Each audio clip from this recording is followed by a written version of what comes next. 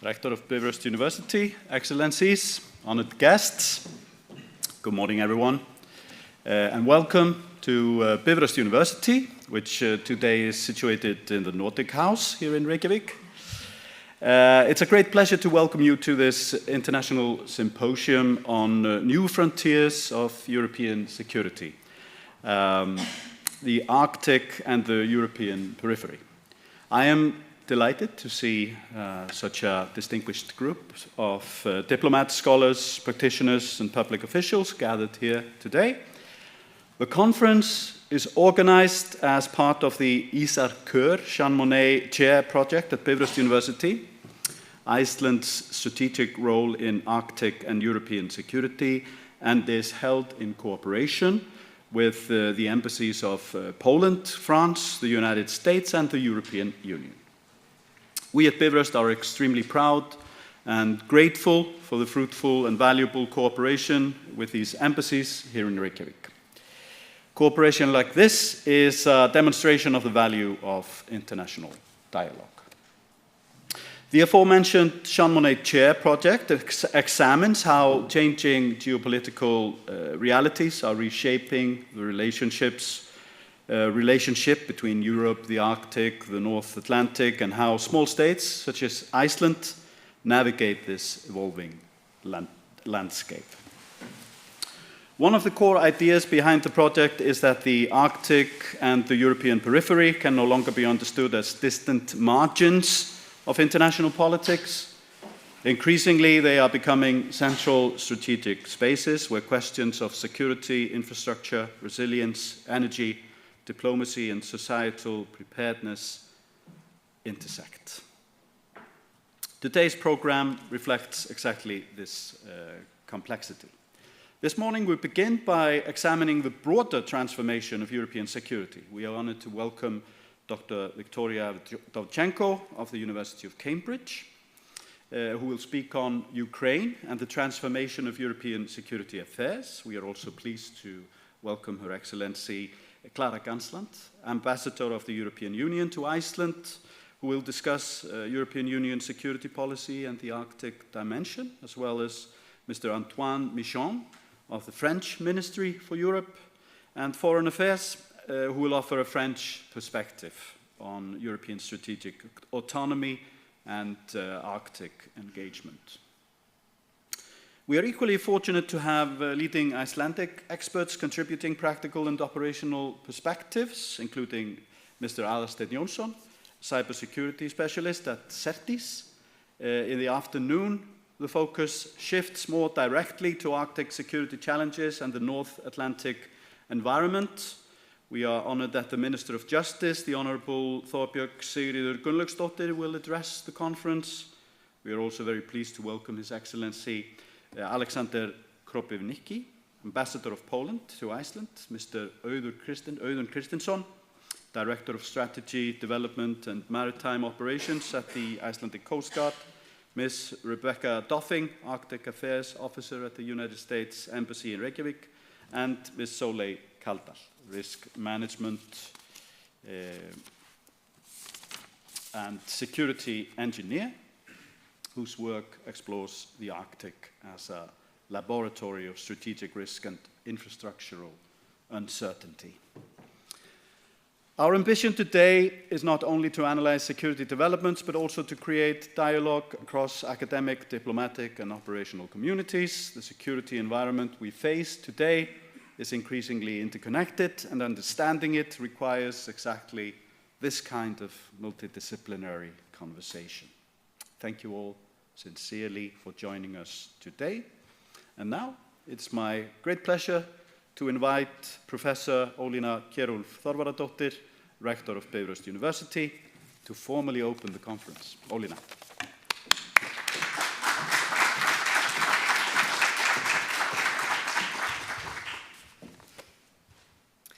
Thank you very much, Magnús. Excellencies, distinguished guests, colleagues and friends, it is a great pleasure to welcome you to this conference on security in Arctic and the North Atlantic, this Jean Monnet event that we are holding here today. For much of modern history, the Arctic was described as a remote, geographically distant, and politically marginal. Today, that description no longer holds.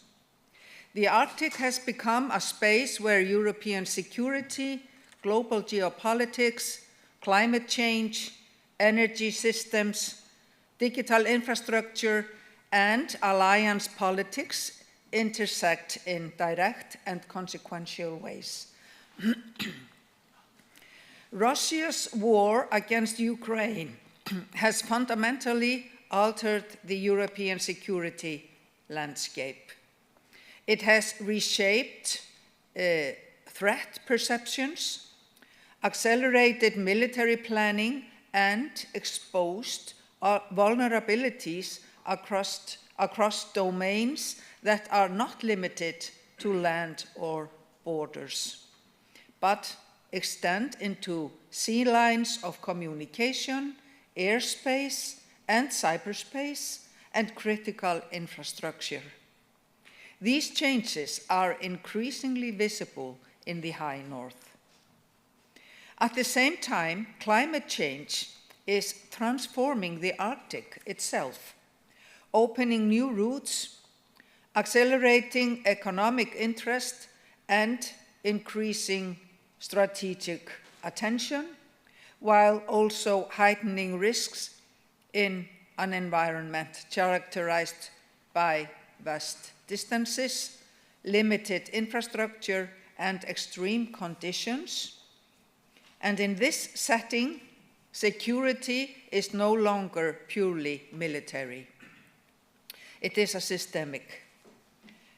It is about resilience, governance, connectivity, and the capacity to make decisions under uncertainty. For Europe and for the transatlantic community more broadly, the Arctic raises fundamental questions. How do we balance the deterrence and cooperation? How do the European Union and NATO complement one another in the north? What does strategic autonomy mean in a region where interdependence is unavoidable? And how do we protect societies whose critical systems are increasingly digital, dual use, and exposed? For smaller states, particularly those without a military like Iceland, these questions are not theoretical. Security depends on alliances, civilian capabilities, situational awareness, and trust-based cooperation. It depends on how we manage infrastructure, information, and risk. It depends on ensuring that sovereignty is strengthened, not eroded by connectivity. This conference brings together diverse perspectives from academia, policy, diplomacy, cybersecurity, defense, and operational practice. Taken together, these perspectives remind us that Arctic security cannot be understood through a single lens. It must be approached as a shared challenge, requiring coordination across institutions, disciplines, and borders. Our aim today is not only to analyze risks, but to better understand the choices that shape them. Choices about policy alignment, capability development, cooperation, and restraint.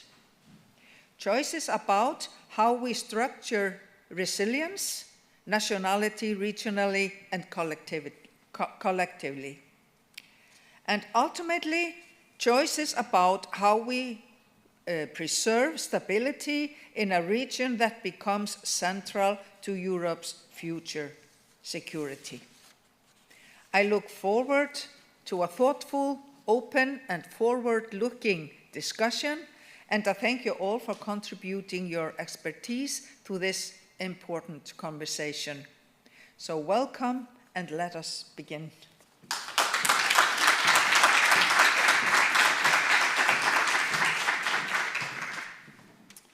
Dear Ólína, thank you so much.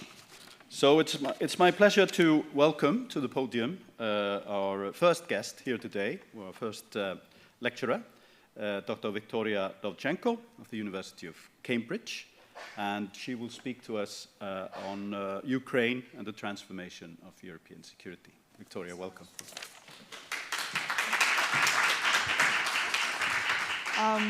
Good morning, everyone. First of all, as an Ukrainian and the person who comes from Vinnytsia, which is a central Ukraine city, it's a privilege to be so far, but maybe so close to our heart. And it's an honor. Thank you very much, Magnús, and colleagues, Madam Rector in particular, for making it happen for me to travel so far. Because I'm just coming from Kyiv, and that's why I'll bring some of the knowledge from my home, as well as I would like to share it with you in both of my lenses, what we say academic lenses, but also policy-oriented lenses. That's something that I'm doing. I'm now based in the University of Cambridge, where 2.5 years ago, almost 3 now, we established the Future of Ukraine program under the Center for Geopolitics. So it's the so-called think tank under the University of Cambridge who operates under 3 domains. So we design or strategize what is the strategy of victory for Europe and Ukraine looks like and means. Second one, we focus very much on the European maritime security, and that's why some of the products, if you Google us, will come to very much close to your professional domain and specifically important for Iceland. Last but not least, the third pillar is about recovery and reconstruction. And it's not only about the infrastructure, it's mostly about people. Because in order to make sure that everyone will continue living, we have to take care of each other. And we Ukrainians, we have to take care of each other, taking into account that we are very much decreased in numbers for very obvious reasons. And that's one of the reasons why I'm standing here as well. So let us start this amazing journey. And for my presentation, thank you very much for putting it into the slides. I prepared something that I would like to echo, both, as I told you, not only professionally, but also personally, to something that, Madam Rector, you mentioned about interconnectivity and why we have to talk about understanding that defense is not so much there, it's very much also here, and why we are very much interconnected in everything that we do. And I want to build my structure, my approach to you today in kind of 6 domains. Mostly 5, let's say, because we have 5 fingers, but then the 6th one will be Q&A from you then, if I may. So the first one will be, as you know, where we are now, just to rationale from the academic but also policy perspective. The second one will be absolutely about the 3 asymmetries, something that I bring from academic Ukrainian lenses, which might be useful for this audience in particular. The smart approach in defense has nothing to do with the NATO smart approach of 2010, but it's a new academic lenses that we Ukrainian scholars are bringing and redesigned at the beginning of 2026. And I'm very honored for this work. We received an innovation prize from EU military staff in February this year. Number 4, I will bring you also academic lenses of what the new pillar of deterrence, according to what we are researching, going to look like. And we call it deterrence by innovation. Arguable, debatable, but just a new lenses to get us through. Last but not least, we will talk about European defense transformation and why it is necessary also to talk about that in Iceland.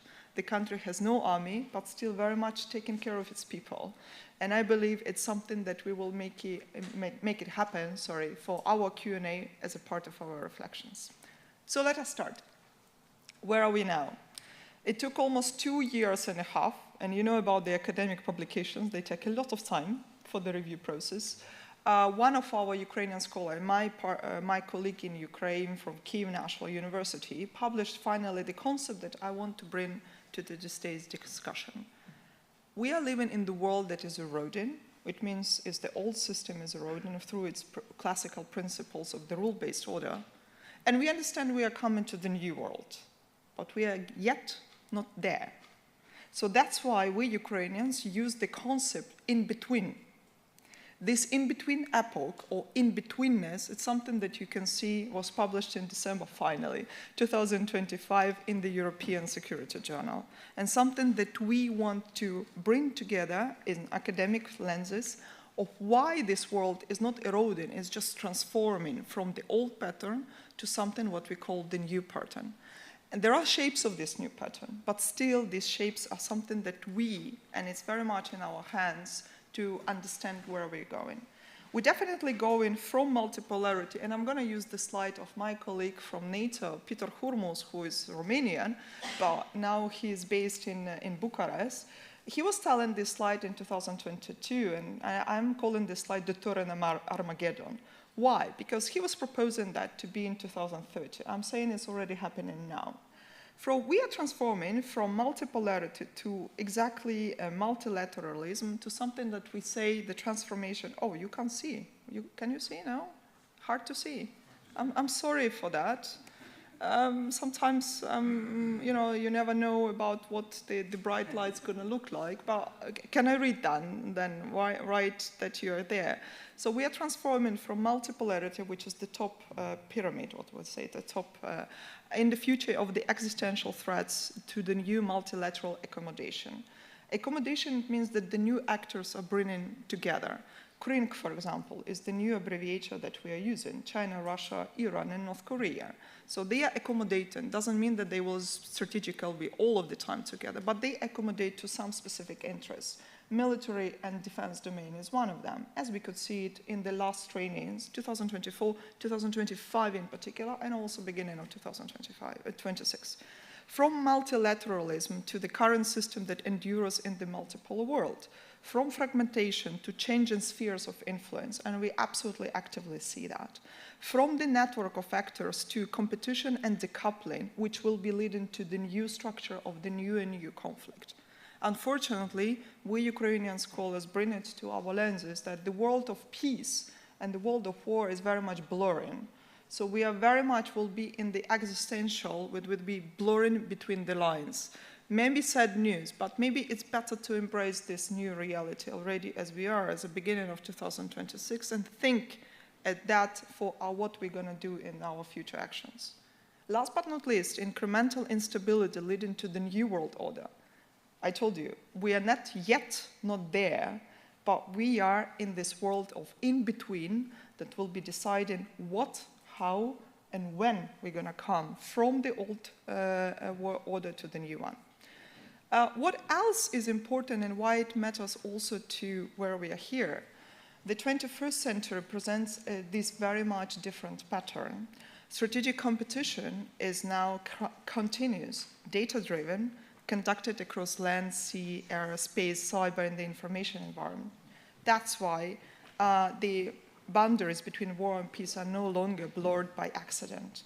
It is deliberately erased by the adversaries who combine cognitive, economic, and kinetic instruments within a single coercive continuum. So there is no difference between the economic instruments of coercion or kinetic one, because the adversaries may look at the myriads of the instruments that they use and use one that they use for us.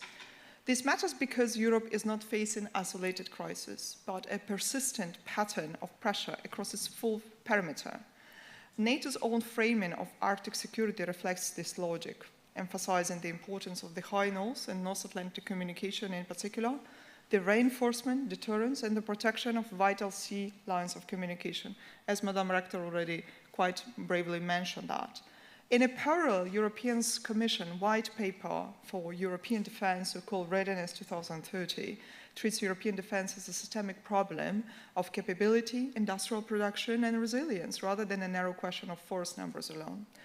UK academia use it for this domain. They are saying that it's a prolonged hybrid stage. We like, as a Ukrainian scholars, such an approach, but we say it's still a continuum of the cognitive or full spectrum warfare, where cognitive pattern or cognitive warfare is one of the most prevailing one. That's why it matters very much for Iceland, because with the cognitive, you can't see, but you definitely know it is there, and the impact of that is definitely there. The 2025 Chief Science Report in NATO defines cognitive warfare as activities conducted in synchronizations with other instruments of power to affect attitudes and behavior by influencing, protecting, or disrupting individual and group cognition to gain advantage over an adversary.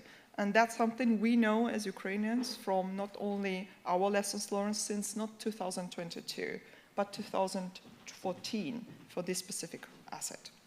Let's come to the second pattern that I'm bringing. I bring a lot of technicalities details because I know there are some defense military people in the room, but there are also people who do not know that. And let me shape every that in the context of understanding what the asymmetry in my area means. I bring the advisor to all of the presidents of Ukraine, which is Volodymyr Horbulin. He's the head of the National Institute of Strategic Studies, who brings the concept of asymmetry into the three pillars. That's how he understands asymmetry. It is a systemic exploitation of comparative advantages against an adversary's structural vulnerabilities. Easy to understand. What Ukrainians are bringing in 2026, for this context, three types of asymmetries. Technological asymmetries, for those who know, we have a Delta system, something that some of the NATO member states, Germany officially the day after yesterday is already using that, and some of the other NATO member states, by the way, representatives of which I'm happy to see here in this room, are considering. Ukraine's deployment of unmanned aerial system at scale has inverted the cost calculus of attrition warfare in a manner unprecedented in modern military history. By 2025, Ukraine was producing more than 2.5 million drones annually, with domestically produced systems accounting for 96.2% of all UAV supplies to the defense forces. Why I'm bringing this knowledge or these numbers to the Iceland? When we talk about UAVs, it's not about the system to systems, it's about saving people who are on the front lines. And I'm coming from the central Ukraine, where the drone circulations are not so much regularly, surprisingly. But when I was traveling to you guys, I got hit, by the way, by the drones. And it's very interesting that you have 2.5 seconds to think before you act. That's why we Ukrainians want to bring this knowledge of tactical medicine, then the knowledge of the resilience, how to design and advance your protocols. Because drones now, as we understand from the Russian and some other adversaries, do not have borders at all. Organizational asymmetry. What we are bringing for this advantage is the Ukraine's capacity for decentralized decision-making and rapid tactical adaptation has contrasted sharply with Russia's hierarchical command structure. That some of the military colleagues definitely know, and that's something that we bring in the organizational asymmetry as well. Why it's important for the Iceland context and why I'm bringing Vinica, my native city, to this. Because a decentralized approach is everything, starting from the municipality, starting to the community, starting to raise an awareness. What are you going to do if something like that happens? Or it might happen to someone who is your partner in a different country. Intellectual asymmetry. The 21st century, above all, is the war of algorithm, analytics, forecasting, and modeling. It's a part of my job. A part of the job will be the next speaker who will be after me, something later, but still. The strategy of victory accrues not to the side with the greater number of platforms, but to the side that processes operational information faster and translates that processing into efficient actions, or more effective and fast actions. Ukraine finds itself in a new reality, one in which the treaties no longer guarantee security, not only about the Budapest Memorandum I'm bringing to this room, and nations that are compelled to fight simultaneously for their defense and for technological leadership. Artificial intelligence is already determining the competitiveness of economies. Yet Ukraine possesses a genuine advantage, the exceptional capacity to absorb and adapt new technologies at speed. We are in the survival mode. The resilience mode is here. We are here. That's why it matters for us in every time, because time is an enabler for us of the matter of being here. It's precisely why this explains Ukrainian banks, neobanks, some of the small businesses who some potentially might operate in Iceland as well, so frequently outpace their European counterparts in everything. We carry less institutional legacy, but we can change faster. Our opportunities do lie in the technology. Energy, that's why we're bringing this expertise to you in Iceland, digitalization, medical innovation, which is the second time I mentioned it, but it's very much important. But mental health governance, something that my third pillar on the recovery and reconstruction, I told you it's about people. We are working very much and we are looking for partners because mental health is something that embraces us all. And mental health, again, is like cognitive warfare. You don't see it till it hits you very much badly. The new products and the defense technology is something that I will speak a bit later. These are the domains in which Ukraine can build economy with a genuine horizon of 2030, 2040, and with some of the partners who are sitting in this room. Again, it's not about that the world is not moving towards stability. On the contrary, the number of conflicts will be rising. Again, I have to reconfirm that. And that's why you see in the EU member state, but not only, especially in Ukraine, the defense budgets raising across the board and the market for armaments, it will only expand. Europe will have to move from its posture of apprehension towards Russia to one of the active engagements, strengthening its defense sector, constructive the new security architecture, and purging itself for pro-Russian influence. What we have is some so-called the Europeans' dependency problems. Again, this slide is for those experts who would like to know more, but let me also tell it in the moment how do I interpret them. This is one of the structural problems that Europe is having as of 2026. Despite the size of the combined defense expenditure, Europe remains dependent on the United States across critical enablers: reconnaissance, command and control system, integrated air and missile defense, strategic lift, and secure digital infrastructure. The precise language should be used carefully, but the strategic point is clear. Europe cannot yet generally fully autonomous combat architecture at scale without US support. But Ukrainians can provide something that you can embed faster in so-called in this in-between epoch as we speak. The EU's Readiness 2030 agenda is important precisely because it recognizes this gap. It identifies critical dependencies and proposes a defense industrial acceleration agenda, including priority projects and financing instruments intended to strengthen Europe's ability to produce and sustain military capability. In other words, Europe's problem is not only military, it's industrial, it's technological, but most importantly, is organizational. I'm just coming from a conference where all of the tech companies are there. They are ready to give and trust, but we also understand that not only Ukrainians have a red tape, Europe also have a long processes and problems with the bureaucracy. One of them is very much embedded into the procurement. And it's not for me to embed, but I'll bring the academic lenses how it might be different, if not. This is why the Arctic belongs in the same discussion and conversation. The High North is an environment where resilience depends on the infrastructure, communications, logistics, and the ability to operate under degraded conditions. In this sense, Arctic is not a geographical exception, even if we, Iceland and Ukraine, are so far geographically among each other. Last but not least, before we come to that, I'll bring what is this smart menu or smart defense means and why it's important to focus on this idea as we speak now. Smartness in defense is not a technological property of individual platforms, as I was already mentioning before. It's an organizational logic, the systemic integration of AI-enabled decision chains, autonomous execution capability, and accelerated innovation cycles into the core architecture of defense, rather than an additive elements on top of legacy structures.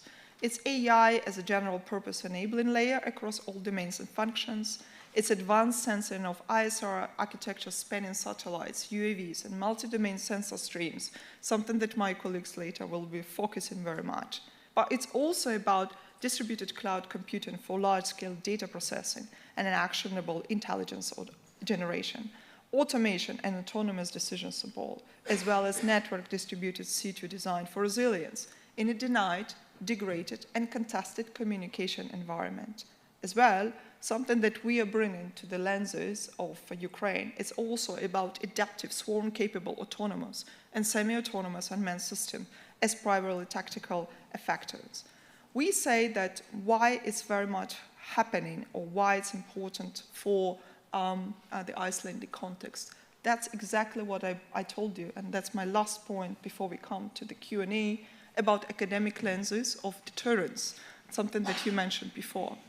We bring to your matter what we say the new pattern of the deterrence, where innovation is one of the driving elements, but also itself, innovation is having a deterrent effect. So Ukraine has operationally demonstrated is that deterrence by innovation in its most operationally precise form is deterrence by ingenuity. When you're sitting in your garage or kitchen, you do not matter because you need to produce something faster as well as matters for everyone, especially when you're assembling the drone or some of the components. And that's what designs very much what we say in Ukrainian engineers, but also all of my friends, partners, and colleagues from the university to do something efficient, to do something fast and timely. We say logic, it stands on the three propositions. Progressive technological improvement enhances deterrence by denial. Cumulative cost imposition on the adversary enhances deterrence by punishment. And most theoretical model, something that we propose as a number 3, the mere existence of deterrence and innovation demonstrated culture of rapid innovations continues on ontological deterrent, because it renders the adversary's cost-benefit calculus permanently uncertain. What your partner going to do in the country, or what Ukraine going to be faster that the Russians cannot. So innovations, part said, they do have a deterrent effect, and that's something that we bring into the nutshell of our understanding. The most important, and I'm bringing to the nice lenses of Belgium, one of the colleagues of mine, Kurt Engelen, who is the director of Royal Hull Institute of Defense, he is saying, in the high-intensity territorial defense, outcomes are decided less by brilliant maneuvers and exquisite platforms than by the capacity to absorb losses and continue fighting. What we bring to the conclusions, and something that I would like to think about before we open the Q&A, is the part where Europe does need to go. We say that Ukrainian lessons are becoming especially powerful. We have to understand this in-between concept that something is designing framework for everything that we say. Most number 2, if you like our asymmetrical approach, please use it. Because technological, organizational, and intellectual shouldn't be focusing only on our lessons learned, but it designs on something that each and every, let's say, country or expertise can be looking forward. Number 3, innovation is a structural pillar of deterrence. That's what brings to our lessons from Ukraine. But it's also something that we can absolutely discuss in the Q&A, how it might be strategically important for other contexts. 4, industrial capacity is very much related to, as we say, deterrence concepts credibility in 2026. And the readiness 2030, and something that Madam Ambassador will talk more, is already the start. We would like to see it more in the action. 5, deterrence must persuade through adaptability. In the era when you have a human hunting over the drones and something, or human safari, as we say, the time is a very important essence and the enabler. And thank you so much for taking the time to listen to me, because we cannot rely on the yesterday tactics if you would like to fight for tomorrow's battles. Thank you so much. And these are some of our products if you would like to follow us. Thank you so much.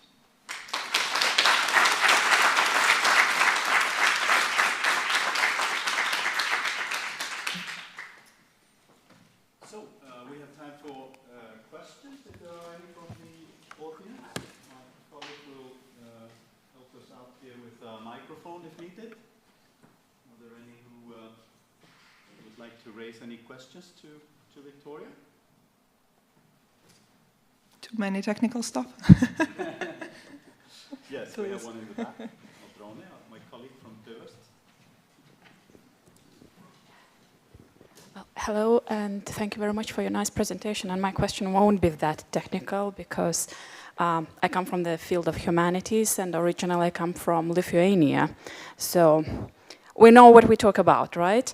And that is the question, actually, when we talk about, these things, as Ólína also mentioned, that security is not only military, but we also talk about this hybrid war and the information part in that. Yes. So my question is, where would you place and how would you see that part in all these pillars? Sure.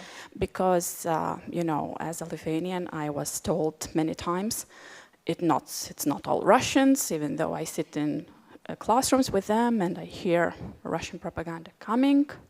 I've been told many times Soviet experiences weren't that bad, and that is also NATO's Gen 6 words. Around November last year, that it wasn't that bad. I go here to Kolaportiv, I see Soviet, souvenirs sold, and I am also told it's not that bad. So this understanding of the past, and this understanding of the crimes, and this understanding of that it is a continuing culture of what Russia is bringing, where do you place that? And how do you see this in the future, how to handle that in the future? Thank you very much. Thank you so much for the question. It's very much relevant. Actually, you asked 3 questions in one, and I'll try to embrace all of them, if possible, parameters. I have 4 backgrounds. One of them is a world history. So I do know from the historical context and the memory studies in particular, why it's important also to bring, not only in Lithuania, but in any other countries, that in our case, Russian Federation or approach that the Russian Federation using is not new. And we studied that for centuries. We always saying that we are very much resilient toward Russians, not because of the last 12 years, but because of the last 882 years. And it makes completely difference, because we are already fighting for existence since Russia started in the medieval time to race. And that's point number 1 about historical legacy and something existential in this case. Second point, you also raised an important about how to put the memory studies and the historical narratives to current environment, especially those who do not feel much as we Ukrainians, right, or Lithuanians, specifically when you have balloons, right, from Belarus also flying over the border. And I also was flying to Vilnius exactly in February this year, and I was stopped in Warsaw because you can't fly over there, because not only drones are circulating, balloons can be also circulating, and then it stops all of the chaos for the airspace domain. And in this case, we're always saying, well, if you don't have time to study the Ukrainian history, you don't have to. Listen to Timothy Snyder, listen to some of our historians, Ukrainian historians who are doing the YouTube challenge, talk and embrace the historical narrative past. Because, yes, history sometimes is being taught, as we know, in the books with the very specific lenses, and we have to shape that. Number 3 that you mentioned, and it's a so-called contemporary historical lessons, and they are very much linked to hybrid warfare that I was mentioning. To be precisely, we Ukrainians also transform this term not to use hybrid, but to say cognitive. And we also use it as a part of the full spectrum domain warfare or full domain warfare. That's why I mentioned as a priority number 1 before coming to all other technicalities that we're mentioning. Why? Simply because hybrid is beneath the kinetic actions. You don't see some of the economic measures or some of the psychological measures, some of the covered operations. Someone that you are thinking you can entrust into but uses covers, something and twists it, make the doubts possible. First thing that we touched upon that in Ukraine each and every time. Our lessons might be very sharp, but for the Lithuanian context and specifically for the Iceland concept, it will be opening your mindset. Ask more Ukrainians for this. Specifically now we are coming to some of the cultural events this weekend, right? We are coming to understanding, today I know this university hosts another event and the Ukrainian ambassador is going to be there talking about historical lessons and the narratives. That's exactly the question that we should ask. And 4, if I mention pillar that you mentioned at the very start, the hybrid warfare architecture that Russia has deployed in Ukraine has precise and documented Arctic analog. Why? Electronic warfare jamming of GPS signals across northern Norway, Finland, some of the Baltic states, by the way, also in Lithuania, are documented by civilian aviation authorities since at least 2019, even before the full-scale invasion, right? Represents a persistent, low-threshold, coercive instrument operating below the level of so-called direct kinetic actions. That's why I'm bringing to this the concept of smart defense, and that's why I'm bringing the concept of the full domain warfare. Unfortunately, I know the Iceland has different problems, but again, you can't sense that until you're already trapped in the adversary's mindset, and then further actions are very much necessary to be too. Thank you. Thank you so much, Victoria. Unfortunately, time flies, and we do not have time for more questions. I'm so sorry. But of course, we will have a coffee break in approximately 1 hour or so. So you will have the opportunity to speak to our guests during the break. I hope. Thank you so much, everyone, again. Thank you very much, Victoria. And now for our next lecturer, our honored guest, Her Excellency Clara Ganslant, Ambassador of the European Union here in Iceland. So we started out with...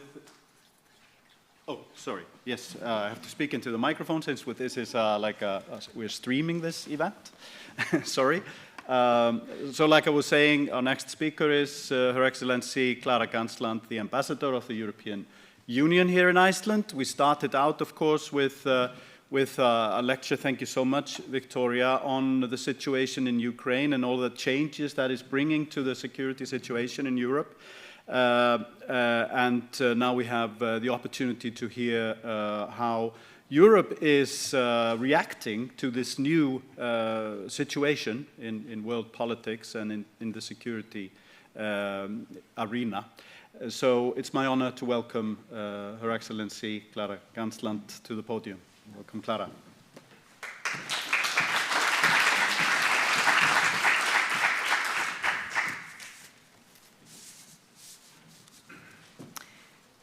Good morning, and thank you so much to the Jean Monnet Chair for inviting me here to give my contribution to this very important discussion here today.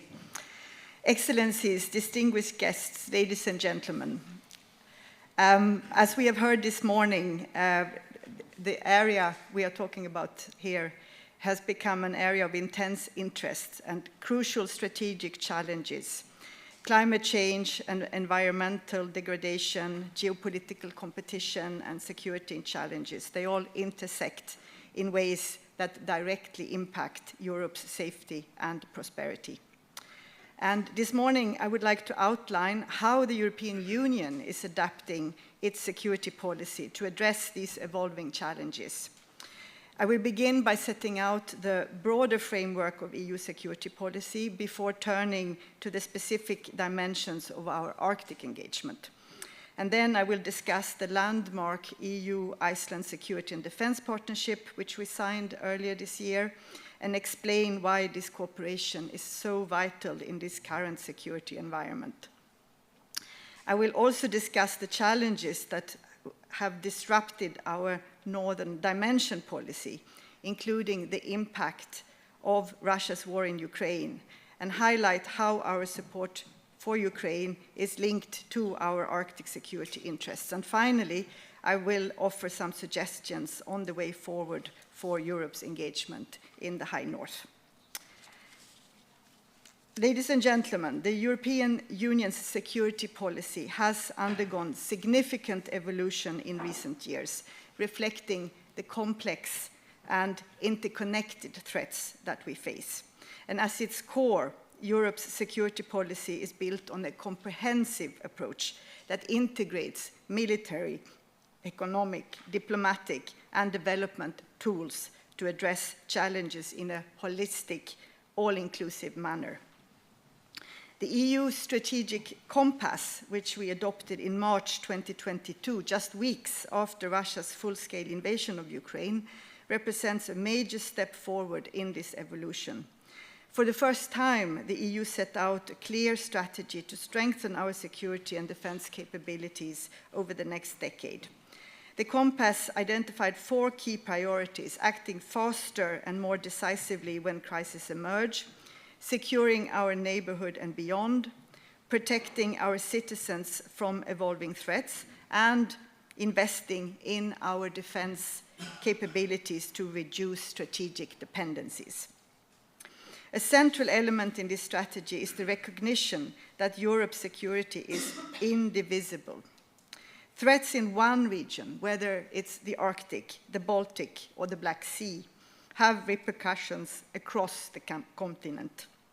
And this is why the EU has placed such emphasis on strategic autonomy, not as a replacement for NATO or our transatlantic partnerships, but as a means of ensuring that Europe can act decisively and effectively in defense of its interests and values.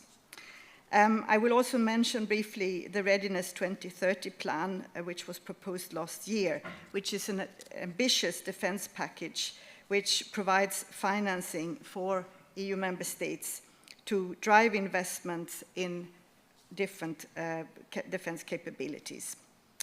The EU security policy is also increasingly focused on resilience, the ability to withstand and recover from shocks, whether they are military, economic, or environmental. This includes protecting critical infrastructure, countering hybrid threats, and ensuring the security of our supply chains. In the Arctic, where climate change and geopolitical competition are reshaping the strategic landscape, resilience is not just a policy goal, it's a necessity. So this brings me to my second point, ladies and gentlemen, the Arctic. The Arctic has emerged as a critical component of the EU security policy, reflecting the region's growing strategic importance. The EU's engagement in the Arctic is not new. Our first Arctic policy was adopted already back in 2008, but the scope and urgency of our involvement have expanded significantly in recent years. Why? Well, the Arctic matters to the EU for many reasons, and I will highlight some of them. And first, just to recall that 3 of our member states, Finland, Sweden, and the Kingdom of Denmark, through Greenland and the Faroes, are Arctic states. The Arctic is not a distant region for the EU. It's an integral part of our geographic and strategic landscape, with the people living there being citizens of the European Union. And there is important regional cooperation with the EEA partners Norway and Iceland. Second, the Arctic is undergoing rapid environmental change, with climate change and warming occurring at nearly 3 times the global average. And this is not just an environmental issue, it's a security issue. Climate degradation is a security issue for the people living it and seeing the environment changing, becoming more unpredictable and dangerous, with extreme weather events, devastating wildfires, permafrost thaw, just to mention some. But also, the melting Arctic ice is increasing access to the areas for tourists, to natural resources, and for new shipping routes. And these changes bring both opportunities and risks, from the potential for economic development to the threat of resource-driven conflicts. The Arctic is now mentioned as an area of geopolitical competition and their military buildup in the region. Growing interest in the Arctic shipping routes and resources, and the increasing strategic relevance of the North Atlantic exposes the Arctic into becoming a zone of rivalry. Russia's full-scale war of aggression against Ukraine has worsened these tensions, disrupted long-standing patterns of Arctic cooperation, and increased the risk of spillover conflicts. The Arctic regions risk becoming a testing ground for hybrid threats, including cyber attacks, disinformation, shadow fleet, and the sabotage of critical infrastructure, such as vital undersea cables. And these threats do not respect borders, and they require a coordinated, cross-dimensional response. The EU Arctic policy is guided by an approach that combines security, sustainability, and cooperation. Our 2021 Arctic policy emphasizes 3 key priorities: climate action and environmental protection, sustainable development, and international cooperation. However, the rapidly changing security environment has made it clear that an update of this policy is necessary. The updated Arctic policy is expected later this year, and it will place a greater emphasis on security and resilience, reflecting the new realities of the region. The EU's engagement in the Arctic is implemented through a range of programs and initiatives. For example, our cohesion policy provides funding for regional development projects that promote economic diversification, climate adaptation, and digital connectivity. The Interreg program supports cross-border cooperation, funding initiatives that address shared challenges such as renewable energy, maritime safety, and research collaboration. And just to mention one example, there is something called the Co-Power project, which brings together communities in Iceland, Finland, Ireland, and the Faroe Islands to develop a community-based virtual power plant, which demonstrates how EU funding can support innovative solutions to Arctic challenges. Ladies and gentlemen, a cornerstone of the EU's engagement in this region is our partnership with Iceland. And on our 18th of March this year, we reached a significant milestone with the signing of the EU-Iceland Security and Defense Partnership. And this partnership is a testament to the deep trust and shared values between the EU and Iceland. And among those common values are promoting and upholding international law and the principles of the United Nations Charter. As a close Nordic neighbor, a steadfast NATO ally, and an active member of the Arctic Council, Iceland has long been a key partner in safeguarding peace and stability in Europe and beyond. Our security and prosperity are closely linked, and in a world facing hybrid threats, cyber attacks, and unlawful armed aggression, closer cooperation among like-minded is more essential than ever. And the EU-Iceland Security and Defense Partnership provides a framework for deeper cooperation in several critical areas. First, it confirms our collaboration in supporting Ukraine, where Iceland has been a steadfast partner in providing military, humanitarian, and political assistance. The war in Ukraine has had profound implications for Arctic security, and our joint efforts to uphold Ukraine's sovereignty are a key element of our broader security cooperation. Second, the partnership strengthens our cooperation on Arctic security, including maritime surveillance, climate change adaptation, and sustainable development. And Iceland's expertise in these areas is particularly valuable as we seek to address the complex security challenges of the High North. Third, the partnership enhances our collaboration in cybersecurity, ensuring that our critical and digital infrastructure remains resilient against malicious acts, as cyber threats are a growing concern in the Arctic. And by working together, we can better protect our digital systems and ensure the security of shared infrastructure. Fourth, the partnership deepens our cooperation on maritime security. Iceland's strategic location in the North Atlantic and its capabilities in maritime domain awareness make it a crucial partner in ensuring the security of Arctic and transatlantic shipping lanes. This includes efforts to protect undersea cables, monitor maritime traffic, and respond to emerging threats in the region. So I'm sure you hear from this that this new security and defense partnership will provide a strong framework for our cooperation. Also, in this era where security challenges extend beyond traditional domains, space could become a cornerstone of Arctic resilience, enabling everything from life-saving operations to secure communications. The Arctic poses particular challenges due to vast distances, limited communication, and demanding weather. And this is where, for example, the European Space Agency's Galileo search system proves valuable, together with new emergency beacons that can locate people with greater accuracy and in less time, thanks to the use of satellites. And we have an important step in this collaboration that came in March this year, when Iceland and Norway formally joined two important instruments, the GovSatcom and the Irish Square, alongside EU member states. And this will provide uninterrupted encrypted connectivity, ensuring that governments, emergency services, and critical infrastructure remain operational even in the most extreme conditions. Ladies and gentlemen, Russia's full-scale invasion of Ukraine in February 2022 fundamentally altered the security landscape in Europe, including the Arctic.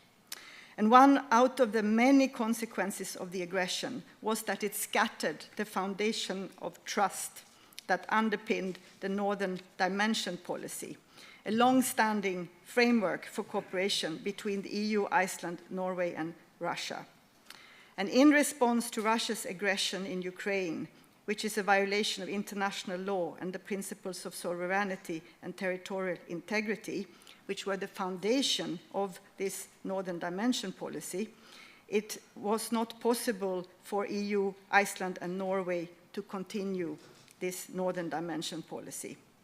And this decision reflected the reality that meaningful cooperation with Russia was no longer possible under those current circumstances, as its actions had undermined the mutual trust and respect for international norms that the policy was built upon. And in this context, EU support for Ukraine is not only a moral and political imperative, but also a strategic necessity for Arctic security, because by standing firmly with Ukraine, the EU is defending the very principles that ensure stability in the Arctic: respect for sovereignty, adherence to the UN Charter and to international law, and the peaceful resolution for disputes. And our support includes military assistance through the European Peace Facility, comprehensive economic aid via the 50 billion euro Ukraine facility, and political backing for Ukraine's EU accession process. And these efforts are crucial to countering Russia's aggression, which has disrupted also Arctic cooperation and caused increased military tensions in the high north. Iceland has been a key partner in the EU support for Ukraine, and your contributions, whether through sanctions enforcement, humanitarian aid, or political solidarity, have been crucial in responding to Russia's aggression. This cooperation is a testament to the strength of our partnership and our shared commitment to upholding international law in the Arctic and beyond. Now, to conclude, the Arctic regions have extraordinary potential, and opportunity and challenge exist side by side. On one hand, it offers unparalleled possibilities for scientific advancement, sustainable economic development, and deeper international cooperation, from pioneering climate research to the responsible development of shipping routes and renewable energy. On the other hand, it presents urgent challenges, including geopolitical tensions, environmental and biodiversity vulnerabilities, and emerging security threats that demand our attention and action. In this dynamic landscape, partnerships are the cornerstones of the European Union's approach. And by working closely with Arctic nations, indigenous communities, and global partners, we can work together to ensure that the Arctic remains a region of stability, progress, and shared prosperity. Thank you for your attention.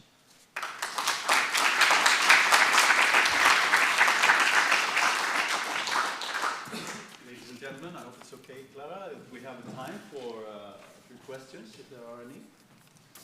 So, yeah. Thank you very much. Do we have a question? There's a microphone in the back if someone wants to. Yes. Well, kindly like to ask you to stand up and introduce yourselves when the microphone arrives. Thank you for an excellent presentation, Madam Ambassador. I'm from the Finnish Embassy. I'm working as an intern here. And I'm very interested in the European Union's hybrid action, or action against hybrid influence operations in the Arctic. Now, as we all know, the EU and Norway and Iceland are nations and alliances who hold the international order to very high regard. And as such, we are more often than not the defenders against hybrid attacks. How can we, as law-abiding nations, take the initiative against hybrid action? How can we be the ones who are innovating faster than aggressive neighbors like Russia and China?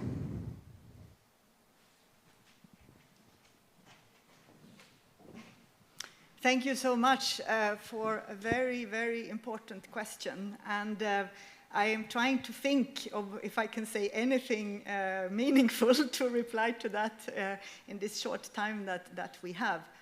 But I think one thing would be to increase our capability to detect when hybrid attacks are actually coming, and to have a common understanding of what it is, what it can be, how it can exploit our vulnerabilities, because it can be anything. Anything that can be seen as a vulnerability can also be turned into a hybrid attack and weapon against us. So I think we have to be open-minded in what it can be attentive, build our resilience, and develop our capacities in countering it early. But I think what is happening now against the shadow fleet, for instance, the development in how that has been is being handled is one example. Also, we have to be attentive to hybrid attacks in the cyber field, in disinformation. It's something that actually each one of us can be more attentive to disinformation, and if it's part of something which is actually an organized hybrid attack on our democracy. So I think there is a lot to do, but it's about awareness, having a critical mind, and being prepared to be flexible. And I'm sure we have a lot to learn from Ukraine also, because the attacks are probably changing the face all the time. So to be on our toes and to be prepared. Thank you. Thank you very much. Thank you.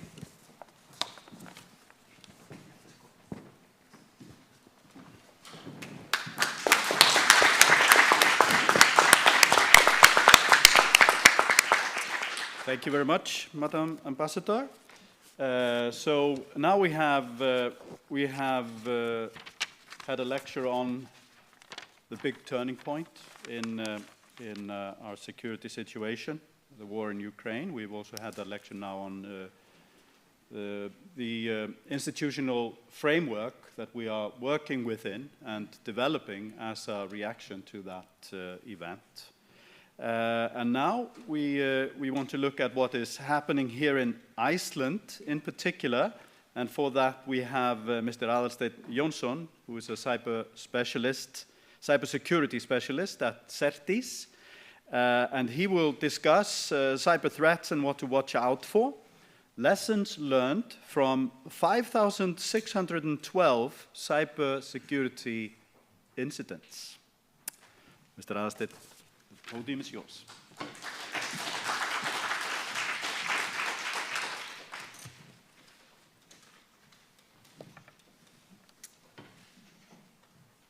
Do I have a clicker?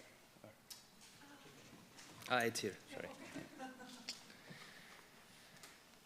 About a bit more than 3 years ago, there was the thought here in Iceland that cyber attacks, real cyber attacks, they don't happen here in Iceland.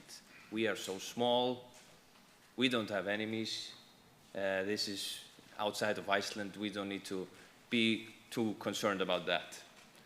Well then, we decided to host the European Council meeting in May 2023, and all of Europe's leaders came here to Harpa to meet, and the security was really at a high level. We bought weapons, cars, we closed down roads, and even had snipers on the roof, so nothing would happen. And what happened? Cyber attacks. Physical security was great, but as we were in our offices at the computer emergency response team, we saw site after site go down, government websites, we saw ransomware attempts, we saw denial of service attacks to the Icelandic electronic ID system, and we even had to close for logins for Icelanders living abroad to the Iceland.is, the main digital Iceland website, for a period of time. So that's where it shifted for me and for many others, that Iceland can really be part of a big actor or big nation, even though we are small. And perhaps showing our strategic location is interesting in this regard. Here I've drawn up the line it takes to fly from Washington to Moscow. You see where it flies over? Iceland. That's why we are a good strategic part for many of these political meetings and can, of course, be drawn into these conflicts. However, these attacks on the European Council meeting, they were afterwards not had that much impact. We learned from them, we made our defenses better, and later, for example, when Zelensky came to Iceland, the same attacks came and they had almost no impact. So that was a good learning experience for us. And one more thing we learned was we thought at that time it would be good to name this threat actor who was so active during this time on Twitter at the time, but then he made us a target and also took our website down. So that was a small learning. We also have that we are not as open with the things we find out, because in the cyberspace, all of the things you put out there are being watched, and of course we need to be careful with that. One thing that helped us during this time, and that countries that we talk are quite envious about, are the national severity levels we have. So we know them in Iceland. It's like yellow, orange, and red. We use them a lot for weather incidents when we tell people to not go outside. And it's unique, at least not many countries have it, but we also have it for cyber defense.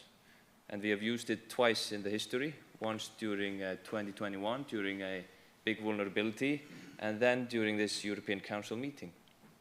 And this is quite a unique approach. We work together with the civil department unit, Almannavarnir, and we sometimes put ourselves on that level, although we don't want to do it too often because people need to trust us in this regard. But this enabled critical infrastructure operators to have more staffing, more monitoring during these days, and were able to mitigate the attacks quite fast. If you look at the numbers, we see year-over-year growth. Here are the latest numbers for last year. We have about 5,240 notifications every year, about 14 a day we have to answer. We are only, we just grown to 17 people, so this is a lot to handle, and it's growing year over year, and we have to be quite considered with what we focus on, with the high-profile alerts. And for example, during the European Council meeting, in the end it turned out to be not that impactful, but when there's a big nation-state actor who is deep in networks, the forensic might take many months, so then we have even less manpower. And if we take a look at the main threat actors, I have a simple image here. We often talk about these three, even though they overlap a lot, but we have the lone actors or hacktivists, which are often taking part in these attacks. And if we And then go one step above, these are organized groups, financially motivated, and they are usually the ones that are in the news. For example, last week or 2 weeks ago with the Canvas attack where the schools got attacked. I'm sure people here in the universities felt that. My younger brother was there, he could not study for 2 days. Yeah. And right now it's the testing season. And then we have the nation states, the state sponsors, threat actors, but they overlap a lot as people that are working for the state or sometimes in the weekend doing their side job and just taking part in financially motivated groups. And the main attacks during the European Council meeting, that was an organized group, but they built up a network where they could recruit anyone who wanted to take part. So you could download software and then you're part of the attacks and you get even monetary reward based on the requests you send. And somewhere this amount of money comes from, even though it's hard to prove, but they might come from someone one level higher up. So I'm just saying this overlap a lot. Here we have them a bit more structured, so the lone actors are more opportunistic, idealistic. Then we have the organized groups. They want to gain money, they want to be rich, and of course the state-sponsored, they want to have insight and to gain strategic, political, or military advantage. We see that the resources go from low to well-funded, and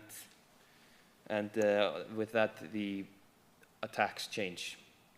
So if we have a high enough security level, we should be really secure regarding the first two.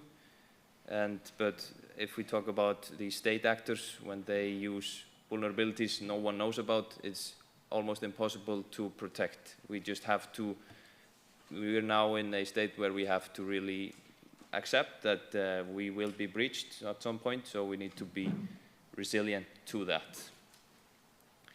And we have seen also a shift into more and more espionage.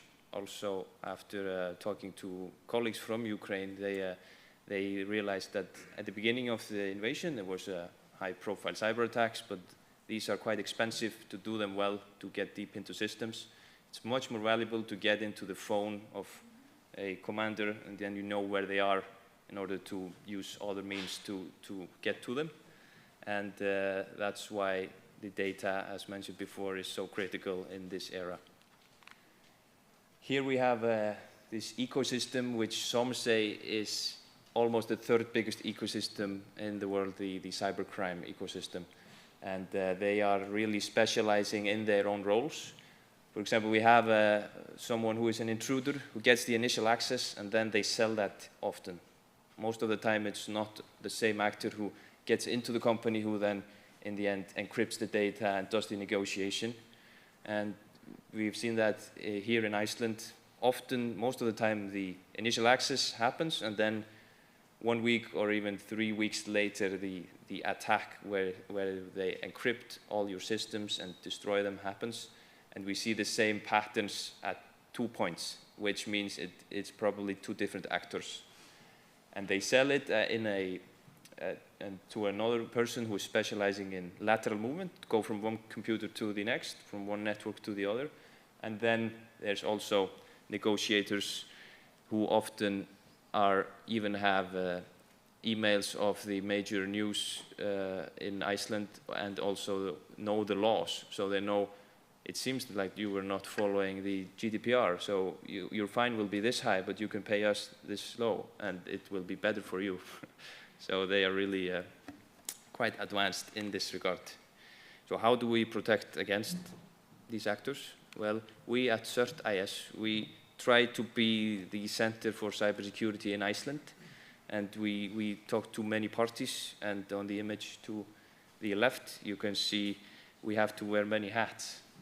Sometimes even a military hat, as we don't have a military, and that's what makes the job so interesting. We are able to participate in exercises where otherwise there are mostly militaries from Europe, and we can be part of that as a participant from Iceland. We have NATO, where we do exercises. We just participated last week with Norway in the largest NATO cyber exercise. Then we have the critical infrastructure operators, which are really important. They are kind of on the forefront of the critical systems in Iceland. We try to be the middle in order to convey the information to the right parties at the right time. Because if we would just be forensic analysts all the time, that would not help all of the people. We have to rely on these experts and be more of a middle in communication to have the trust with the parties. Because, for example, some critical operator might see something and he sends it to us, and we don't always have the answers. In fact, most of the time we reach out to the Nordic countries or FBI or CISA, and they can give us context, and then we convey that further, and that helps. And then we alert all the other operators who might have a similar attack happening soon. We also have the Cybersecurity Council and work with the police, and are of course under the Ministry of Foreign Affairs. And we moved there half a year or almost 1 year ago, and it has really given even more importance to this job, I feel. Other countries have very technical sensor networks. What we call our sensor network is the personal connections. We have this unique trust with people, which helps to really get the message across when you need it. And we try to do that in a simple way. We use a lot of teams in Iceland, so we are there where the people are. We meet them there, and we have individual chats with all of them. So, as well as meetings with the sector groups. And we have learned the smaller these meetings are, the more they all share. And in cyber, it's all about sharing. And this is the main challenge. We need to get people to share with each other. And we have come up to this point that 99% of all of the reports we get are voluntary based. They are not because of laws, but because people want to share in order to get help, or we can help others. And now we're launching also a new platform to make sharing between them easier. We call it the MISP-IS. The main sectors we focus on are publicly available. They are defined as critical infrastructures. We have telecommunications, finance, the biggest banks, the transport sector, the electricity, and the water and healthcare sector. And let me show you in this center how we operate in a typical phishing case. Let's start with a simple one. We all know this. We get often these, your delivery is late, or you need to update your payment. I'm sure many of you have gotten these kinds of SMS, which show you a page that looks exactly like the real page, and it's often difficult to see through. And here we have such a site where you fill in your information, and then you have to confirm with your bank and transfer some money. But in this case, the attacker left an open door. So we got this message through Teams, and someone noticed this. And then we can go in, we see the code. Okay, there seems to be a config file in there. There we often see some tokens where we see this is the communication network they use to exfiltrate the data, to exfiltrate the credit card information the people input. So then we can recover them, and they use a lot of Telegram for their communications, because it's free and easy to set up, the attackers. But when we get their tokens, we can use it to copy all of the messages to our systems, and then it just appears like that. You see the name and the card info, and in this case it was 790 credit cards from one campaign, and of these were only 54 individuals in Iceland and 3 companies, so it was not only focusing on Iceland. But after we talked to the telecommunications operators, we found out that there was about 4,000 SMS being sent to Iceland, and from these 4,000 there was 54 individuals had filled out the info. So this is nice to see the whole statistical life cycle. And if we look at how much they try to take out, and this is kind of showing the unique place we are, because we can talk to the telecommunication operators about the SMS Then we can talk to the banks about how much money were they trying to take out of each time, and then we can calculate about 326,000 euros from one campaign like that. But this is, of course, high.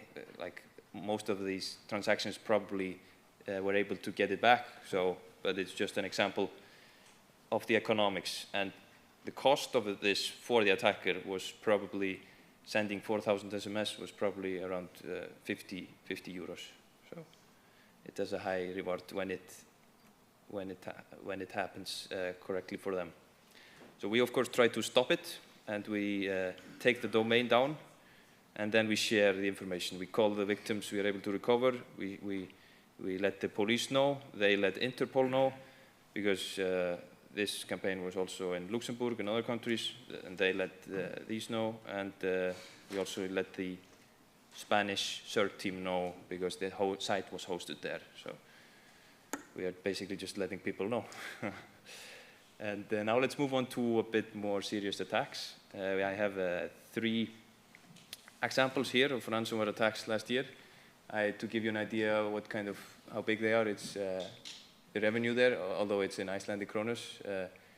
It's 3 different types of companies.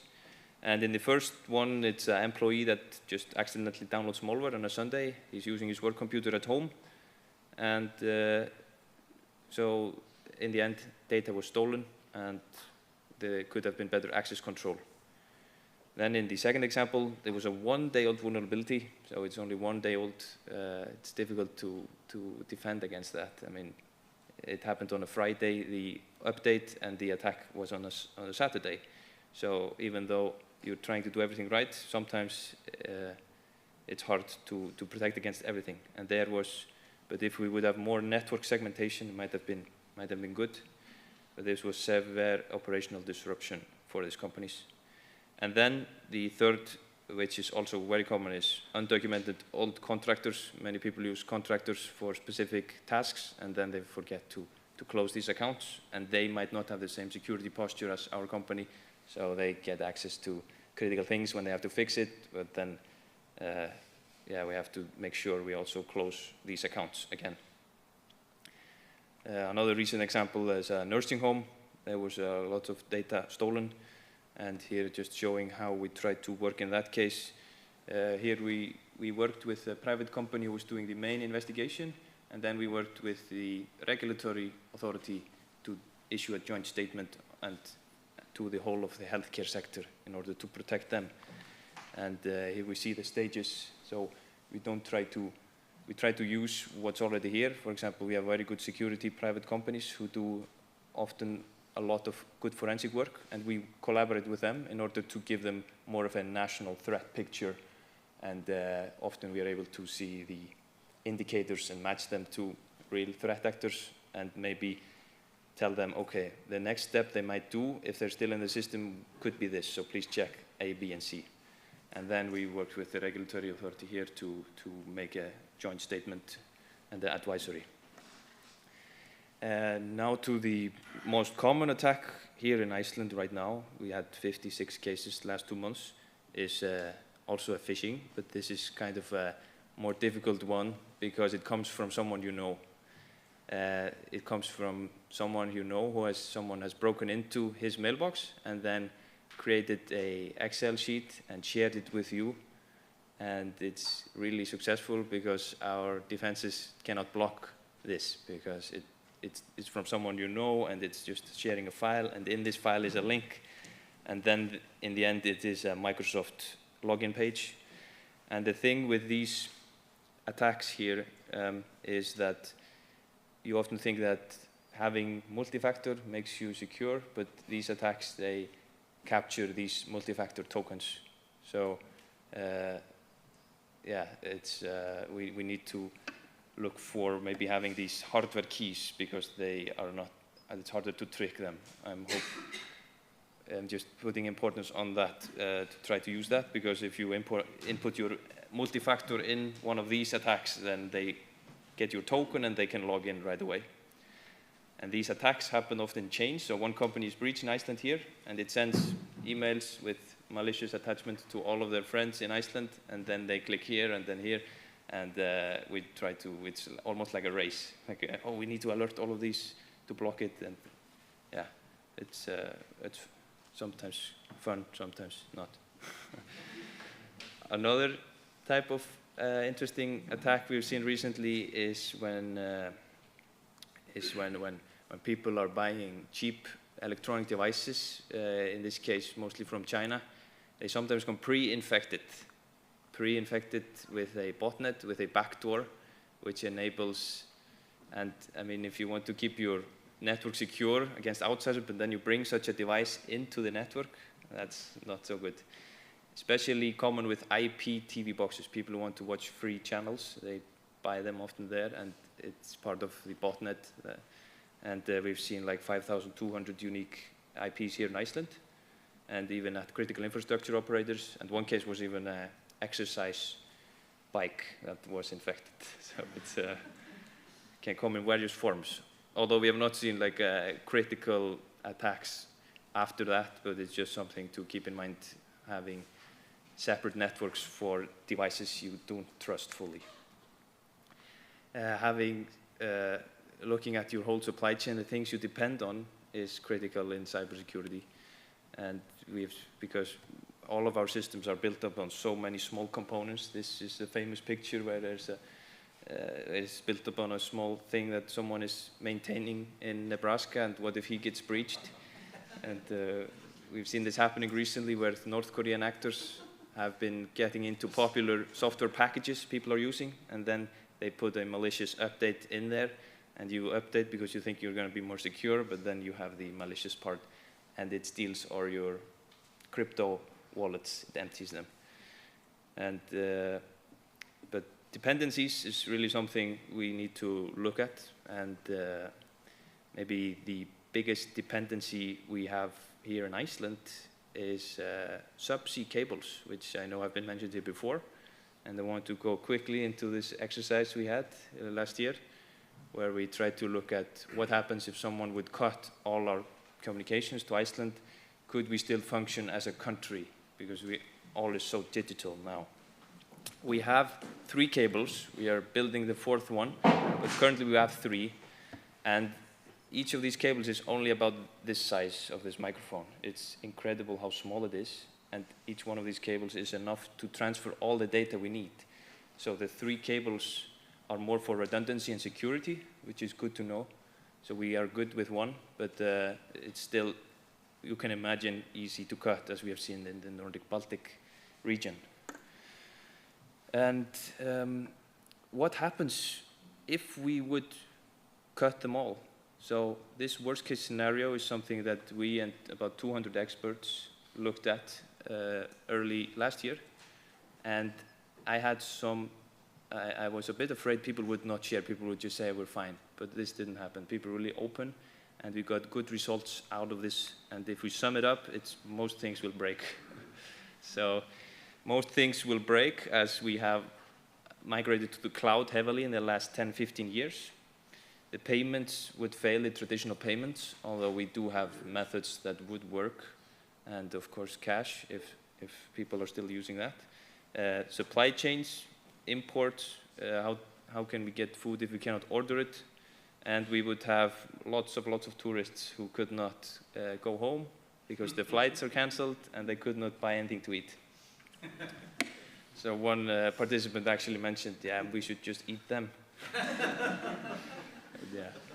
But let's look at what would work. I was really glad to hear that healthcare would mostly work, and power, energy. So we should be able to survive this, even though it might be chaos for a few days. Also, we could call on the cell phones, so that's reassuring. And but after this exercise, we really stepped up in satellite communications. So I believe we're in a much better place. And yeah, so this was a really good exercise to wake us up from this dependency. And who would even cut these cables? I mean, it would probably have to be one of these nation-state actors. We often talk about the big 4, and if we look at data we see from Google, from Mandiant, they mention that governments are the most attacked sector. And here I just want to mention that these nation-state actors, as I've mentioned before, they are really sophisticated. And if we talk about traditional warfare, we have other people we can rely on for security. We have police, Coast Guard, military, intelligence services. But in terms of cybersecurity, or netöryggi, forgot to translate, it's really us. So it's the companies, the critical infrastructure, and the individuals. And I sometimes borrow this phrase from the department, we erum öll netvarnir, we are all cybersecurity, because we are all critical infrastructure operators, and we cannot rely on other parties. So we need to take this seriously. How do we train for threat actors? We use, for example, the NATO training and NATO exercises. One is called Cyber Coalition, where countries work together to defend against the main threat actors. And this is really valuable to us, because NATO tells us these are the 7 threat groups we are most afraid of in NATO right now. 4 of them are from Russia, 3 of them Chinese, and 1 from North Korea. And then we can look into these playbooks and defend in this regard. As you can see, most of them are military, and then there's a few people without military suits, and that's us in this training. But what they have been impressed about during this exercise is how many private companies we are able to engage. Other countries often only train the military, and they say when they try to engage critical infrastructure operators, they always say they have to pay them to be part of the training. And here in Iceland, because we have the trust, we know the importance, we are able, for example, last year we did with 11 companies. Here we have the energy sector, we have the Orkuveitan, we simulated a power plant going offline due to a cyber attack. We simulated this for 3 days. We had drone flights over Keflavik airport, because we just learned from the Nordics that it can be chaos when one drone and you have to shut all the airport down. At one point they had 3 different press conferences, I think in Denmark, 3 different at the same time. So this was like, okay, this might also happen here. So we had all these people simulating this, because we have the Coast Guard, we have the Isavia, we have Icelandair, we have the police, all of them have to work together to address this situation. And then we also did the ransomware at the airport based on the newest tactics from the threat actors. Here are some images of this exercise. And now I've got 5 minutes left, so the last thing I want to mention is AI, and perhaps you've seen it, what people call the mythos moment. It's not every day that a cybersecurity product gets on the cover of The Economist, but it did recently, and people are afraid. And because it seems that these new AI models, they can find vulnerabilities that are decades old, that nobody else has found, and could be weaponized. They did not release it to the public, so it's quite a gated community who has access to it, although others are catching up. I know OpenAI has also released there now recently, and open source is usually only months, it's only months afterwards that they come up with similar ones. And we know the nation states are also developing their own ones. It's just become a big part of current operations. And this might make the timeline from from vulnerability to exploit smaller. As I mentioned before, yes, last year we had 1-day exploit used in a ransomware attack. They are predicting that it will be 1 hour in 2026 and only 1 minute in 2028. So how do we protect against this new landscape? Do we update immediately? But what if there's a malicious thing in the update? So some people like to wait a bit, but we cannot wait. And what we have been trying to emphasize on, I think this is a bit of a mindset shift. Before it was kind of, we will not update too much because we might break things. Now it's just, we will probably break things, but it's better we break it accidentally and we fix it, and instead of others getting into our systems. So what does the future hold? We think there will be continued growth. We think the patch window will shrink, which means time from vulnerability to where we have to update. More sophisticated tactics, better deepfakes, and greater emphasis on espionage. Ransomware continues, as well as data theft. And just 2 short examples. of deepfakes. The first one is about 1 year old, so it's not so good, but we can hear Mr. Beast talking Icelandic. Okay, maybe the sound does not. Can we hear the sound? Or? Näst skall du smälla nappen till att sätta upp sweet bonanza för i tid. Nu skall du skrattega och lägga in. Efter detta bidrar till en enstaka bonus. Allt är 250 000 kronor och 350 okej besnurningar. Ekki glömma att skrattega varje degi, spela och hoppa ett steg tillbaka. So we hear this is not very good Icelandic, and this was not supposed to be a good example. But a few months ago we had the president of Iceland, the deepfake. Although she's talking English, I really feel like her accent is almost quite accurate, so we can hear her now. Can use their mobile phone and receive a stable passive income of 738,000 kronor per month. I guarantee that by investing just 31,000 kronor once, you will no longer have to worry about financial crisis or not getting paid. So this is quite good. And where do we start? Small notes here. If we do this, we are able to defend against, hopefully, some of these big players we have. And this maybe also to emphasize that if you have this multi-factor, don't think of it as an annoyance. Think of it maybe more as an insurance. It gives you peace of mind, especially if you have like hardware keys, like these USB sticks with biometric, so you can be assured that you're not the one letting the intruder into the systems. No. Thank you very much.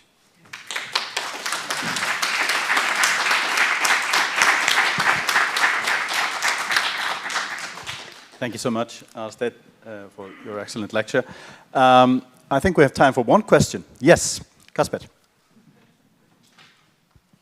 Thank you very much. I'm the Director of Research from Bifröst University. My name is Kasper Christensen. I'm glad you brought up these submarine cables. I wanted to ask a little bit about the scenario that you put up where all of the 4 cables would be out. How long would it take to prepare them, and how would that even look like? Because I know that in the Baltic Sea, where you also have alternative cables, so there's never been a situation where countries would be completely cut off. But in these cases, the normal time of preparation of these cables is from weeks to even months, depending on especially on the weather. And we all know that the weather, especially in the winter months on the North Sea and around Iceland, can be pretty challenging. So, like, how would that preparing these cables? How would that even look like, and what would be the timeline, and where would the operators and resources come in that case? Thank you very much. Kasper is not only the research director at Bifröst University, he's also an active reservist in the Finnish Navy. After talking to Far Ice, they have contracts with repair ships. They say that best scenario is 2 weeks for one repair in the good weather, and they also say that in the bad weather it can take months. So if they would all go, it could take, in the worst case, months to repair. Yeah. So and quite severe. Yeah, and if the repair ship is not available, if there's bigger conflict in Europe, we could also look at a longer time frame. We know that the cable to Greenland was out for, I think, 2 months because of weather-related things, so it really can take a lot of time to repair. So we would be contactless with the outside world for months? Yeah, but we have satellite now, so, but that's only about 1% of the current usage, but we would have to prioritize the traffic going. Right. Yeah. Excellent. Thank you so much. Thank you. Unfortunately, we don't have time for more questions. Thank you.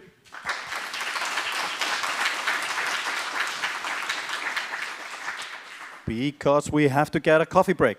And now we will have, how much? 10 minutes. 10 minutes for coffee break.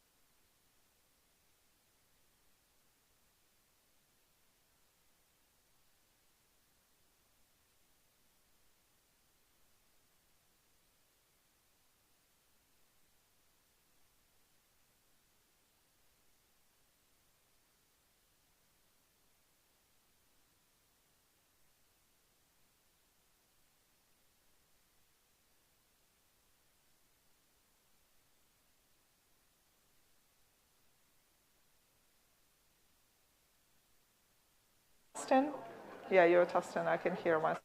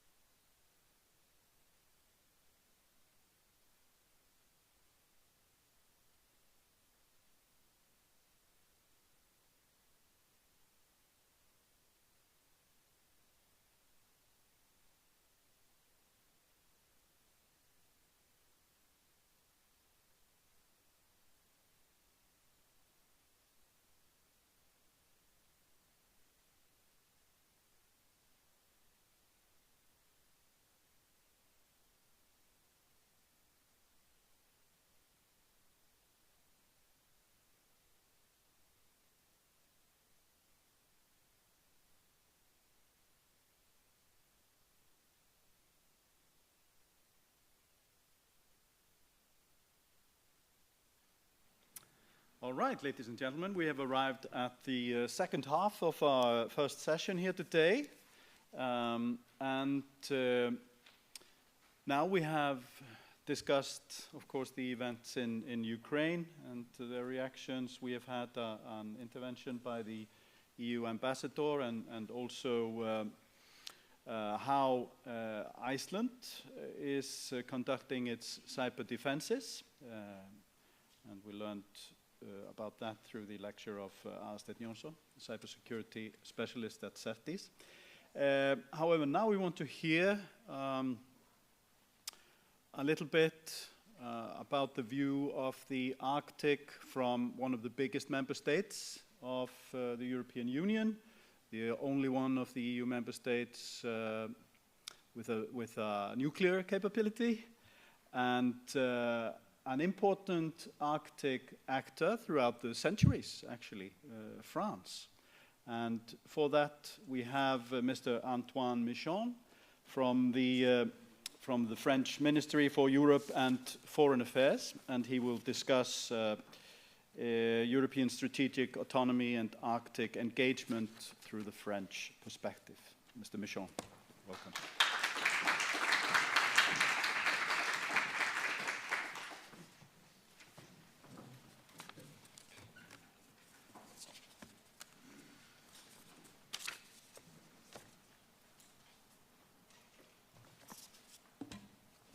Logistics. Thank you, and good morning, and thank you so much for the invitation. I'm really happy to be here. It's my first time in Reykjavik. Hope there will be many more. Just a small disclaimer, I work in the policy planning unit for the French Ministry for Europe and Foreign Affairs. So what I'll say will not be official French position, but as agreed, I will give you the Frenchest perspective as I can. As you mentioned, France is not an Arctic nation, but has a long history of engagement in the region, plus has a special responsibility as a UN Security Council permanent member, especially when it comes to contested common goods and areas. And as you mentioned, France always sees its security interest in a European perspective. That was reminded by the latest speech by the President on nuclear deterrence. I'll be happy to discuss deterrence in the panel or in the Q&A if you wish so. And so in that respect, we always considered strategic autonomy to apply, of course, mostly to European member states, but more broadly to our closest partners in the European area. Iceland is, for instance, an esteemed member of the European political community that was proposed a few years ago by our president. And so I will consider European strategic autonomy in a broader sense than strictly EU member states, because it applies also to partners if they want to. So I will start with giving you our perception from Paris of the threat assessment in the region, and then evidence how many of these challenges that are faced in the Arctic are, of course, intertwined with EU challenges at the moment. And with a few points on why the region is essential for European sovereignty, the digital and climate transition we're trying to achieve, and multilateralism, which are, of course, the pillars of European strategic autonomy. And, of course, I will largely echo some of the points made by Madam Ambassador beforehand. So for the threat assessment first, on security aspects, I will obviously start with Russia. Which has a long-standing hostile activity in the region that, of course, precedes 2022, but it has, of course, heightened since the full-scale invasion of Ukraine. We see the reactivation of many Soviet-era bases, the deployment of air defense to project power in the Arctic region, an intense marine and submarine activity around the Cube Gap, and large investments in nuclear-powered icebreakers and submarines. All of this, of course, to project power in the region, and as were mentioned by my predecessors, more intense hybrid activities from undersea cables to GPS jamming to, of course, FEMI campaigns and other sorts of covert operations regarding critical infrastructure, but not only. So this increased militarization aims at projecting access deniability and threatening key strategic communication lines for NATO in the Northern Atlantic. In addition, Russia, of course, modified its official doctrine in 2023 to withdraw any mention of the region as an area for economic, scientific, or cultural cooperation. And we need to take to draw consequences from this new posture. Coming to China, as a near-polar nation, it has been investing largely in the Russian Arctic to build its polar Silk Road in order to control future shipping lanes, as was mentioned by Madam Ambassador before. And the research pretext, it has also invested in dual-use infrastructure, and the Ukraine war has, of course, evidenced the deepening of military ties with Russia, which are confirmed in the region by the joint military exercises they both conduct in the Bering Sea.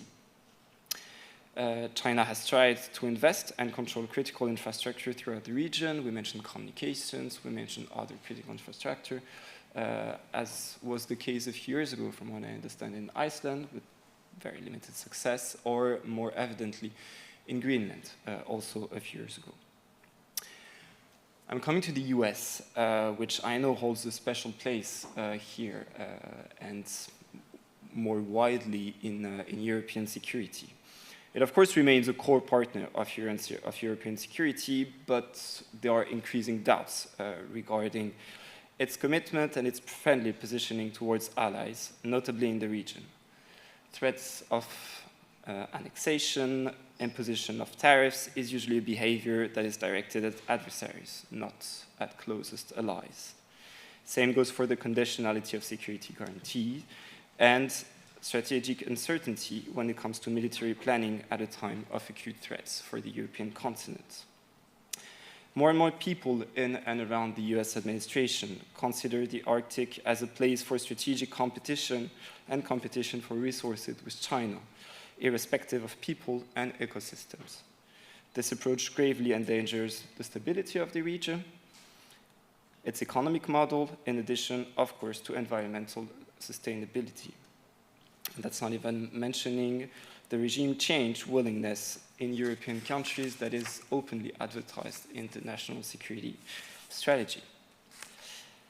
When it comes to climate, which we very much deem as a security threat to the region and more broadly to European security, I will be quick, but it is obviously the biggest threat on European and world security. We see the melting of cryosphere, which has reached new records last year, the diminishing albedo effects, and permafrost degradation. All of this has long-lasting, irreversible impacts on global climate and biodiversity.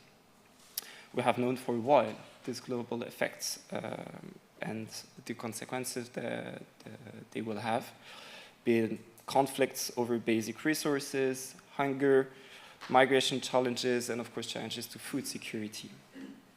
In the region specifically, it has a deep and already seen impact on lifestyle and human security, for instance with the decline of some fish stocks, anticipated displacements of populations, and so on. And of course, a potential shift in the Gulf Stream could make the whole region absolutely uninhabitable in the near future. A few words on economic security, which is extremely important here, as it is more broadly. We know the importance of critical raw materials and broader materials for the transition, for the climate and digital transition we have to make. And we know the amount of reserves here, which are leading to increased competition and security risks, as I was mentioning earlier. We also know the importance of preserving freedom of navigation for the region, being with the opening of new trade routes and the competition it entails for basic economic security of Arctic countries and Arctic peoples. Finally, as mentioned by Madam Ambassador, we know the importance of the region for space sovereignty and its importance for global European sovereignty over our communications, in addition, of course, to research.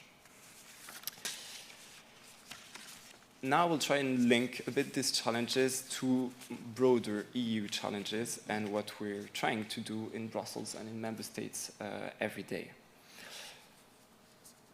On security, the Russian threat on Europe is, of course, on display in Ukraine, which is currently protecting European security, and more broadly, in the whole of NATO's eastern flank. From the Baltic Sea, including the Shadow Fleet's activity, to the Black Sea. I had the chance to travel a bit. I've been to many of these countries, and they are living this Russian threat extremely vividly. And that's not mentioning intense hybrid activities across all of Europe, including France, which has been a regular and favorite target of Russian hybrid attacks over the past 10 years. Coming to China, the weaponization of supply chain dependencies puts our economies in grave danger already today.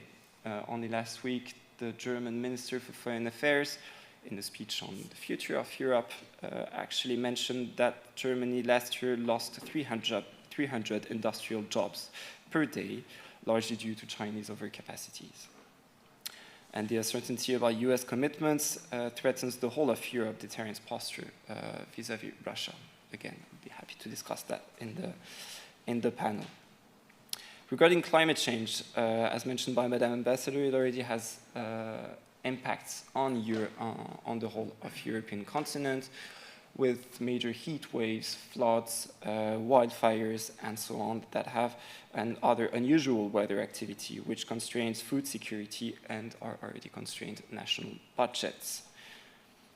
On energy and critical raw materials, all dependencies make us vulnerable to exogenous shocks, as we are seeing following the latest US and Israeli war on Iran, and constrain our competitiveness and ultimately endanger our welfare systems. They also endanger our long-term resilience and autonomy and impede us from making the strategic investments that Europe drastically needs to achieve today. So finally, the Arctic is essential to strategic autonomy, and I will try to show that it's not only because of the new resources and of the CRMs, and that we do not approach in France the region as a new Wild West, free of peoples, free of wildlife, free of ecosystems, and free of history. On security and defense, while attention has been for a long time on NATO's eastern flank, there are renewed risks that breaches of European sovereignty can happen here in the High North. Making use of both NATO and EU to the fullest, we need to keep investing on several aspects. First, operationally, as we have done through Arctic Sentry in the recent months, and by sending additional troops in Norway and in the Baltic states, for instance. In capacities, of course, that allows for a 360-degree defense of Europe while developing our defense industrial and technological base to ensure a long-term resilience. This has been the logic of the EU's latest initiatives under the Rearm Europe plan and the 2030 Readiness Plan. For instance, in order to meet the investments target that we agreed at NATO levels. This is, of course, extremely important also to meet the capacity targets that we agreed on at NATO level, including in critical enablers that will, of course, prove detrimental to the burden shifting in the alliance that we have to deal with these days. Finally, we need to invest in partnerships to bring us always closer, as with the latest EU security and defense partnerships, such as in Iceland, and in addition, which come in addition to the numerous bilateral agreements which are signed every week across Europe and in the region. We also need to invest in securing our green and digital transition, as I mentioned. For this, we need serious binding targets for climate transition, and as we did at EU level over the past few years with the Critical Raw Materials Act, the Clean Industrial Act, CHIPS Act, and other sorts of initiatives. The multi-annual financial framework will, of course, which is currently discussed, will, of course, be key in that regard. Finally, until it was blocked, at least at political level, as working groups, of course, keep on working, the Arctic Council showed us the importance of multilateral engagement on an equal footing on issues of common interest. This is the model we should keep fighting for, with like-minded partners, with whom we should keep building mutually beneficial relationships. These elements are the key to our long-term sovereignty and to our ability to shape our future in a sovereign manner. Thank you very much.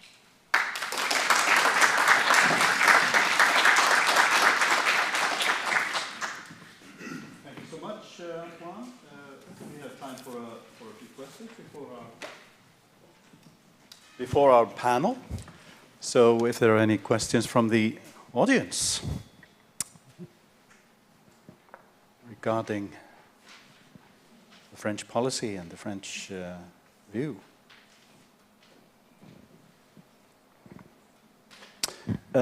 If not, then I will pose a question myself. I find it very interesting to have a representative from France here, because I know, of course, of the you know, like I mentioned in my introduction, centuries-old interest of France in the Arctic. How have you noticed it? The increasing interest in the Arctic manifesting in your circles in the French Foreign Ministry and in French political circles. Do you see it clearly? Or? Absolutely. First, very humbly, I'm working broadly on European affairs, and Arctic affairs were not that covered before, so we've been trying to gain a better understanding of the region, of how it works, and of course bringing expertise from the region to Paris. But beyond that, we have developed an Arctic defense strategy a few years ago, in 2023, I think it was published, that came with more engagement both on capacities that can be deployed in the Arctic. Mm-hmm. We saw recently in Greenland that our transport plane, A400M, finally gained Arctic capacity with a few landings in Greenland. Mm-hmm. That's, of course, just an example, developing partnerships only a few weeks ago with the Norwegian defense industry. Mm-hmm. So that's on the defense side. More broadly speaking, there's heightened diplomatic engagement from our authorities. Our president and the Minister for Foreign Affairs were in Greenland last summer. There are more and more visits to other countries, Norway, Finland, Sweden. Mm-hmm. Obviously, Iceland in the next few weeks. Mm-hmm. Our minister delegate for trade will be here I think next week, in the next few days. So heightened engagement. We also revised our policy strategy, which is supposed to come out these days, mm-hmm. because France has a long-lasting history and engagement in the Arctic region, but obviously in the Antarctic as well. And for environmental reason, always considered, and because of the very long, common challenges between the two regions, consider it relevant to have an approach that covers both the Antarctic and the Arctic. Mm-hmm. So it will come out maybe today or tomorrow, I don't know, in the next few days. But yeah, so more engagement, more means, more people in our embassies, more visits, more interactions, more partnerships that are being signed with Arctic countries. Mm-hmm. And more capacities to act in support of the stability of the region and, of course, in coordination with partner countries. Excellent. Thank you very much. My pleasure. Thank you. Oh, we have a question. Sorry. Yes. Oh, there's a microphone right behind you. Because we have time, right? Yeah. Thank you. I'm Stefan Marquardt. I'm an independent legal consultant. You alluded inter alia also to China's position here. Could you comment on indeed China's recent, or maybe not so recent, tendency to call itself a near Arctic state? Because that's obviously an effort by China also to stake its claims also in the Arctic, even though geographically it's certainly not an Arctic state. So is there any coordinated pushback among EU member states or France particularly on that? Because this is part of China's general tendency also at the UN to try to change the language in certain resolutions, in talking about international law versus rules-based order and things like that. So, yeah, is there any kind of pushback in that sense? Because I think it's quite important to, push back. Thank you. Thank you for the question. So there's no pushback on the label, of course. China is free to label itself whatever, but there are pushbacks on hostile actions, which are obviously, again, coordinated with partner countries here on a few key elements. I mentioned freedom of navigation, which is a core element of French posture throughout the world, as we're witnessing right now in the Strait of Hormuz with our initiative to free to the strait of military activity in order to guarantee freedom of navigation. So we want to ensure that this, of course, applies to the Arctic. That's the first element. Second, when it comes to European countries and partners and partner countries, what I mentioned regarding strategic autonomy is key on a few sectors, and we do have some sort of organized pushback when it comes to critical infrastructure, so subsea cables, communications, harbors, and of course energy infrastructure. This is, of course, we want to see European companies, we want to see European-owned solutions being developed here, and we want to make sure that that these solutions respect our interests and the interests of peoples in the region, because we have, let's say, doubts that the Chinese approach will be very respectful both to climate targets, ecosystems, and peoples in the region. So yes, we have active coordination in any sort of relevant formats. As you know, we have a tendency to like minilateral formats beyond institutional frameworks. So yes, including at the UN level, of course. Right. Thank you so much. Thank you.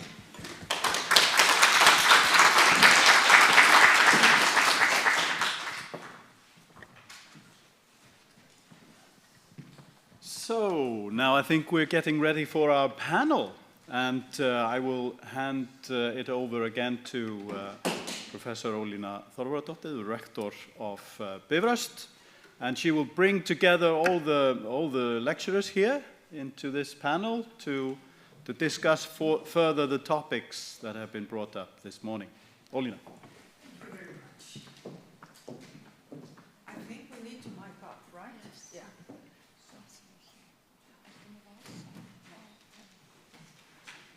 So please, if the participants would be so kind to step into the panel and we'll take it from there. Please, in no particular order. Okay. Thank you. As you please, yes. And I think we need to mic up. We are already. You are already mic'd. Okay, great. I will. Thank you. Please have some water. Thank you. Thank you. If you need. Well, it has been a pleasure to listen to your talks this morning. They have been both interesting and somewhat inspiring as well. There's obviously a thing or two to keep in mind when this topic is being discussed. But before we start, I would like to give a bit more thorough introduction about our participants. Ambassador Clara Ganslant, sitting here, furthest away from me, ambassador of the delegation of the European Union to Iceland. She has spent most of her professional career at the forefront of the European Union's foreign policy and external relations, and her expertise spans a wide range of critical geopolitical areas, from relations with key non-EU partners, such as Switzerland and Norway, to the EU's common security and defense policy. And Ambassador Ganslant holds a Master of Law degree from Lund Universitet and a diploma in European Studies from the College of Europe in Bruges. Beside her is Aðalsteinn Jónsson. Nay, sorry. Not Aðalsteinn Jónsson. No. Antoine Michon. I'm sorry. They look alike. Yeah, they do a bit. Maybe it's the age and my fading sight. Mr. Antoine Michon represents the French Ministry for Europe and Foreign Affairs, and he joined the policy planning staff of the French Ministry for Europe and Foreign Affairs last year as a policy officer for European affairs. And prior to that, he served as a special advisor to the Secretary General of the Ministry on EU Affairs and to the French Special Envoy for the European Political Community, 23 to 24. And earlier he worked at the French Secretariat General for European Affairs. But last summer he was a visiting fellow at the Brussels Institute for Geopolitics. And then I turned to Dr. Victoria Vdovychenko. Is that the right pronunciation? Absolutely brilliant. Okay, great. Well, she's a co-director of the Future of Ukraine program at the Center for Geopolitics at the University of Cambridge, where she leads research at the intersection of post-war security, architecture, and Ukraine's role within it. And her work focuses on strategic trilemmas in European security, innovation-driven deterrence, multi-domain warfare, and the political economy of reconstruction. And Dr. Vdovychenko regularly advises policymakers and maintains close engagement with experts and scholarly communities across the United Kingdom, Europe, and Ukraine. Thank you so much. And then, last but not least, Aðalsteinn Jónsson, who I've mentioned before. He is a specialist at CERTIS and holds a master's degree in cybersecurity from ETH Zurich. Is that the right pronunciation? Almost, yeah, almost. Yeah. Well, he has extensive experience in handling serious cybersecurity incidents and has also been involved in the planning and execution of major national and international cybersecurity exercises, including large-scale Icelandic standalone exercise as well as NATO-led multi-domain exercises. So welcome all of you, and thank you very much again for your talks this morning. I will begin by directing an opening question, one or two, to all participants of the panel, and then I will turn to each and everyone, and I hope everyone is comfortable with that. But my opening question has to do with the fact that the Arctic has moved from being a remote periphery to a central arena where military, security, climate change, energy, digital infrastructure, and alliance politics intersect, as mentioned earlier. So, from your different perspectives, what is the single most,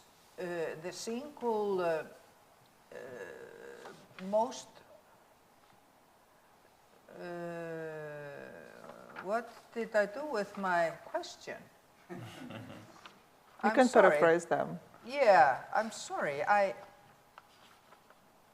Here it is. I don't want to lose track of the question. What would be the single most important change shaping Arctic security today from your perspective? And why does this matter for Europe and the transatlantic community right now? if I may start with Ambassador Ganslant. Thank you for that. And we can only choose one, you said. Well, so I would say, well, if I can only choose one, I would say the lack of trust and the challenges to respect of international law and a community based on the rule of law. Because this impacts everything. This impacts on the climate of cooperation. We need cooperation more than ever. We have the climate change challenges coming. We should be working together on seeing how to mitigate this. And we cannot do that. Instead, we have raising tensions. So I would say that this lack of trust is actually a very shaping factor right now. Thank you very much. And Mr. Schultz? I would say the fact that the threats the region is facing are more and more multi-vector. We all touched upon a few different topics from, of course, purely defense aspects, but defense aspects are broader and broader, as you perfectly explained. We touched upon cyber and more broadly hybrid attacks. We mentioned energy security, international law and sovereignty, and the fact that there are attacks on all of this domain at the same time, in addition to the global climate change threats, is to me the biggest challenge, because we need to have a comprehensive strategy to address all of them at the same time and be ready on every single front. Thank you. Thank you so much. It's actually a great opportunity to be here, because exactly 10 years ago, I started to study Arctic, being at Diplomatic Academy of Ukraine. We do have I was preparing to be a diplomat, but then the change of story made it, as you see, being here. But what I can say, and I'm absolutely equal to what my colleagues say, but because I have to choose one, firstly, because Arctic matters, it should be considered at the heart and not the periphery. I'm just paraphrasing what you said, but it actually changes the approach, how we see the Arctic. Back in 2016, when I was there already teaching, we never thought that, and we started to put these lenses, because when you took the lenses like this, then your perspective changes, right? Then hybrid warfare, or full domain warfare, as I prefer to say it, is nothing, far. It just touches everyone. You absolutely correctly said, I was putting more emphasis on Russia, but you put it on the Chinese lenses as being absolutely correctly asked by one of the questions. I would also put the nexus of North Korea and Iran to this extent exactly in the same valuable point, because critical infrastructure, cables in particular, which my colleagues will follow on later on, energy infrastructure, climate, and same, we haven't touched upon environment problems that we have with all of us, they don't have borders. That's why, and I echo to Madam Ambassador, we need to cooperate. I do like one English word, which is called competition, because it's a combination of cooperation and competition, right? There are, of course, businesses who would like to compete, right? When you're a business, you want to compete. As a country, also would like to compete at something. But there should be the baseline on what you should cooperate, and that's what I think Arctic also matters. Thank you very much. And Aðalsteinn?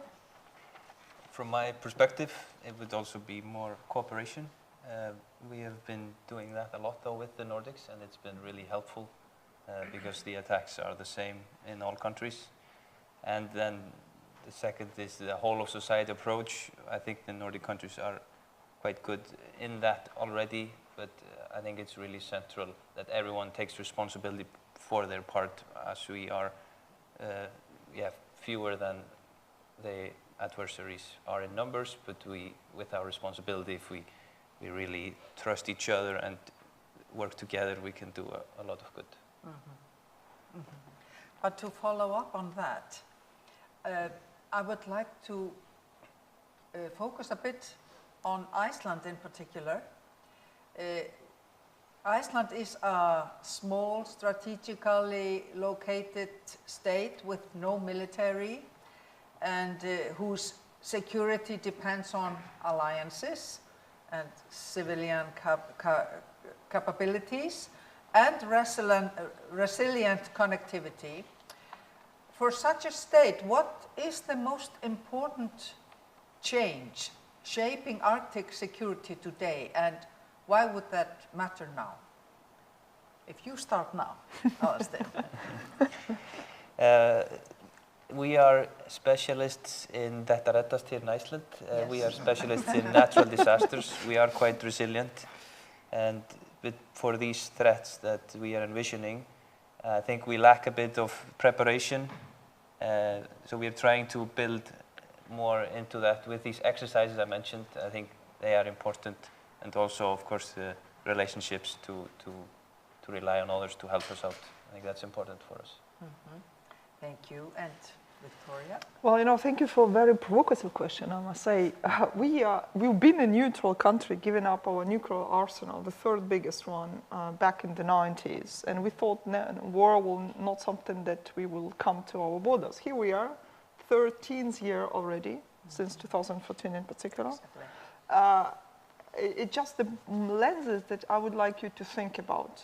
Because the moment when we think that it's impossible, it comes to you.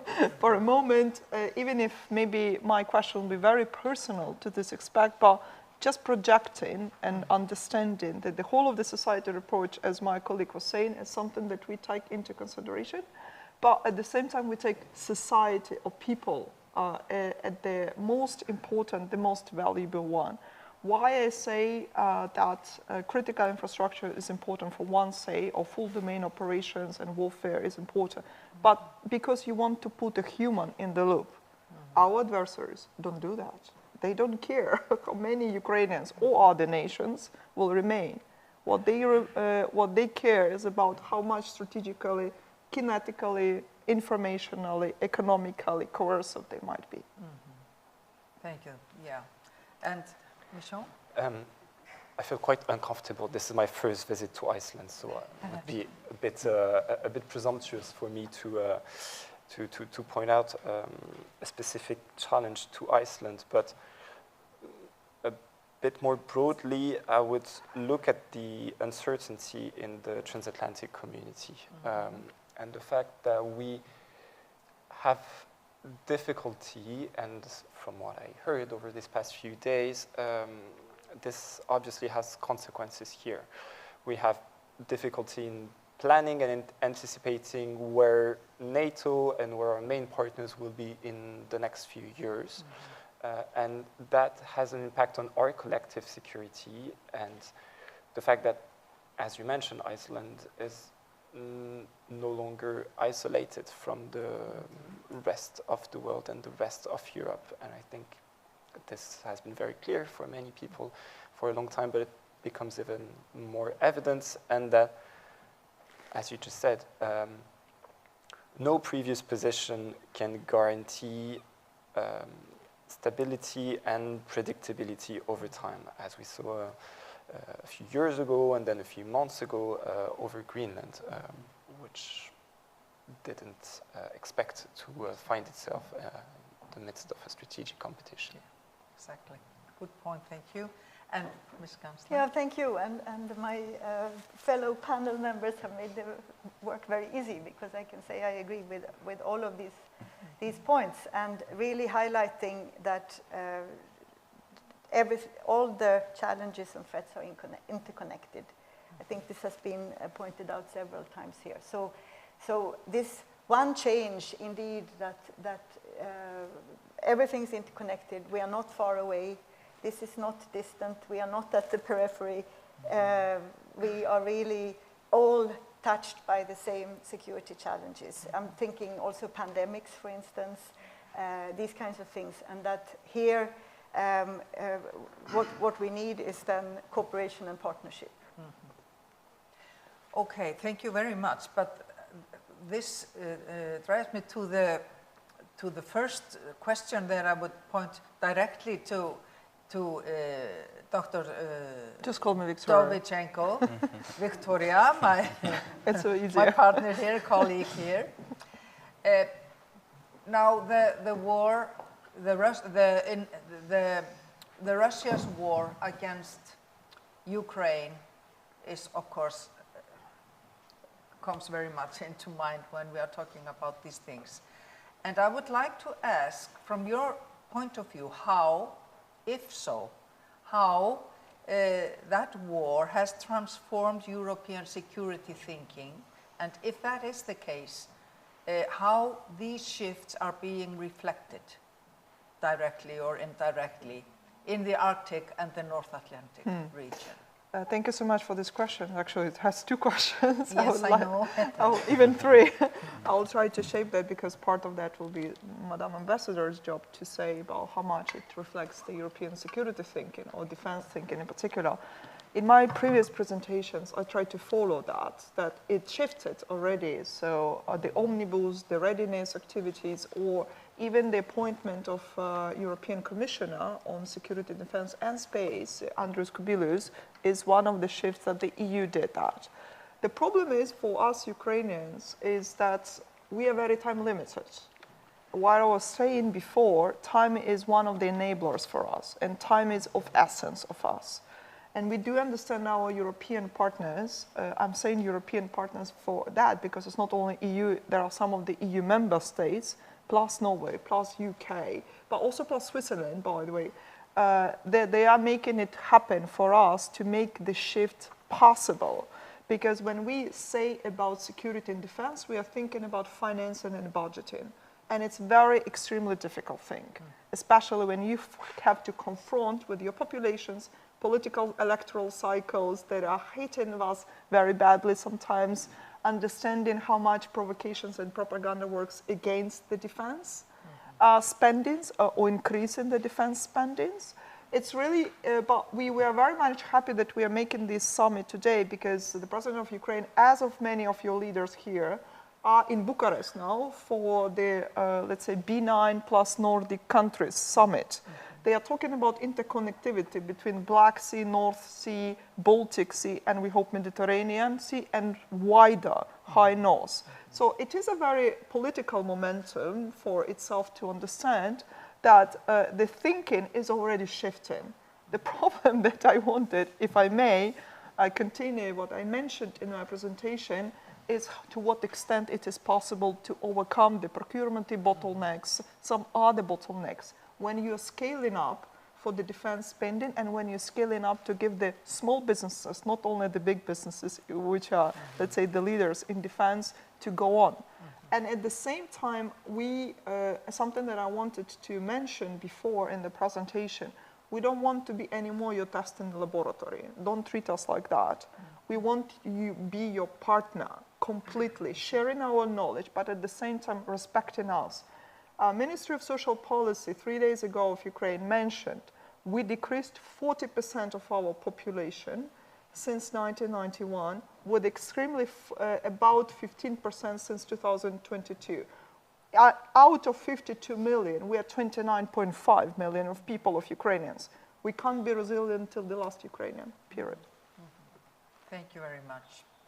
But Ambassador Ganslant, what does the EU realistically bring to Arctic security through policy, regulation and coordination, particularly in the northern dimension? And where are the limits of the EU's role compared to NATO? Thank you. Yeah, first of all, again, to press the importance of standing up for international law and human rights. And that's underpinning what we do in every field all the time. So I'll start with that. But otherwise, I would just say that what the EU can provide is a very broad range of instruments. I mean, we have instruments ranging from the regional policy, the support to economic sustainable development in remote regions, for instance. Very important to have thriving communities.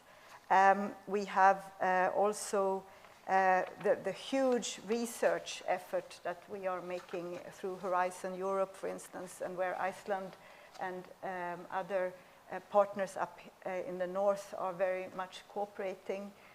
This is very important with the research. We have space, as we were talking about earlier.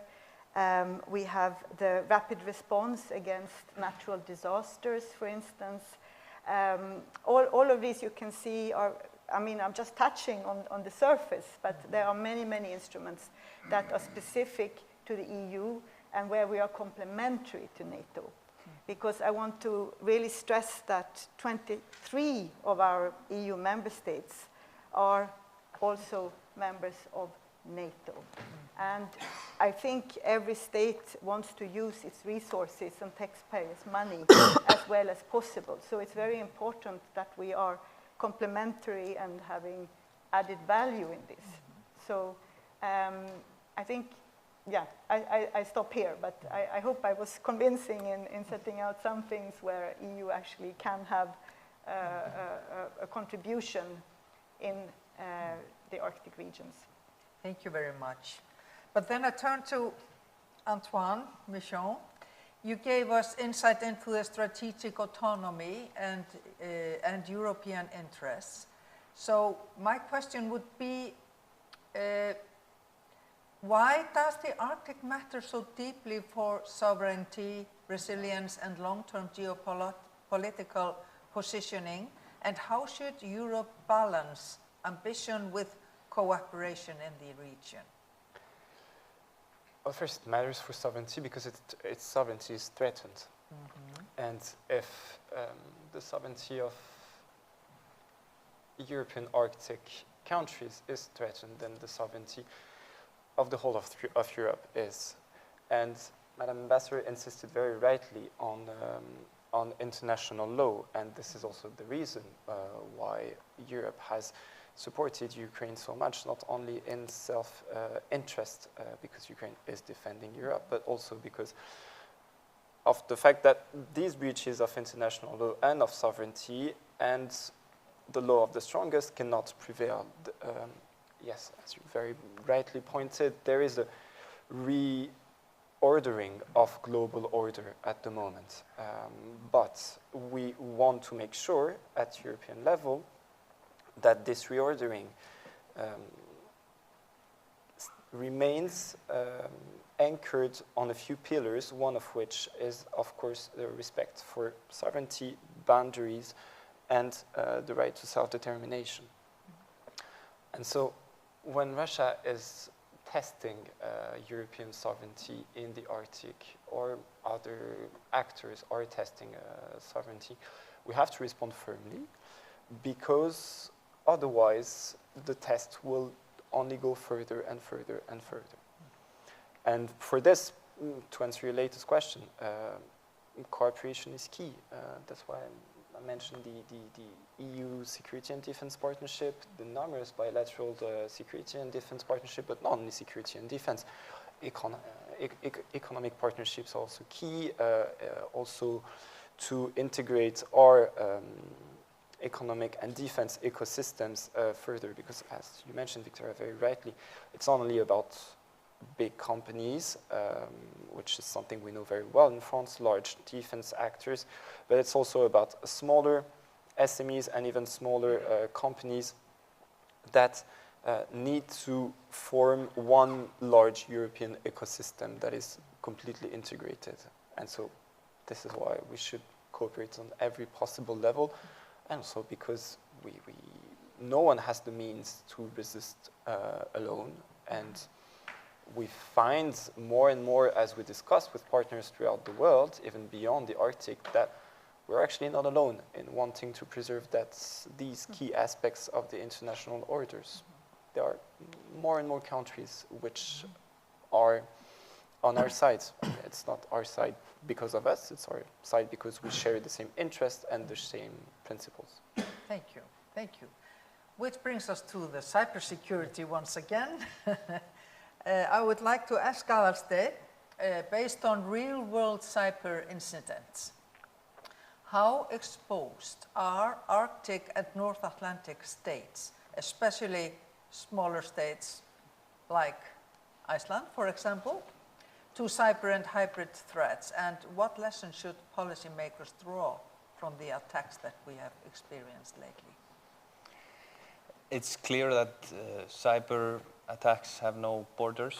We experience about the same statistically ransomware attacks as the US and as other Nordic countries. So it is the same playing field. And what can we learn from that? We are dealing with the same high-profile actors. And a few years ago, when we had one of these secret meetings with the Nordic countries, for example, when everyone was presenting on their latest update on these nation-state actors, when it came to us, we said we don't have any. And they almost laughed at us. They said, you're just not seeing them. And now we have gone to the point that we are seeing them, and this is also because we are able to learn from countries that are further forward than us, and that's what we try to do as much as possible. Yeah. Thank you very much. It seems to me the key words of our discussion here are perhaps international law, respect for international law, awareness, and trust and cooperation, increased trust and cooperation, right? So there's one final question then to all of you, taken together. War-driven geopolitical change, EU security policy, strategic autonomy, and cyber threats. Where do you see the most critical vulnerability in Europe's Arctic security posture today? Policy coordination, technological resilience, deterrence, or decision-making under uncertainty? May I start with Ambassador Ganslant? Thank you. Out of the points you mentioned, perhaps technological resilience, because developments now go with the speed of light, very, very fast. See just the development of drones, how drones are used now in the warfare and in security. AI, we heard from your presentation earlier, very scary perspectives there on your last slide. Yeah, so I think we need to learn how to react faster. Thank you. And Michon? I think I will echo what Madam Ambassador said, but on the defense side, as Victoria showed, we need to adapt constantly our defense posture. And so that goes for the Arctic, but that goes for other regions. But so we need to, and we know, of course, the challenges, the specific challenges about operating militarily in the region. And so we need to constantly adapt our posture and our operational planning. And I'm not saying it's a challenge in the way that we need to do more or that there are gaps. It's just, it has to be a continuous work, and we have to integrate more and more with Europe's armies and the ecosystems in order to have the capacities and capabilities to act should we have to whenever needed. Thank you very much. And Victoria? I have 3 points, if I may. The first one, it's something more technical, but I want to bring it now, specifically because we haven't, none of us actually mentioned that before. It was interesting for me. EW perspective, which is electromagnetic spectrum or electronic warfare, so-called. It's something of your domain, but not exactly your domain. The thing is, yeah, closely, but still, EW is the new, let's say, advancement where we all very much interconnected. Even NATO make their reconnaissance for the deficit of the approaches in this domain. And we are the one, as Ukraine, trying to bring you some of the lessons. That's why I want to have a Ukrainian flag here, if possible. But second point is, it's not only about the defense industry posture, you're absolutely correct in saying, is what we want to project in the future, right? We have to think, and specifically in Iceland, I believe it's more of the important context of the dual-use approaches. And that's something we mentioned, but I want to reaffirm it as our panel is kind of trying to finalize some of the bullet points for that. Dual-use technology is something that will be of importance for all of us, despite where we are in the kinetic or other kind of type of the armed conflict or not. And that's something that I believe might be useful for, let's say, our perspective. Last but not least, because we are talking about the Arctic again, I like always to take a map or atlas and just put the Arctic into the center. Again, if you loop in, geographically speaking, what is important for you, you absolutely brilliantly made it in the line of, I've never thought about flying from Washington to Moscow will be through the Iceland. But when you show to people such a perspective, then everything changes, right? Because then you're not somehow on the island anymore. You're very much integrated into what I want to call the new European defense posture and security architecture. Thank you very much. Aðalsteinn, It's you hard. will have the final words.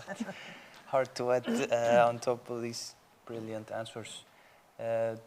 I just maybe want to emphasize the learning, especially now from Ukraine. I recently met one in the cyber division, and I asked him, you must be so busy defending these cyber attacks, but he said they are quite fine and not afraid of them anymore. They are so resilient. Every critical infrastructure operator can, he mentioned, be back up in 12 hours. So they are not afraid of these destructive attacks, and that kind of was a nice message. I thought we can solve resilience by really being in that state, and then we don't have to be as afraid anymore of these disruptive attacks. Can I add just one sentence on that? Because I can explain why we respond like that. We were in the state of not understanding, and the cyber attacks were happening on us despite critical infrastructure. Can you guess where? Not on the critical infrastructure. The top cyber attacks of 2024. No? Think. Not critical infrastructure. Only 20% of all of the cyber attacks were happening in critical infrastructure. The supply chain. Really? Not only, 30%. 45% of all of the cyber incidents, you can check it with my Ukrainian colleagues, were happening in education, universities, kindergarten, schools. Because, as you were already projecting it before, you are attacking the people mindset, and it's better to attack your kid's phone, right? And you know all of the data and the routine of their parents. Scary, yeah, but it's realistic. That's why after that, well, we were in the phase like that in 2024. Now we are more enduring for that because we understand cyber attacks will be happening. But that when you take it as a baseline that it is happening constantly, then you're moving forward to that. Sorry that time. No, it's brilliant. Thank you. Exactly. Well, as Bob Dylan said, times they are changing, and we need to be aware. But I would like to thank you very much for your contribution. It has been such a pleasure to listen to you and to talk to you. So thank you very much, and we will take a lunch break now, right? And be here when? I'll step up to the microphone. Yeah, please. Thank you so much, Ólína, and thank you all for participating in the panel.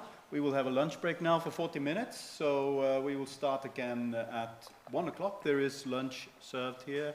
We have some sandwiches or something like that, yeah? Wraps.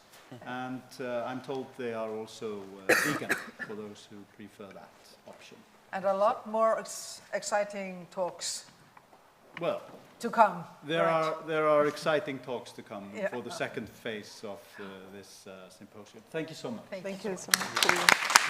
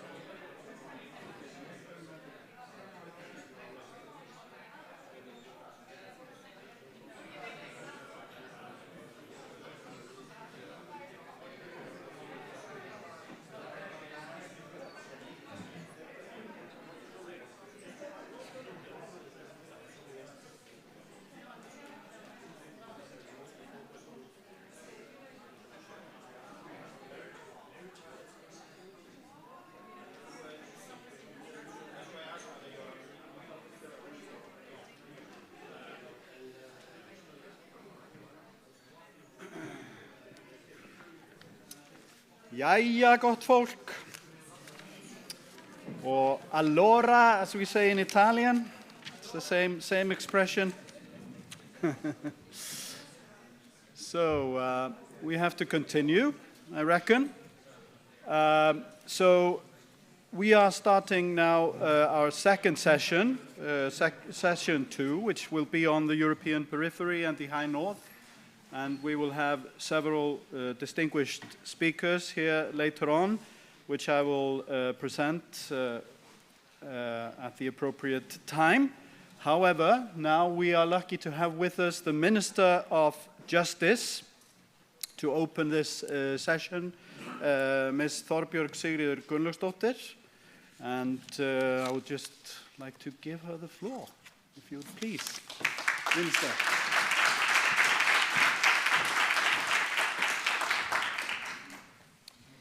Já, kæru gestir, dear guests, I'm happy to get the pleasure of staying here with you today. I think I have in total 15 minutes with you.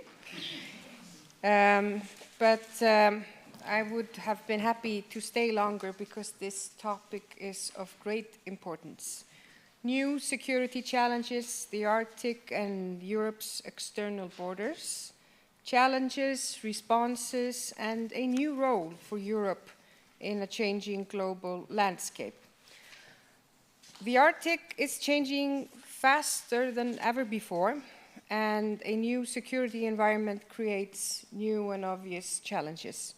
For Iceland, search, rescue, and resilience is a key element of our state's security and preparedness. In the public debate here in Iceland, we have for a very long time been almost shy to discuss security. This is changing for a reason, and I feel every day that the public is much more open than has been the reality for years. And we need to open our eyes. We need to look at the facts and how the facts are changing almost daily, and respond to them as they appear, not respond in a matter of how we would like the facts to be. The discussion here today is therefore about real and relevant challenges. It's about increased traffic at sea and air, new types of incidents, hybrid threats, and a new global picture that can affect cooperation and responses. And for an island, of course, all these elements are obvious. This is the reason why we are increasingly discussing and working on strengthening our resilience. We are working on strengthening our ability to respond quickly when needed and building systems that withstand pressure, threats, and challenges. Infrastructure of homeland security plays a key role here. It is the backbone of civil protection, the nation's security, and crisis resilience.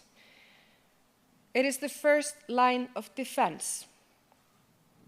And this infrastructure is what the nation trusts and has relied on in the Icelandic history in times of crisis. Crisis before, and will continue to be, has been weather, Icelandic weather, and Icelandic landscape. But that has built experience that we now can build on. The first line of defense are the ones who will respond when it matters here in Iceland. This is our Coast Guard, this is our police, this is our volunteer search and rescue teams, this is our healthcare system, and this is our civil protection. We need to continue what we have been doing, which is to strengthen these infrastructures because they are the foundation of our security and our foundation of resilience of our society. We know here in Iceland that no nation can handle these challenges alone. We depend on international cooperation. We depend on trust, coordination, and willingness to assist. Europe, and NATO are now responding to a new world and strengthening our security systems. And this, of course, is both necessary and an obvious step to take now. I want to mention a recent example that is positive in my view for Iceland now, and that is that Iceland recently became a participant in 2 major European Union programs for secure satellite communications. This now means that Iceland has formal access to 2 European Union satellite communication systems intended to strengthen community security, not the least for the Coast Guard and civil protection. Here we gain access to secure communication channels, and this increases Iceland's resilience and capability for search and rescue and ensures backup routes. People in Iceland have throughout the history protected our interests and sovereignty in the maritime area around the country with full force and remarkable success over time. Here the Coast Guard has played a key role, and this year in Iceland we celebrate the 100-old birthday of the Coast Guard in Vestmannaeyjar on July 1st. But I always say to the Coast Guard that we will be celebrating this birthday for all year long. Iceland plays an important role in surveillance, in search, and rescue in the Arctic, and we take this responsibility and our role very seriously. This role is based on international agreements and cooperation with our main partner countries, and we know and understand that other nations, they do rely on Iceland's knowledge and experience in this vast and demanding area. We have taken important steps to strengthen the Coast Guard capabilities, and we will continue to do so. We have increased funding. We have increased real-time surveillance with the surveillance aircraft TF-SIF. We have also invested in response boats that can be launched anywhere around the country quickly regarding incidents that occur near shore. Also, we now have 4 land radars in our possession, and they are located in each quarter of the country. They will be useful for border surveillance, as well as monitoring communication cables and for general maritime law enforcement. Further, I recently initiated a working group to map and to analyze the next generation communication system for security and emergency services to replace the Tetra system. I also want to highlight here the work of Landsbjörg, which has done great work renewing its rescue vessel fleet widely around the country, and by doing so greatly increasing the safety of people on sea. I've here mentioned several recent examples of actions we have taken here in Iceland to strengthen Iceland's security and resilience. And I also want to add that recently Alþingi, our parliament, adopted its first policy on security and defense. And I was really happy to see that now, when the urgency is obvious, Alþingi managed to unite. All parties in Alþingi are a part of this policy. And in the times we live now, this is of special importance. Iceland has held fast to the fundamental values that characterize our nation: a progressive society, a liberal society, a society based on the values of human rights. With these values, Iceland has created welfare for Icelanders, welfare that other nations envy us of, and we must continue to remind ourselves of the importance of these values. It is necessary now to be forward-looking, to face the world as it is and as it is changing. We need to build a strong and resilient society so we can continue to enjoy the good, safe, and peaceful place that we have created here in Iceland. Thank you.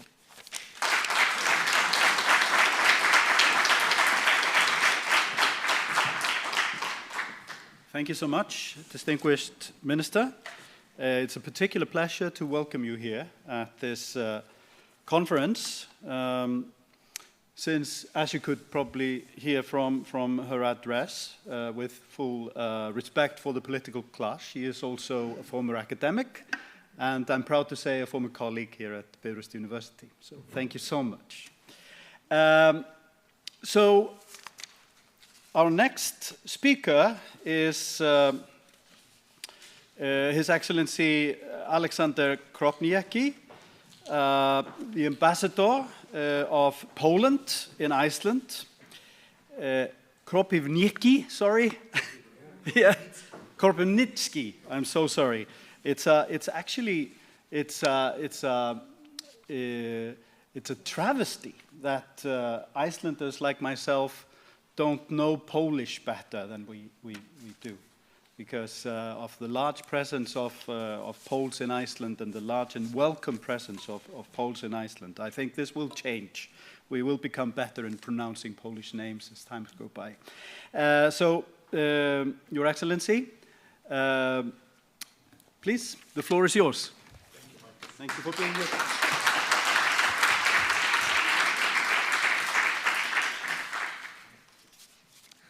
Thank you, Magnus. And just one little remark regarding the pronunciation of Polish names.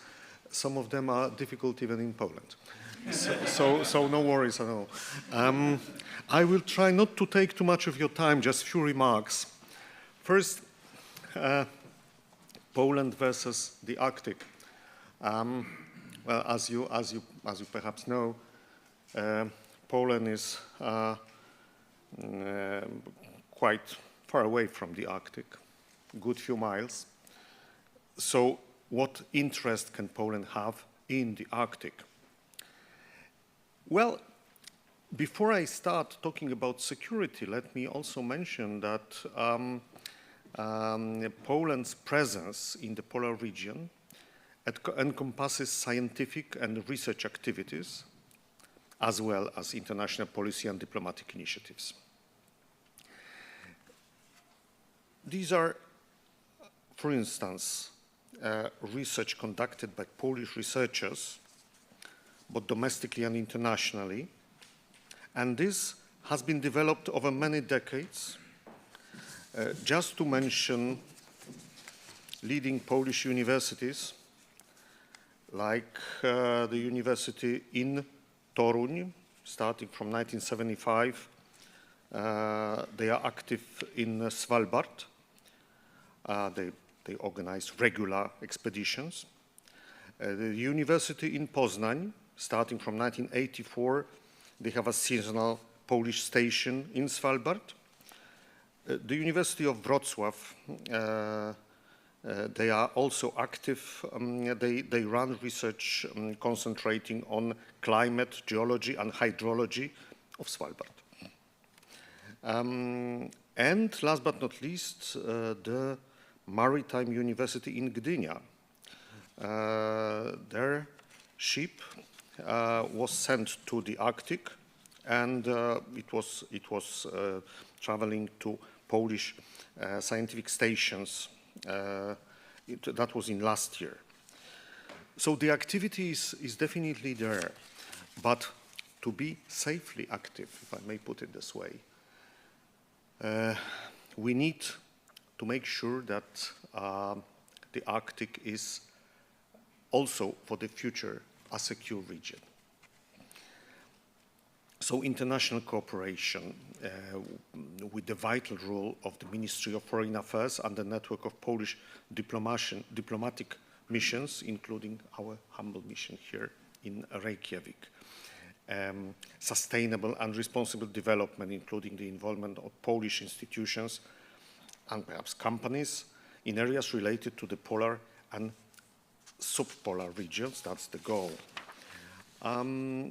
we want to keep the Arctic a peaceful place where countries work together and solve problems. We want to contribute to expand knowledge about climate change and the national environment in the Arctic. We need to understand better how these changes affect Poland's weather and such risks like rising sea levels along the Baltic coast. I must say that we need to improve our knowledge in Poland about it. We need to teach our public opinion about these impacts.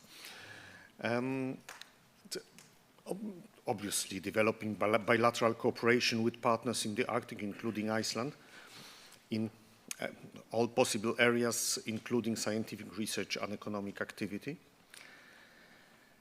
And I mentioned education.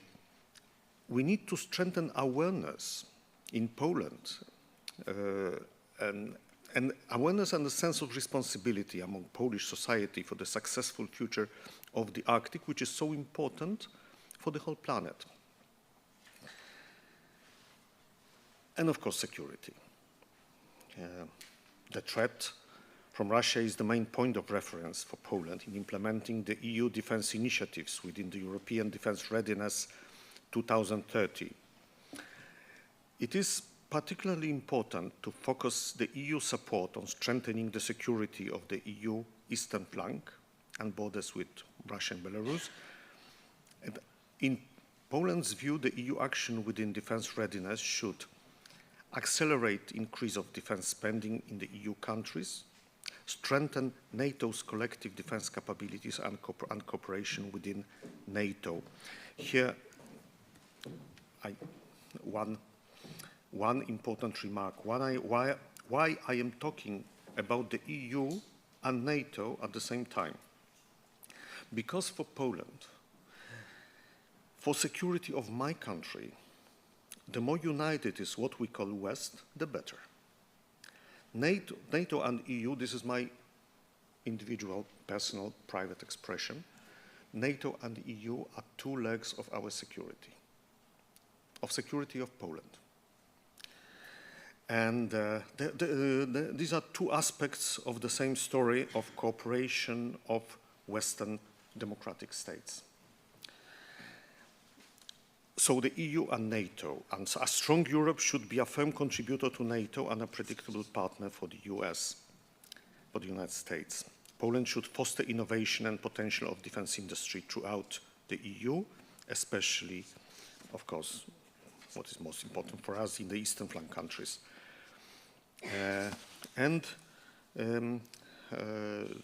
We want to help the other EU member states to close various capability gaps and enhance border defense capabilities.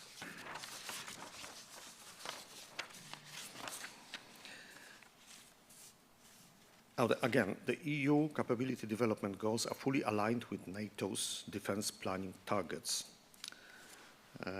Close cooperation between the EU and NATO, as well as involvement of NATO members in the EU defense initiatives, is necessary to ensure European deterrence. Poland continues, as you probably know, to modernize its armed forces, increasing the size and acquiring new equipment. To that end, we dedicate defense budget, which in 2026 is planned at the level of 4.8% of our GDP. We have to draw lessons from the war in Ukraine. This requires scaling up defense industrial capacities and development of the whole spectrum of military capabilities, including air and missile defense system, land and maritime capabilities, investing in new technologies, such as counter-drone systems, cyber defense, AI. Now, after all this, security in the Arctic. Security in the Arctic is crucial for both the US and Europe and should be achieved collectively. We believe the American and European allies can do a lot together within NATO to make sure that the Arctic is safe from any malign influence. Recently launched Arctic Sentry mission is important for maintaining our posture and raising situational awareness. Numerous multinational exercises in the region are planned for this year, for instance, cold response, which demonstrates our readiness to defend every inch of Allied territory. We are determined to contribute to the security of our northern allies. Well, we are of course focused on the defense of our own borders, but we keep the northern allies in mind. This has been demonstrated, for example, by our participation in Icelandic air policing in 2021, major light cold weather exercises in Norway, or support to Denmark after last year's drone activities. On the other hand, last year, Poland was supported by several allies, NATO allies, after or during the Russian drone attacks in September 2025. This will never be forgotten, by the way. Finally, last but not least, I have to say something about the Council of the Baltic Sea States. On June the 30th, Poland will end its presidency of the Council of Baltic Sea States and pass the torch on to Iceland. We hope that the focus on security we have brought to the table will remain high on the agenda. Perhaps it's a good opportunity too to mention that on the 10th of June, here in the very same room, we'll have a seminar on the CBSS, the Polish-Icelandic seminar on the CBSS regarding that, this specific relay, which is a symbol of cooperation between Poland and Iceland. Thank you.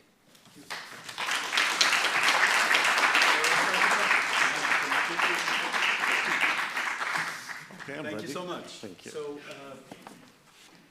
unfortunately, the ambassador cannot be with us for the panel later on, so we have borrow this. Thank you. I think there's another one somewhere.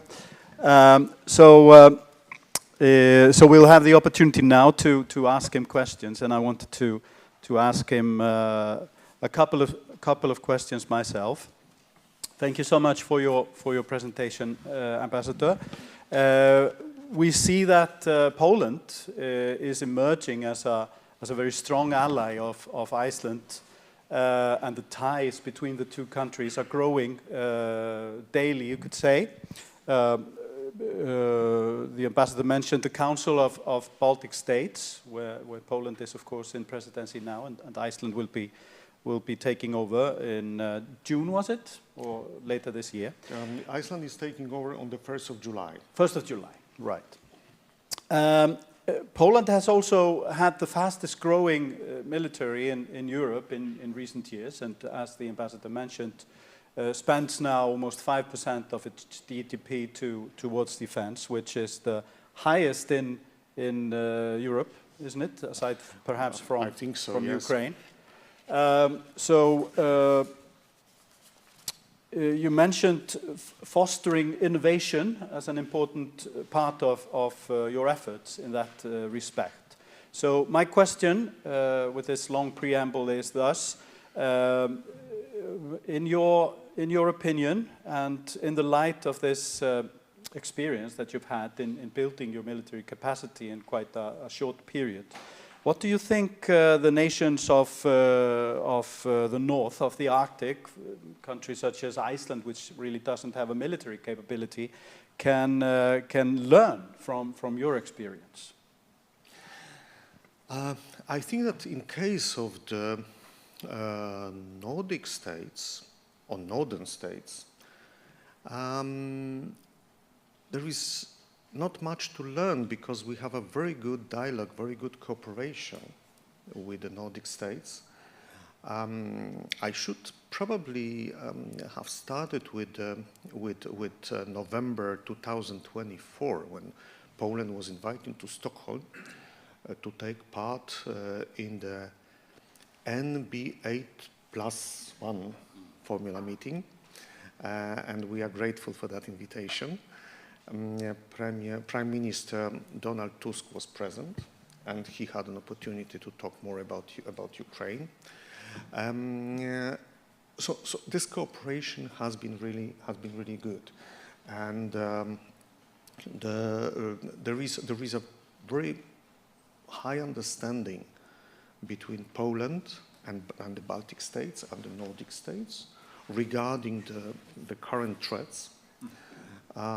If we look at the history of bilateral visits between Poland and Iceland in the recent 2 years, we can see how vital it is for both countries to cooperate. And of course, the question why Iceland belongs to the CBSS, being not a Baltic state. The answer is probably why Poland is interested in the Arctic issues, being not an Arctic state. It's now combined. It's a huge northern area of security, and this cannot be split anymore. So we don't need to convince anybody, any of your countries, what the threat is, and that we have to get stronger. If you let's take the first formal Icelandic defense and security policy implemented in the beginning of 2026, and this is an obvious evidence how serious is Iceland about it, even having no army, but having a very good experience, having capacity, being a very valuable ally, and this is an internal matter of each country, how it organizes its defense capacity. We are very happy with what Iceland is doing. Good to hear. So, any questions? Yes, Victoria. There's a microphone there. Yes. So much, Ambassador, for your inspiring talk and also unwavering support of my country. I wanted to ask also, how do you see more involvement of Poland as well as all the states in the tracking and tracing the shadow fleet operations? That's something I believe might be useful also for the Icelandic context, if I may. The shadow fleet? Yes, thank you so much. Thanks. Of course, this is one of the main, during the whole presidency in the CBSS, it has been one of the main topics. But, well, to talk about details, I don't know which details I can mention here, which I cannot. So let's better take it as a general line that we are very determined to fight the threat together with our Baltic and Nordic partners. And again, this is not limited. This I can probably safely say. This is not limited to the Baltic Sea. The phenomenon is much broader, and we can be all prepared. This is the exchange of experience, and I'm quite sure that this exchange will be continued during the Icelandic presidency, and of course, in case of any questions, we are always of assistance. But well, everybody knows that this is very difficult. It's it's a challenge to fight the shadow fleet, and it requires very strong efforts. I'm sorry for the general answer. Thank you so much. Any other questions? If not, thank you so much. Thank you very much.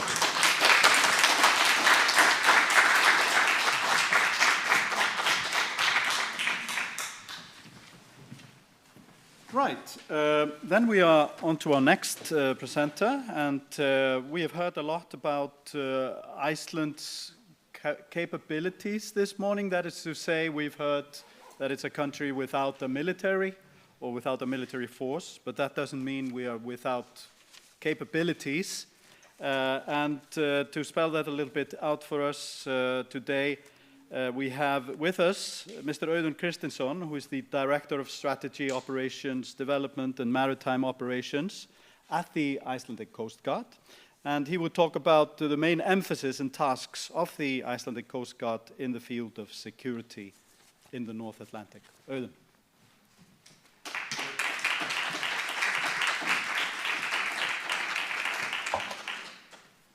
Seems like I have 40 minutes, isn't it? Roughly. Roughly. So, give me a second.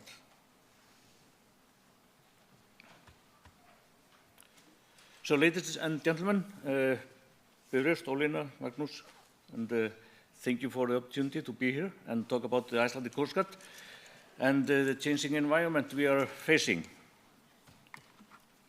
So, yeah, exactly. So, as Magnús said, my name is Auðun Kristinsson, Captain in the Icelandic Coast Guard, Director of Maritime Strategy and Development. And a few words about myself. I went to sea at 15 years old. I worked in the field of search and rescue, law enforcement and operation at sea, in the air and on land, in the North Atlantic, in Africa and Middle East, in Mediterranean and the United States for quite a long time, almost 40 years. So, both on ships and aircraft and or units. This has given me a long-term perspective of how operation in the North Atlantic has changed. And I'm going to outline the role of the Icelandic Coast Guard, which has actually changed a lot, especially for the last 10, 15, 20 years. And I'm going to utilize this 40 minutes, I believe. So, but we should start with the framework. Our work is guided by a clear legal and strategic framework. And that includes several points like the Coast Guard law, the defense law, the agreement between the Ministry of Foreign Affairs and the Icelandic Coast Guard regarding the daily operation of defense structure here in Iceland. We have the Coast Guard strategic plan, and we have the Icelandic security and defense policy. So this means that we are working actually in two domains at any time. This framework defines our responsibility, but also show how our roles is evolving in line with national security policy. At this moment, we are also renewing our Coast Guard strategy, a work which is led by our Ministry of Justice.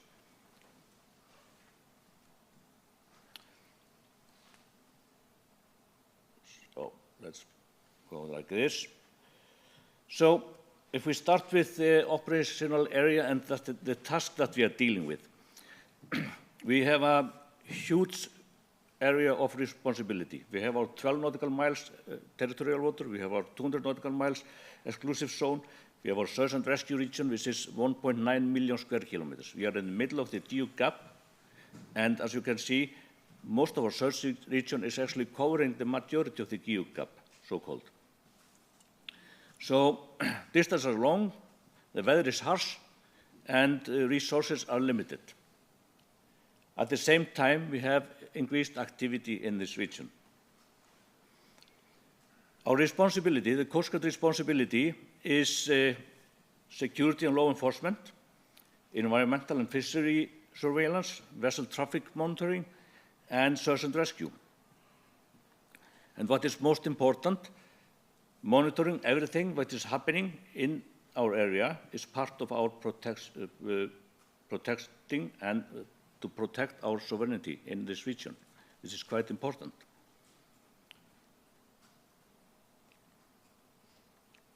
So, if we go to the security and defense-related tasks, in addition to traditional Coast Guard duties, we have expanded defense-related responsibility on behalf of the Ministry of Foreign Affairs, which is responsible for for the defense here in Iceland. This means that we are operating the Icelandic air defense system, coordinating our airspace surveillance, processing information from NATO systems, and supporting air policy missions in Icelandic area. And we are operating special operations at the EOD squad response, and we are responsible for search and rescue, helicopter search and rescue during air policing. It's actually changing a lot because it used to be a period of time when we had the air policing, but now actually we have more or less constant air traffic, military traffic in our region, so we are constantly in this role.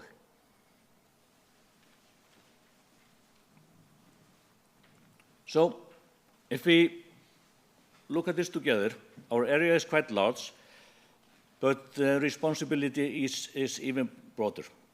If we take the security and defense-related task we are responsible for and add it to the traditional and legal binding Coast Guard tasks, we see the whole picture. Within this area, we perform 3 core functions, which is security and law enforcement, search and rescue, both for civilian and military actors in the region, and we are taking care of the daily execution of defense-related operations. On the right side of the picture from your side, we have the tasks specified in the agreement between the Icelandic Coast Guard and the Ministry of Foreign Affairs, which links together the traditional task of the Coast Guard and the defense tasks. So what does this mean? It means that there is a clear overlap. Tasks defined in Coast Guard law and tasks defined in defense agreement with the MFA are now part of the same operational picture. The key point is that the Coast Guard and defense tasks are now fully integrated. So if we take and look at the threats next, which are actually getting more complex. At the slide, we see what we are defining as the main challenges at the moment. It's the shadow fleet, which is actually we see operating in our region. It's about environmental security. Those ships are getting old and not with limited insurance and not fit for this environment. We have the GPS jamming and spoofing. This is something that we see in this area, not maybe the GPS jamming, but the spoofing, clearly. And sometimes we have actually experienced the GPS jamming as well in our other operation areas. Then we have the underwater infrastructure, which we have been talking about this morning here. It's about communication safety, and this is extremely complex, actually, task to monitor and protect. Border management, which is part of migration. Illegal fishing, which is about food security. At this moment, when I take a look at the situational picture we have at this morning, we had 11 Russian trawlers fishing just outside our EEC. And this last winter, we had some Asian vessels fishing close to our border. We see in the world that some nations are not respecting limits and borders like they did before, so this is clearly a concern. And then seabed resources, and which we have to keep in mind as well. So, but keep in mind that these are not clearly a military or law enforcement threats. It's actually a mix of them. So that's why we call it hybrid threats. Keep in mind that our allied Navy and forces operating in this region are partly monitoring those threats, but they are probably not interested to all of them. So we have to take care of it ourselves. This makes our role more demanding and more important.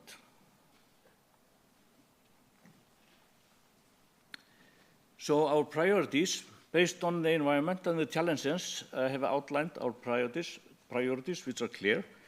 It's the surveillance, to build up a situational picture, to keep up situational awareness, so we know exactly what is happening in our region. Protect sovereignty and presence in our region. We have to show our flag in our region. We have to conduct search and rescue, and we have to be to conduct our host nation support with for allied operators in our region. So we are not just responding to incidents, we are maintaining control of the environment, building and maintaining situational awareness in our region. And how do we do that? How do we maintain our situational awareness in this huge area which we are responsible for? To build this capability, we use multiple platforms. We are using satellite images and satellite-based tracking and detection system, partly provided by EU. And this is actually a quite important field because this is the field where the technology is actually expanding and developing quite fast. We have our surveillance aircraft, TFSIV, which with long-range endurance and advanced sensors, which we are now able to operate in Iceland majority of the year, thanks to the government shifted focus last year. We are using helicopter with rescue and host capability, patrol vessel with towing and firefighting and operational team capability, drones, divers, and small boats and unmanned underwater vehicles. Each system contributes to a bigger picture, and the capability comes from integration of those sensors, not individual sensors. Which takes us to the next picture. All this information feeds into a situational awareness, and we have the Operations Center in Reykjavík, DRCC Iceland, which is the traditional Coast Guard part, and we have the CRC in Keflavík, which is the defense part. We have a lot of information in each Operations Center, which we are combining. We have the intelligence information, and we have to make the risk assessment, and based on that, we can act. So our Operations Center are working closely together, combining this information from our assets, sensors, and intelligence data. We are slowly implementing modern technology for analyzing of data like AI, and there are clear opportunities with the current and future technology which we are investigating and implementing, but it's not an easy task. There's a lot of wars on the way there. But the goal is clear: to identify risk early and act quickly and safely with all available assets, both our own and our allied forces assets as well, which we have access throughout the CRC in Keflavík.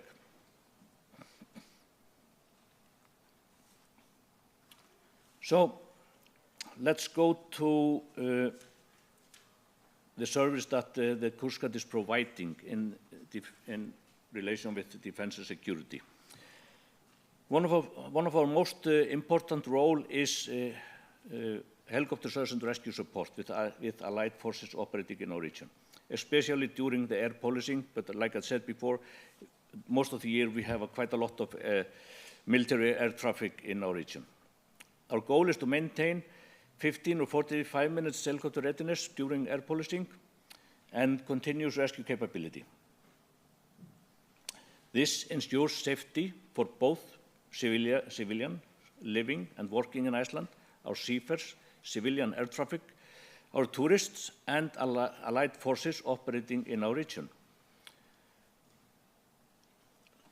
It's quite interesting to look at this image, and which actually highlights how complicated it can be to operate in this area. When I'm talking about the map, to be able to go further than 20 nautical miles from the coast, we need 2 helicopters. If we are going further than 150 nautical miles from the coast, we need 2 helicopters and 1 fixed-wing aircraft to be able to operate safely.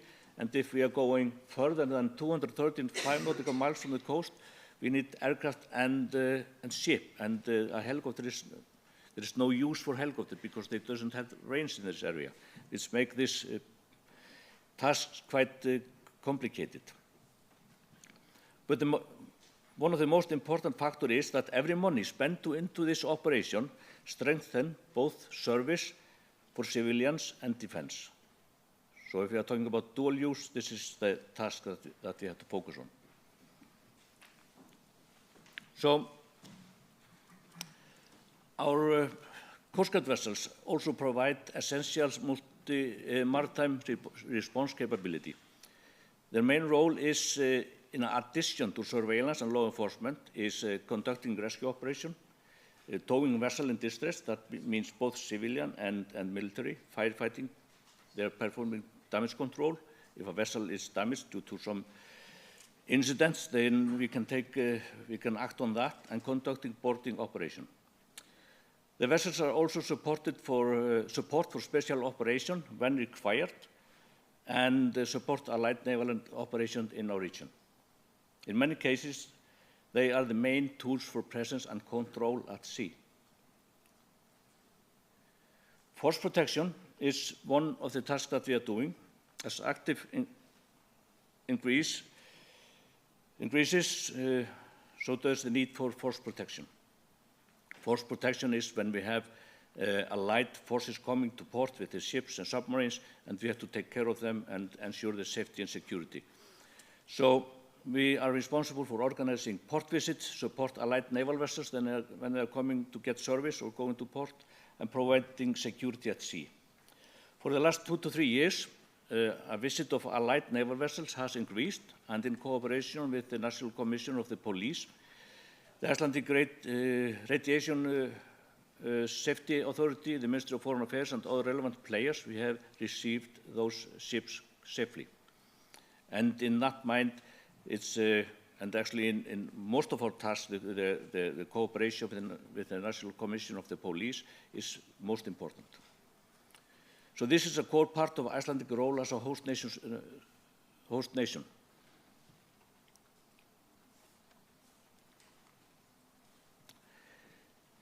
Our specialized EOD, Explosive Ordnance Disposal Team, support allied aircraft and operation in Iceland. That includes handling weapons and explosives carried by allied forces here in Iceland, and they're quite busy. Transport and disposal of ammunition, respond to incidents involving armed aircraft. These are critical support functions in a defense environment and essential for allied forces defense operating in Iceland.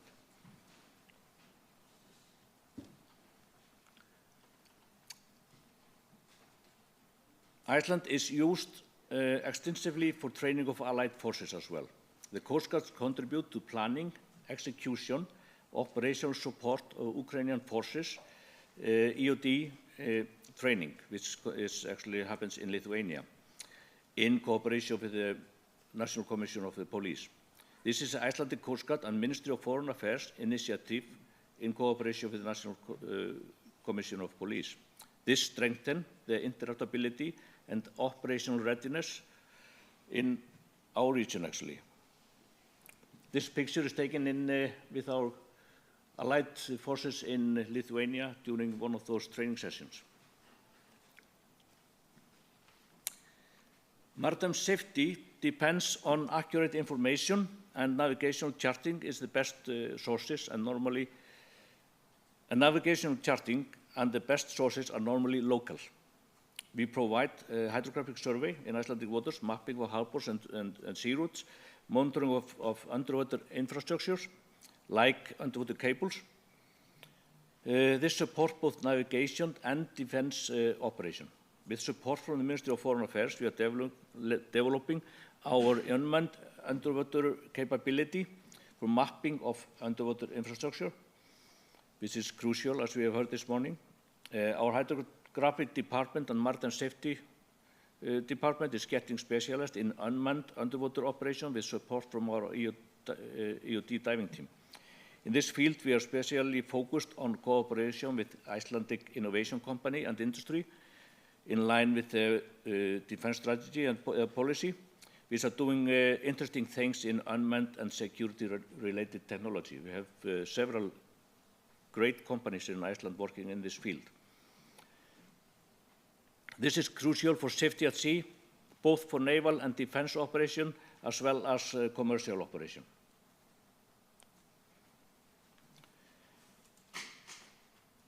Continuously training is mandatory to maintain readiness to support commercial, maritime operation and naval operation. Our core area of exercise and training is to deal with our law enforcement and defense-related tasks, including damage control, firefighting, emergency towing, law enforcement, and boarding. Training ensures that we can respond effectively under real conditions when needed. Icelandic Coast Guard is heavily used for NATO defense exercises. This includes maritime, air, and anti-submarine operations, such as I listed up several of them, but there are more. Dynamic Mongoose, which is an anti-submarine exercise where we are participating in. Northern Challenge, which is an EOD exercise. Trident Juncture, which is a defense exercise. Northern Viking, Icelandic defense. And Dynamic Mercy, and actually the day before, no, yesterday, we had a quite extensive search and rescue exercise, Dynamic Mercy, in Faxaflói, with allied nations like Danish Air Force and our vessels and more. Those exercises are important to build and maintain capability, coordination, trust, and networking. And important part of exercises are is a planning process, which is a part of the education and training process and requires involvement of Coast Guard and sometimes and most often police personnel as well. We are not conducting armed operation or hardcore defense. We have to keep that in mind.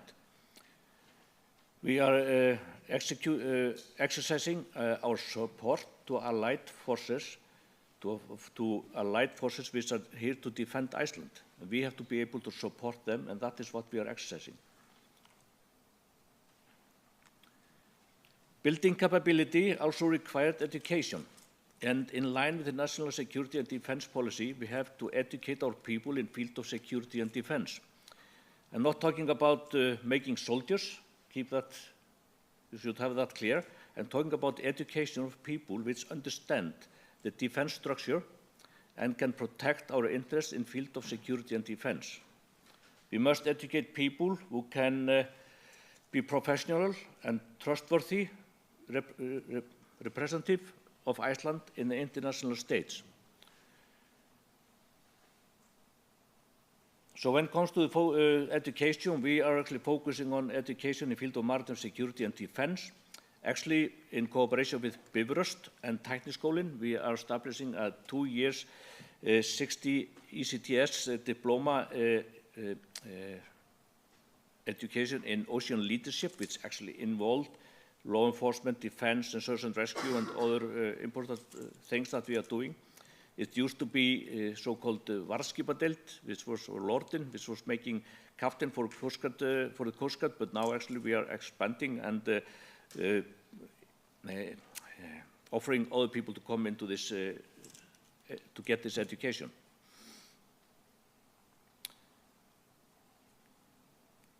So, as a part of the education is to provide Coast Guard personnel to serve in NATO structure on behalf of the Ministry of Foreign Affairs, on posts like MARCOM, where all of the maritime operation in the North Atlantic is coordinated, SHAPE, which is the headquarters of NATO in Belgium, GSCC Norfolk, and ERCOM, and other locations.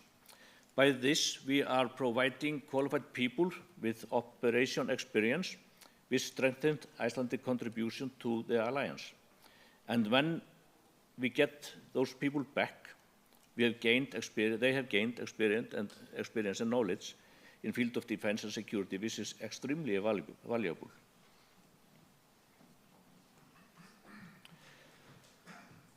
Cooperation is essential. No single nation can manage these roles which we are doing alone. Our effectiveness depends on close cooperation with NATO commands, allied Coast Guard and navies, neighboring countries.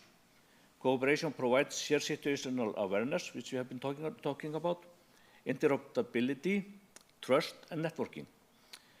The Icelandic Coast Guard is the only Icelandic institution which continuously is in operational contact with allied military forces. This makes us a critical bridge between the civilians organization and defense structure, which is very important. So the key message is clear. The Coast Guard is a frontier element of Icelandic defense. We ensure safety, we provide search and rescue support both for civilian and military operations. We maintain control and protect our sovereignty. We support allied forces so they can defend Iceland, which is crucial. And in a changing environment, if I quote to our minister, the Coast Guard has an important role as a first line of defense in Iceland. We have a role as a bridge between the Coast Guard and the defense, and it's becoming more critical, and we need to act as a reliable member of this international community. Thank you.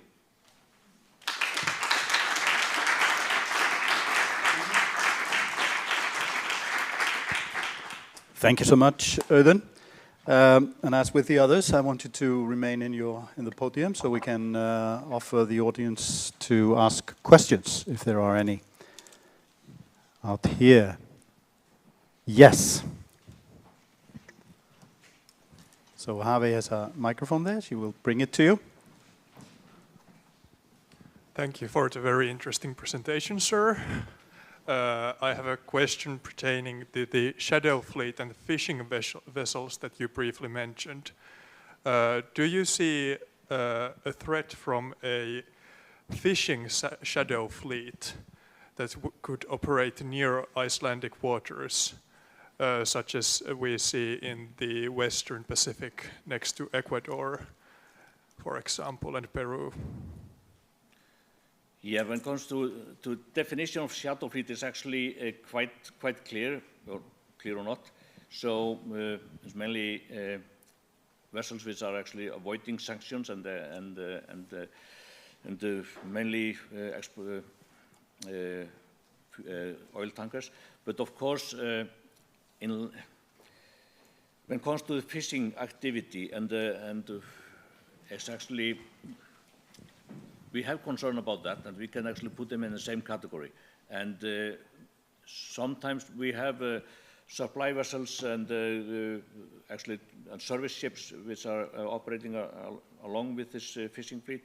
So we have concern about them as well, yes. Victoria.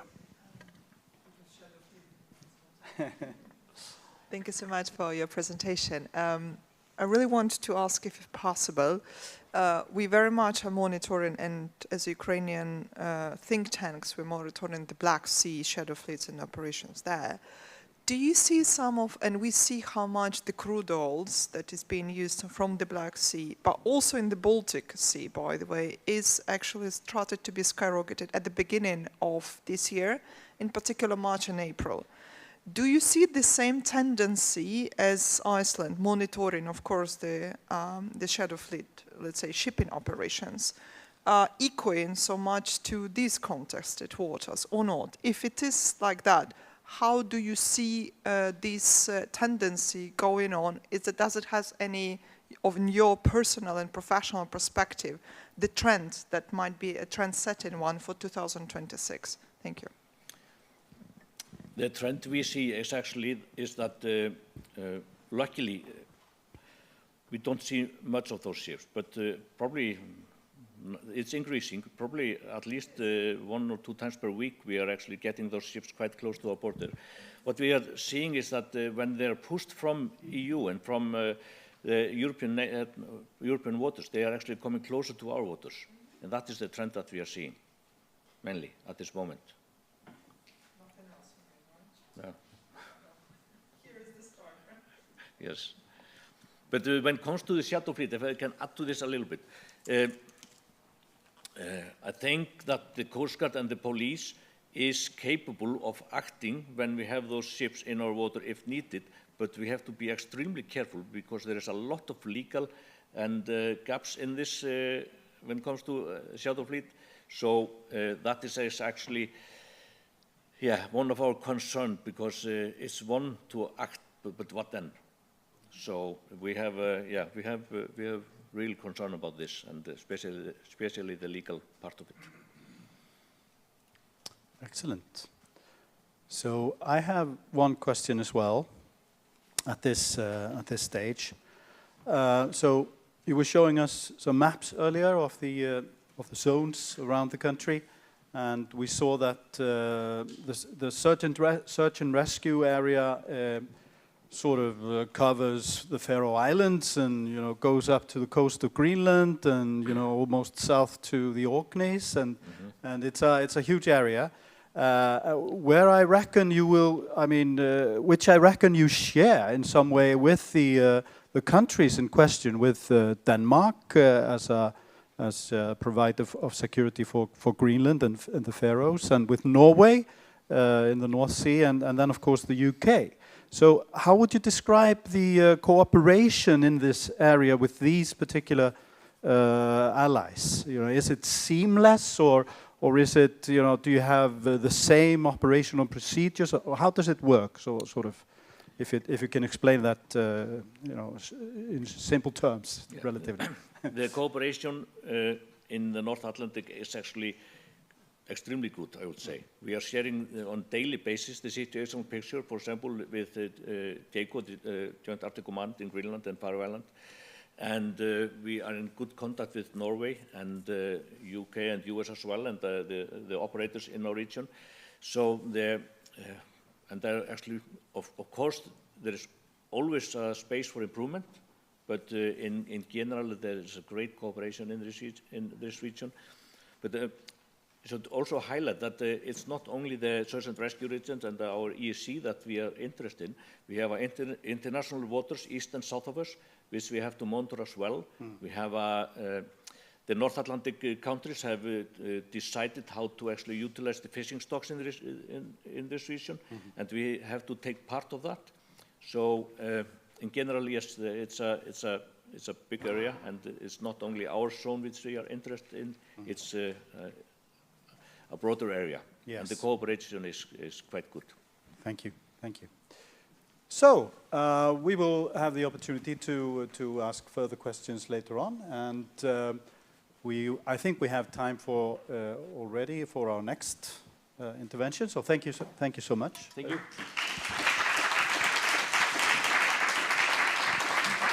And yes, change microphones. So I mustn't forget that we are also broadcasting this on the internet, so I have to be in the right position, conducting the right things. Our next speaker is Ms. Rebecca Doffing. She has a very interesting title, Arctic Watcher. I love that title. At the US Embassy in Reykjavik. And she will speak of America as an Arctic nation and a transatlantic perspective. Rebecca, please. The floor is yours.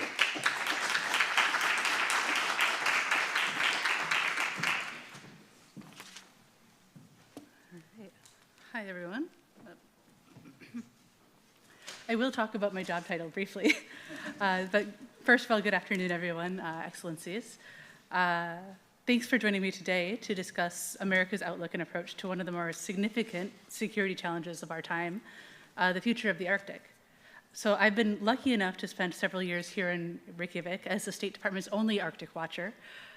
We have several watcher programs around the world where it makes sense to approach issues more regionally or broadly because they're more complex than a straightforward bilateral issue often is. When people ask me what an Arctic watcher does, my first response is to say that every morning I wake up, I look to the north, I see it's still there, and then, job well done, I'm good until the next day. So it's a little bit more than that. In reality, I focus on all aspects of the Arctic, including economic development, defense and security, and multilateral cooperation, like within the Arctic Council. And I found it's very nearly impossible to work on Arctic issues without developing a strong appreciation for the interconnectivity of the region. Security issues are infrastructure issues. They are transportation issues. They are energy issues, innovation issues. It's all connected. And I think we've heard a lot of people say that throughout this today. My position in Reykjavik reflects the United States government's appreciation of this connectiveness, its growing understanding of the strategic importance of the Arctic region, and its commitment to the Arctic's future. The United States is an Arctic state. Our interest in the Arctic is enduring, multifaceted, and rooted in our identity as an Arctic nation since 1867, when Alaska became part of the United States. From Alaska's communities to our defense installations, from our scientific research stations to our Coast Guard operations, the US Arctic presence is permanent, our interests are vital, and our commitment is unwavering. So the Arctic is not just an American concern, though, and again, we've heard that quite a bit today. It's a regional and a global imperative. We've been talking today about the European periphery in the Arctic. What happens in the Arctic doesn't stay in the Arctic. I think many of us have heard that time and time again. But what happens in the European Arctic matters profoundly to the United States and our national interests. The security of the Arctic, European or otherwise, is inseparable from US national security and the broader Euro-Atlantic security architecture that has underpinned peace and prosperity for generations. Today, the Arctic stands at a strategic inflection point. The region that was once defined primarily by its remoteness is now at a crossroads of global competition, where geopolitical rivalries, technological advancement, and changing environmental conditions converge. This is why our engagement in the Arctic is not optional, it is essential. This is also why we must approach Arctic security with clear eyes, steady resolve, and a commitment to working alongside our allies, partners, and Arctic communities to ensure the region remains peaceful, secure, and prosperous for generations to come. Oh, sorry, I didn't even realize that I had my slides. I don't know, is this working? Oh, no, that's not me. Oh, I might be. No. Oh, no, I don't have my slides. Okay, sorry. It's okay, my slides were mostly just photos of the Arctic. So the Arctic is transforming before our eyes. These physical changes are more than an environmental phenomenon. They're a threat multiplier and a strategic game changer. As ice recedes, new shipping routes open, resources become accessible, and vulnerabilities emerge. This all increases connectivity across the region. Technology also is serving to reduce the historical isolation of Arctic lands and Arctic communities. Increased accessibility creates both opportunities and risks. Opportunities for economic development, but also risks to our security and our sovereignty. We face a fundamentally altered strategic environment in the Arctic today. Russia has militarized its Arctic territories on a scale reminiscent of the Cold War, reopening Cold War era bases and deploying advanced weapon systems. China, despite being thousands of miles away, has termed itself a near-Arctic state with a vested interest in Arctic environmental governance, and it is expanding its presence through research stations, icebreaker construction, and economic investments. Of concern is the deepening cooperation between Russia and China in the Arctic. This partnership poses direct implications for the transatlantic community. We've also witnessed the disruption of Arctic Council cooperation following Russia's illegal invasion of Ukraine, a stark reminder that the Arctic governance cannot be separated from broader questions of international order and the rules-based system we have worked for decades to uphold. Strategic competitors are increasingly and actively engaging in hybrid and other activities to harm the United States and our allies in the Arctic. The Arctic faces increasing hybrid activity as hostile actors use both covert and overt means to attempt to destabilize and undermine societies across the North. These are not traditional military threats alone, and I think Eileen just covered that extremely well. We see information campaigns that are targeting Arctic communities and democratic institutions. We see efforts to exploit economic dependencies. We see the blurred lines between peacetime competition and conflict growing ever thinner. I think we all in Iceland are well aware here of the risks of cyber attacks or of damage to critical undersea infrastructure. Connectivity reduces isolation, but it can also bring vulnerability. As the United States, we're working to improve information sharing among allies and partners, encourage attribution as a means of deterrence, and to build resilience within Arctic communities. We cannot allow our adversaries to exploit the openness of our societies or the remoteness of our Arctic regions. Globally, we are increasingly reliant on our critical infrastructure. That's undersea cables, pipelines, energy infrastructure, seaports, airports, communications technology, water and power systems. Damage to any of these could have catastrophic impacts, and in the Arctic, the consequences could cascade across interconnected systems. Both simple and sophisticated attacks have the potential to create devastating consequences. However, accidents and natural phenomena can have an impact too. I can share a personal example, not from the Arctic. When I was living and working in West Africa, sharks ate through the main fiber optic cable, providing connectivity to the region, and we were left without internet for several weeks. The lesson here is even if we're confident that malign actors would never attack us or that we're not a threat, we can't predict the behavior of sharks or of storms or accidents or other natural phenomena. We need to be prepared. The disruption or destruction of energy, communications, water and transportation services can destabilize governments and communities. It can undermine national and economic security, and it can place industrial competitiveness at risk. The geographic isolation and harsh environmental conditions facing many Arctic communities add to the complexity of building resilience across the Arctic. Reducing risks to critical infrastructure in the Arctic is a collaborative effort, and is a key component of security.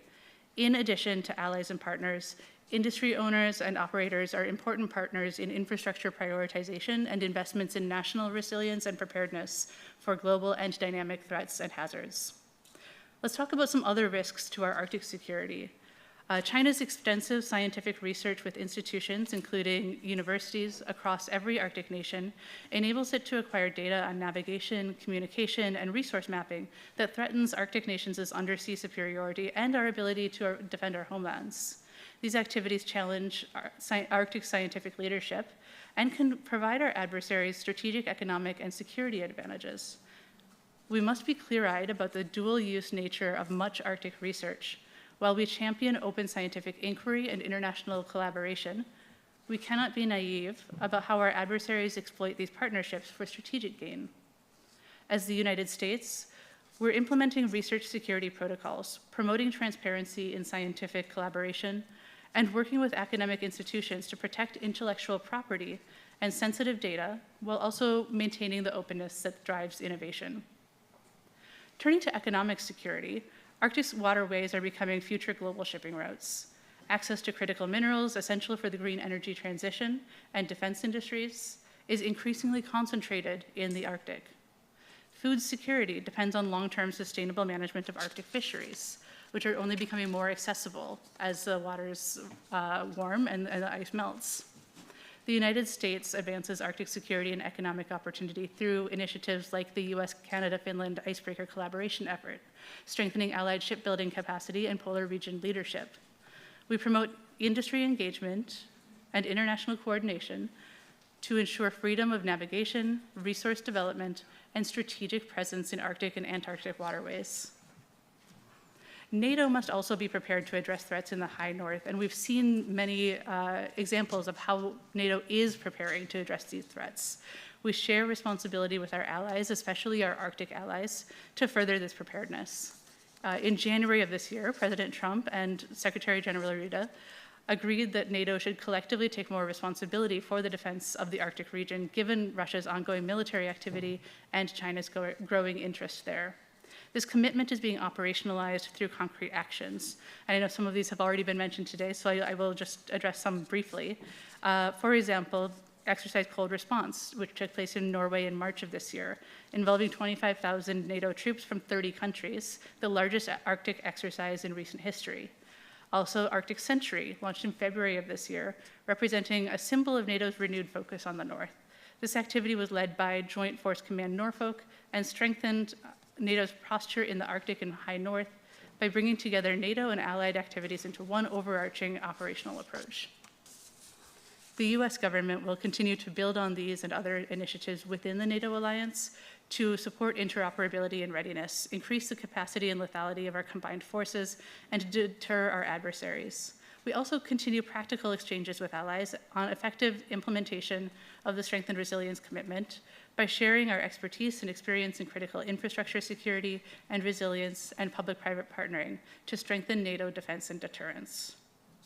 Over in North America, since the Cold War, the United States and Canada have engaged in a binational military command focused on the defense of North America through NORAD. Our space base in Greenland serves as a key component of the early warning missile defense system. We work closely with our fellow Arctic NATO allies to refine our strength, our resilience, and our capacity across the region. To step back and connect things a bit more, Arctic states are frontline defenders of transatlantic security. The unique position of Nordic countries, bridging Arctic governance and NATO defense, makes Nordic leadership and our partnership indispensable. Our academic and our research communities are partners in understanding and addressing Arctic challenges. Allied investments in Arctic infrastructure and resilience directly contribute to our collective security. Our experience in balancing economic development with environmental stewardship offers lessons for all Arctic nations. The United States does not seek to dominate the Arctic. We seek to partner with our Arctic allies to ensure it remains a region of peace, cooperation, and shared prosperity. Arctic security is European security. It is Atlantic security. It is North American security. There's no separating these.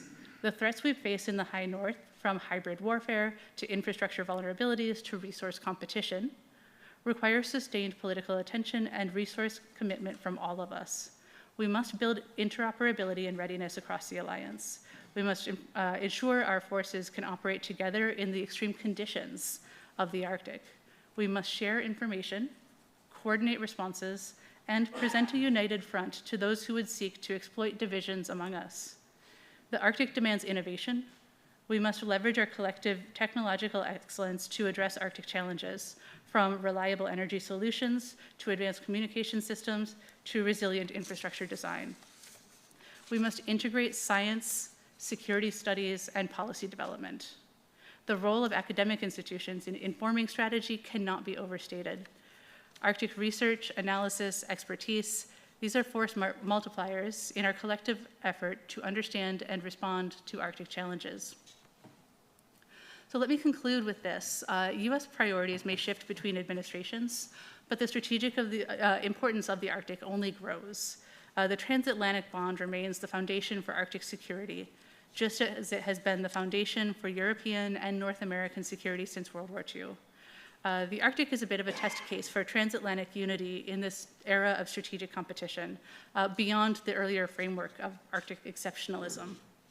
How we respond to the challenges before us together will determine not just the future of the Arctic, but the future of the rules-based international order.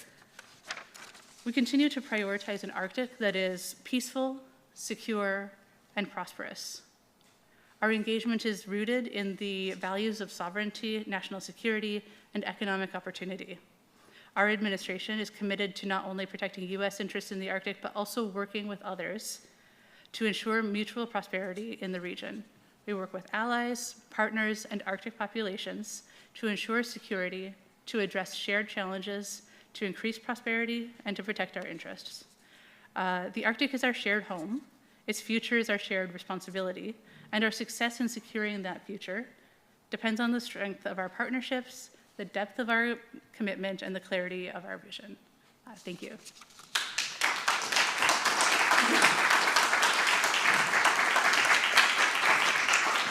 Thank you so much, Rebecca, and my apologies that your slides did not make it to the computer. Don't worry about it.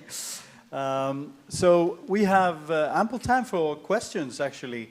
So if there are any from the audience, yes, Kasper.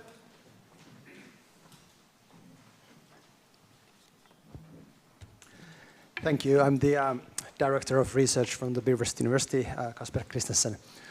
I was wondering, many speakers today have emphasized the kind of transition period that we're going through in the moment in the world politics, kind of from the international law-dominated post-World War II world to something else, which we are not quite sure what that new world order looks like. And in the minds of many, it's not least because of the kind of change emphasis in the United States, what comes to the NATO engagement in Europe, what comes to the discourse about Greenland and the kind of Arctic territories and economic, political interest, even military interest in general. In your presentation, it sounded like not that much has changed, especially in the United States position. Could you say a little bit more about how you view, is there a transition or change in doctrine or not? That's a difficult question to answer. I think, as I said, every administration comes in with its own priorities, but there are the fundamentals underlying that, which are much harder to change and don't tend to change so much, right? I mean, I've been here for 4 years. I've been here across administrations, and my work fundamentally remains the same. In terms of, determining what this current moment looks like in the transition period in world politics, I think that's very hard to identify when we're in the middle of it. That's something that's much easier to look at and assess and see what that looks like when you're not in the middle of the moment. So I wouldn't even begin to answer that. Thank you. I have a question. Not perhaps specifically related to your position as an employee of the U.S. Foreign Service, but rather as your job as Arctic Watcher. So one thing that we haven't mentioned here today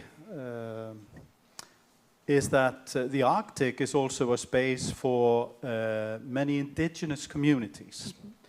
And we have been talking about the changing security situation, the changing importance of the Arctic for world politics, etc., and sort of in a high politics mindset. However, in your view, as an Arctic watcher and someone who is knowledgeable about the whole area, how is this influencing indigenous communities in the Arctic? This changed focus, this renewed interest in this area. Do you see any changes or influences of that? It's a good question. It's hard to answer that from Reykjavik because obviously Iceland is the one Arctic country that does not have an indigenous population. And so I think that is a dynamic that you speak about differently when you're in Alaska or in Norway or elsewhere in the Arctic. So I'll try to be mindful of where I am and where my colleagues are around the world as I answer. I think that this increased focus has the potential to, and hopefully does, bring increased opportunities for the indigenous communities of the Arctic to participate more actively, and have more of a say in their communities and the developments within the larger systems. And I say that, of all Arctic countries. I see things in Norway or in Canada, as well as the United States, in Alaska, where I do see more opportunities for the indigenous populations of the Arctic to participate in this greater investment in the Arctic. So, I think it's important for us to be mindful of that so that we can make sure that continues to happen. Mm-hmm. Do you see any adverse effects on indigenous or foresee, perhaps? I wouldn't be able to speak as directly to that just because of where I am here. So I wouldn't want to misspeak. Right. All right. Thank you. Any more questions? Yes. Thank you. I have a difficult question too. And I'm not expecting an answer necessarily, but maybe just to float an idea. I'm a lawyer and an international lawyer and a firm believer in the strength, despite the current situation of international law. International law is there to stay with us and to continue to regulate interstate relations. Now, we have since the 1960s, there's a treaty on the Antarctic, on the peaceful uses of the Antarctic. So could we not imagine maybe in a future perspective, and once this war in Ukraine is over, and perhaps there might be a change in the Russian government at some point, we can always dream, but yeah. And this is a question, maybe something maybe academics could start reflecting on. Could we not imagine a treaty on the peaceful uses of the Arctic to which the Arctic nations could become contracting parties to. That treaty could cover all the aspects that were mentioned by you now, this morning already, early afternoon, climate, environment, shipping, security, defense. Until now we only have political mechanisms of cooperation. EU-Iceland partnership was mentioned this morning. The Arctic Council is only a political coordination mechanism.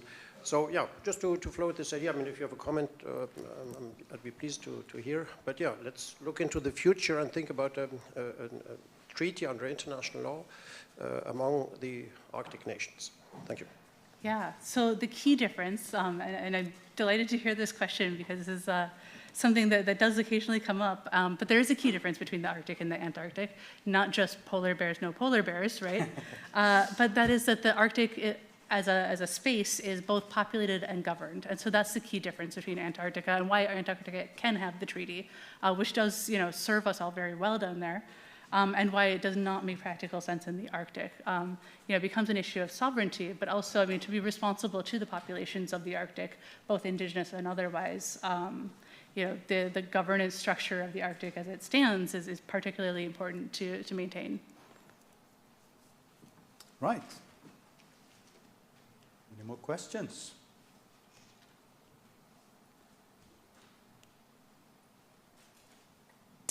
Yes. So thank you so much, Rebecca. Absolutely.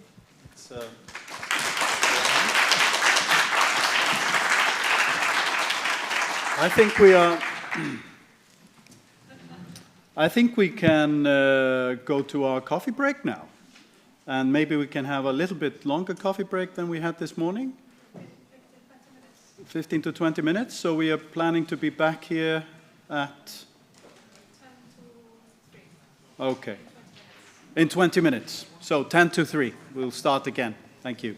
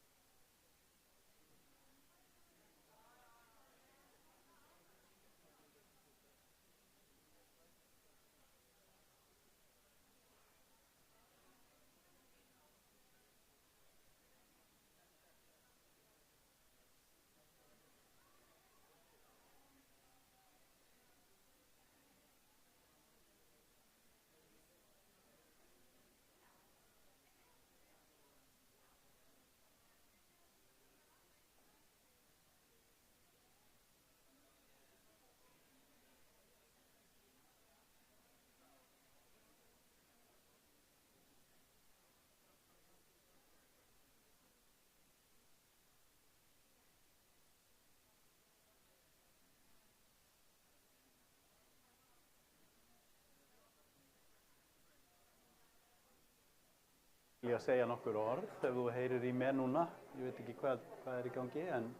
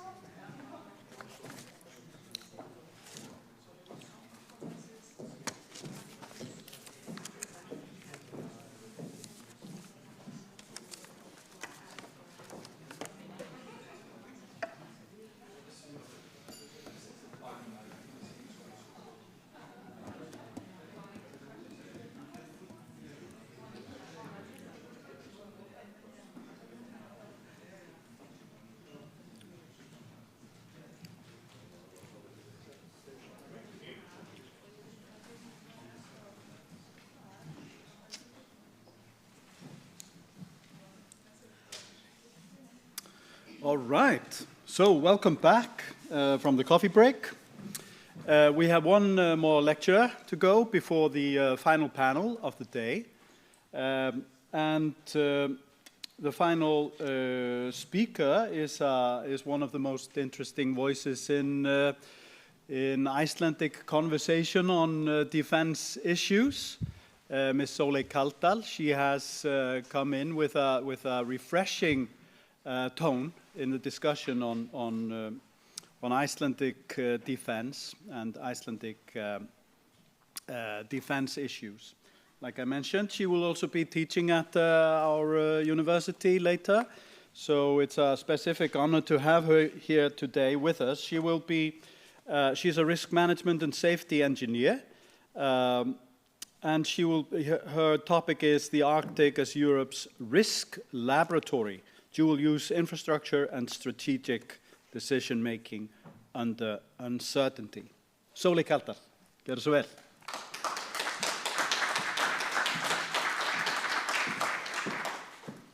Thank you very much, Magnús.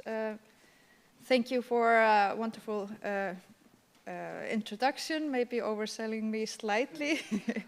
But it's a pleasure and an honor to be here with you all. Yes, as you mentioned, my name is Sóley Kaldal, a risk management and safety engineer, and my whole career has been revolving around risk management and risk perspectives in the Arctic context. I have a clicker, right? Yes. Yes, my talk is the Arctic as Europe's risk laboratory, dual-use infrastructure and strategic decision-making under uncertainty. So the headline of the conference here today is New Frontiers of European Security, the Arctic and the European Periphery. So is the Arctic on the periphery? Yes, it certainly is geographically peripheral to European nexus of power. But the Arctic is systemically central to European risk governance. And why do I say that? Because the Arctic concentrates Europe's core strategic vulnerabilities, security dependence, infrastructure scarcity, and climate disruptions. And these factors are concentrated into one region where the cost of weak risk governance becomes immediately visible. But what is risk governance? Most of you are more familiar with the concept of risk management. And one step back, in short, risk is the combination of likelihood and consequences of a scenario presenting a particular threat. And risk management encompasses the full process of identifying, reducing, monitoring, and preparing for risk. Risk governance, on the other hand, is the whole operating system of managing threats. And that operating system can be defined as having three dimensions. We have the political dimension, which deals with authority and legal frameworks, the social dimension, where we must take in human needs and values into an account. And then we have the economic dimension, where we must look at the financial incentives for and the cost of action.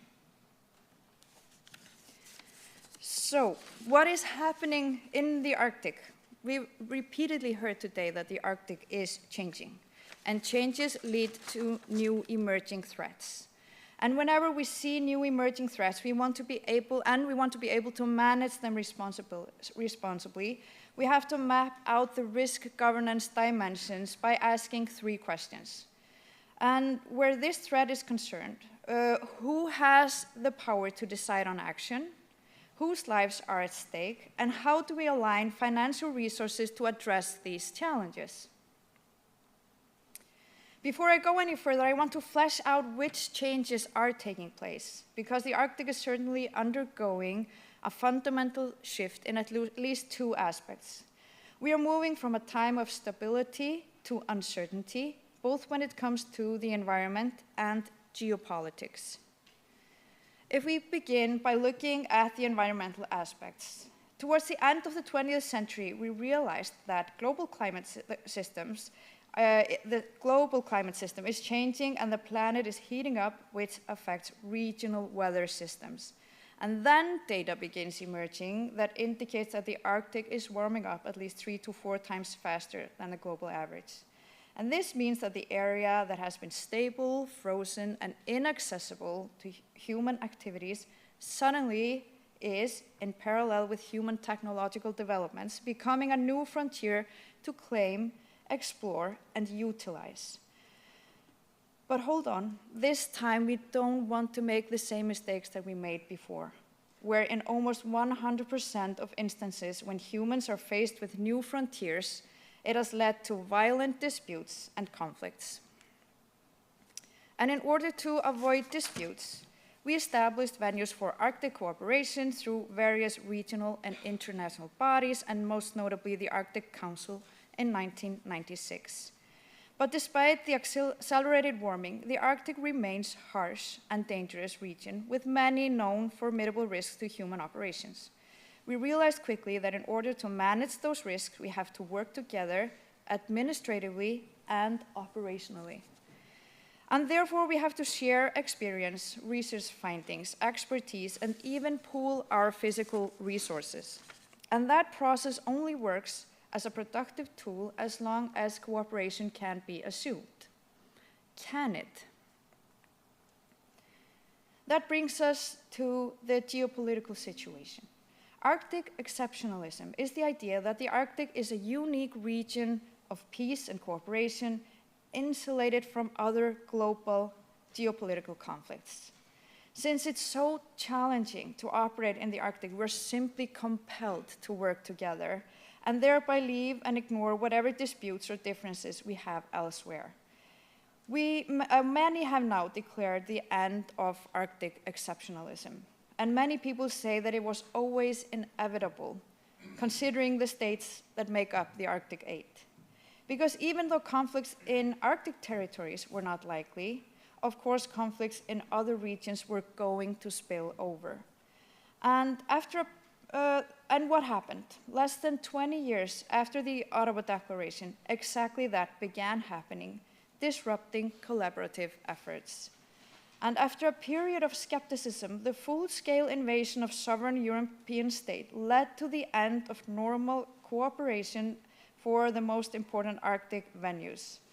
And to further complicate the risk governance picture, in yet another twist, one that came as an even bigger surprise to many of us, was when the President of the United States demanded full control of Greenland, a sovereign area of the Danish kingdom, a close and long-term ally. This situation we're now in, with increased great power competition, has reshaped cooperation, coordination, and response. So we are undergoing some sort of a systemic change, and we're entering a period of increased geopolitical uncertainty. What we've already seen happening is that the rules of international law are being applied less consistently. Economic tools, which were previously a vector for trust building and mutual benefits, are being used as levers for control, and dependencies are causing vulnerabilities. This means that there's less trust, less predictability, and less transparency. But even though the idea of the political Arctic exceptionalism no longer applies in the geopolitical situation, the Arctic is truly exceptional in its risk profile. It still presents the harshest natural conditions on Earth, and because of the scarce infrastructure, most, if not all, critical infrastructure is inherently dual use. A port is equally used for fishing vessels and military vessels. A satellite ground station is used for general communications while being a crucial link in reconnaissance. Airfield runways are used by commercial flights and response assets alike. And because of the costs and complications of operations in the Arctic, normal assumptions about redundancies do not hold. Every decision on infrastructure development is, or at least should be, an expression of strategic intent. And that means that in the European Arctic, we're forced to proactively design our risk appetite in response to the shifts we are undergoing. And that will require a lot of coordination and diplomacy, which brings us back to risk governance. So now I will attempt to answer the three questions of risk governance for the current situation in the Arctic. The first one being, who has the power to decide on action? The liberalist answer would be those who are sovereign or have other legal rights according to international law.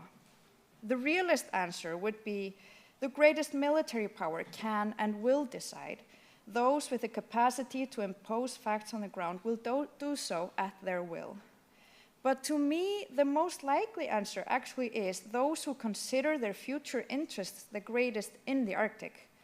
The actors who see the Arctic as central to their future security, energy supply, connectivity, climate adaptation, military posture, data infrastructure, or geopolitical survival will act most decisively to shape it. And that's why I wanted to ask, does Europe understand its interest in the Arctic deeply enough to act before others define the region's future for it? The second question was on whose lives are at stake.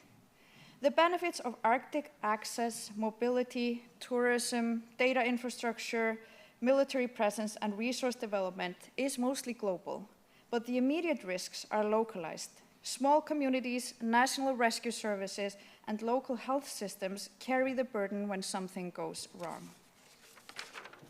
The people most exposed are therefore not the actors making the largest strategic or commercial decisions, but they are expected to manage the consequences of choices made in a much wider geopolitical and commercial system. And therefore we have to examine whether the systems in place to protect them, both politically and concretely, are realistically resourced.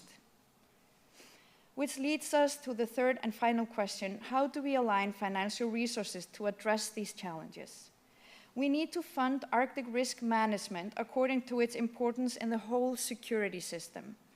If the Arctic carries systemic importance for Europe, then Arctic resilience cannot be financed as a local burden alone.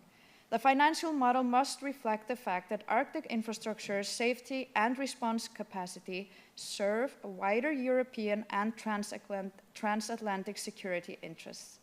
At present, the mismatch is that the Arctic is systemically important but locally resourced.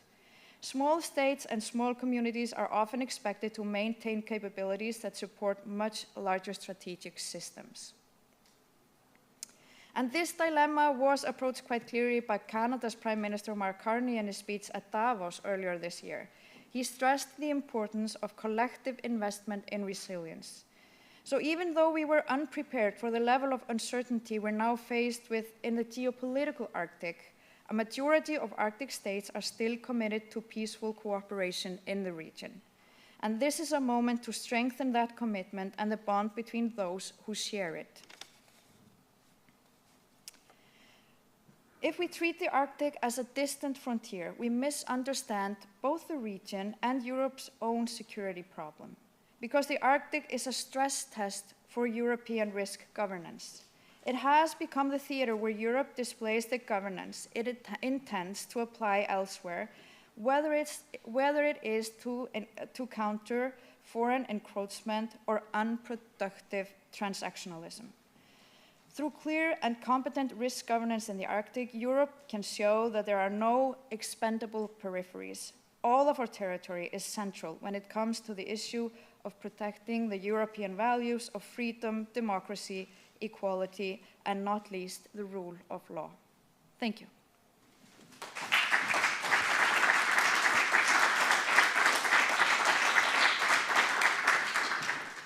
Thank you so much, Solveig. So are there any questions from the audience to start with? Well, if not, then I'll start with a question, if that's okay. So you mentioned the Arctic exceptionalism, and from what I understand, it means that the Arctic has been seen as a peaceful region, sort of outside, the competition of big powers and others. So in what way do you think this has influenced Icelandic attitude towards defense and security? And the question would be if you see this changing, whether that is something that will have an influence on the Icelandic attitudes as well. I think for the most part, us Icelanders, we truly believed in Arctic exceptionalism. We are not trained in the skepticism of more militarized nations that maybe are less trusting. We are quite trusting, and we already have experience with great collaborative efforts across all the Arctic 8 states. So it was a very fundamental shock to me personally to see that the Arctic exceptionalism maybe was a mirage or a naive thought. This, of course, has changed Iceland's perspective, because we now have to be more guarded and a bit more robust in our cooperation efforts. Right. Yes. Antoine. Thank you. Thank you for this presentation. Building on what you just said about cooperation, what sort of new cooperations do you see emerging for Iceland in the next months, years, taking stock of this new reality? Thank you. I think that the Nordics can increase their cooperation, not only on the operational level, but also in the decision-making process. The Nordic-Baltic cooperation is also a very productive environment that can be built upon. Of course, we want to maintain the previous Arctic cooperation venues with the Arctic Council in as much as that can be maintained, and we hope there is a way out of the conflict or the great power competition that we are now seeing, where we can land again on the more collaborative end of the spectrum.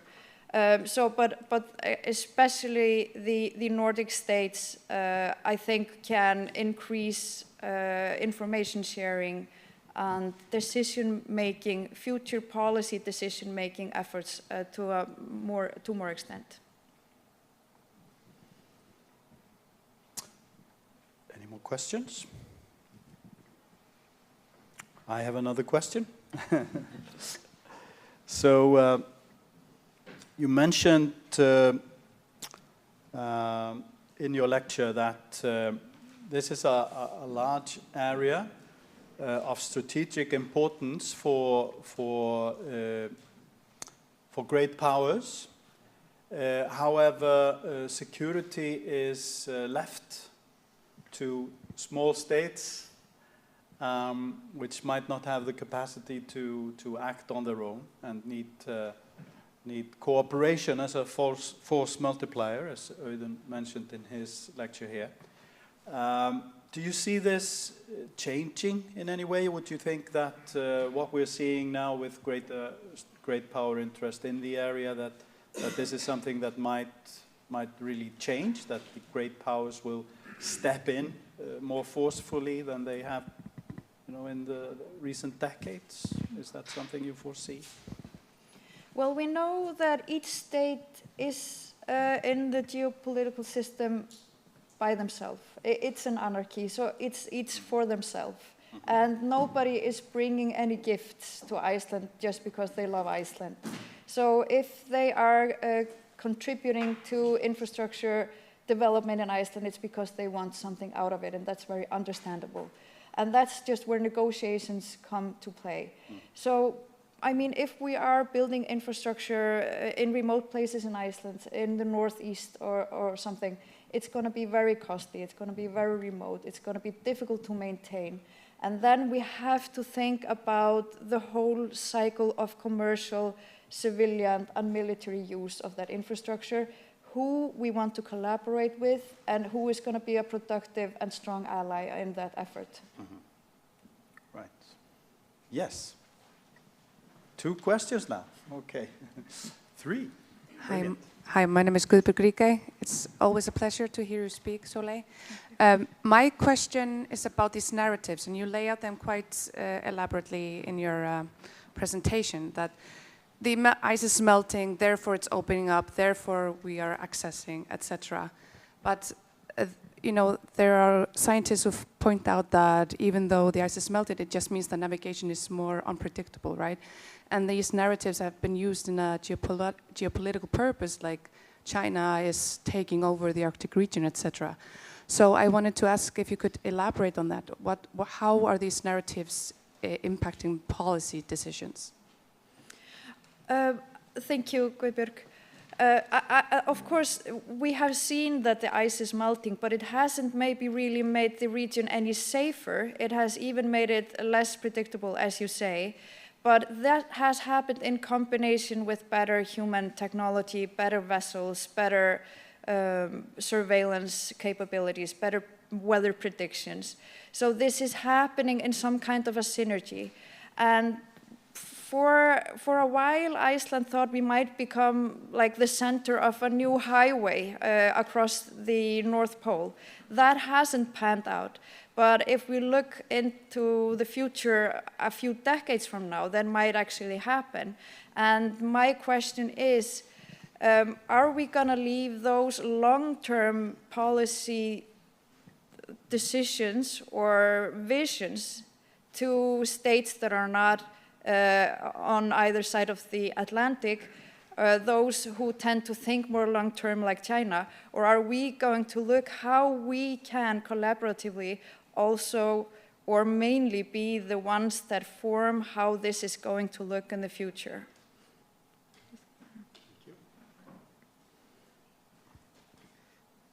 Dr. Damien de George, I'm a Reykjavik-based consultant, and I have followed the Greenland issue for many, many years.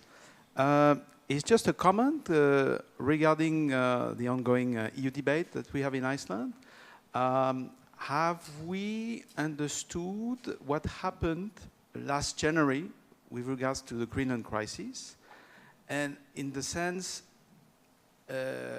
what saved Greenland at the end of the day was to be a territory of an EU country, because what saved Greenland was that it was indirectly part of a political club that had a financial power. And that showed that it was not about sending soldiers to Greenland that saved Greenland, but at the end of the day, that was that threats in terms of tariffs were met by a financial power, which at the end made markets react. And that ended the crisis. And then it was parked through through NATO to evacuate someone's attention on Greenland. So at the end of the day, the question is, have we really understood it in Iceland? Because I've been impressed not to hear more about the Greenland issue, which has been the most significant geopolitical issue that happened in our backyard for decades. It has completely disappeared from the debate now. And what I mean by that is that if we had understood it, then we would be thinking, okay, maybe there is some thing that is missing to our own security, which is to be part of a political club with a financial power. That's the key conclusion of the Greenland crisis from January. You want to comment? Yes, sure. Thank you. Yes, I agree. The situation with the US and Greenland at the beginning of the year, it was quite severe and serious for us Icelanders, because we share many similarities with Greenland historically and currently. I think one reason for why it isn't as much in the local news anymore or being discussed all that much is that, for one, Icelanders don't tend to think a lot about security and defense issues in general. Two, we have municipal elections coming up, and people are worried about their parking spaces and the schooling for their children. This will become more relevant, I think, later this summer when the referendum or whether we want to continue discussions with the EU becomes more actualized. Mostly we have heard about the fishing industry impact, but I think the security angle will be an important issue to at least explore. We have an excellent collaboration and agreements already with EU. And we consider us in a large part a part of those nations. But whether this is an actual factor, a security factor, will be one of the issues that we have to look into further before the referendum. And it's a very good point. And the final question, Anna. Thank you. Thank you. Sorry. Thank you, Sole, for a very clear and honest perspective on the situation, I would say. I think your estimate is correct regarding who has the power. It's basically those who have the interest and actually want to have something to do with. I wanted to ask you regarding the perspective of the European Union or Europe in general. I think probably the answer to the question you put on the screen, if they are aware of their interests, if they are aware of the stakes, is probably negative.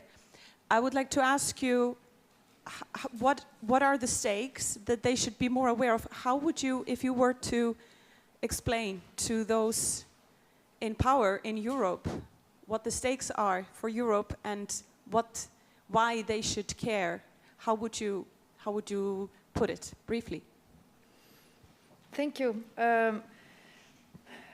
I think we all know that there are a lot of natural resources in the Arctic that haven't been tapped, both minerals and fishing and seabed organisms of some sort, possibly oil and gas. If those areas are going to be opening up for further exploration, that's going to be on the basis of infrastructure being there to service those extractions. And who owns that infrastructure to do those operations will be those that put money into those infrastructure developments. So if we want to be an active player in the possibilities that are in the Arctic, we have to put money into the infrastructure that would be used to service it. Again, the shipping lanes that might be opening up, that might reroute ships that go further distances now south of Africa or through canals that are in geopolitically sensitive areas.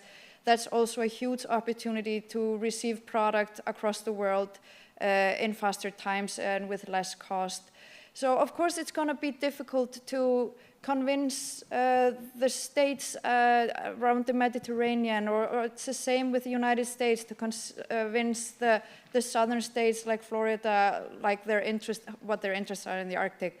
But it's a collaborative and collective effort that we are going to be the ones, because we have shared values, we believe in the rule of law, we believe in open business and transparency. And of course, we believe that the environment shall be protected, etc., and in the benefit for future generations. So if those states that have those shared beliefs and values are the ones that are the owners of the infrastructure that can utilize the resources in the Arctic, I think there's going to be future benefits for them. Brilliant. Thank you so much. Tack kærlega, Sóley. Tack för det.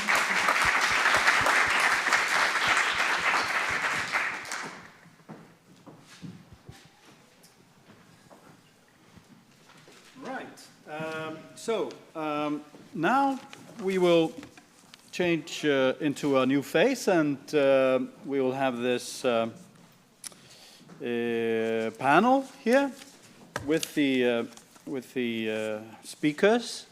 So I'd like to ask you to come up here. I hope you all have microphones on your persons already.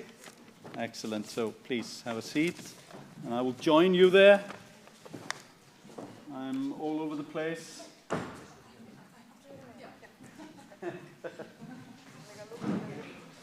All right, excellent. We have new glasses, so if you want water, please help yourself. So thank you all for your excellent interventions here today. Unfortunately, the Polish ambassador could not be with us in the panel, but we have his deputy here, Maciej, which is ready to answer questions. If there are any particular questions to the Polish presence here here today. So, thank you for that. I would like to start so we have been discussing a lot of issues here today, but I would like to start my colleague Ólína Þorvarðardóttir did this morning by introducing you, members of the panel, again a little bit.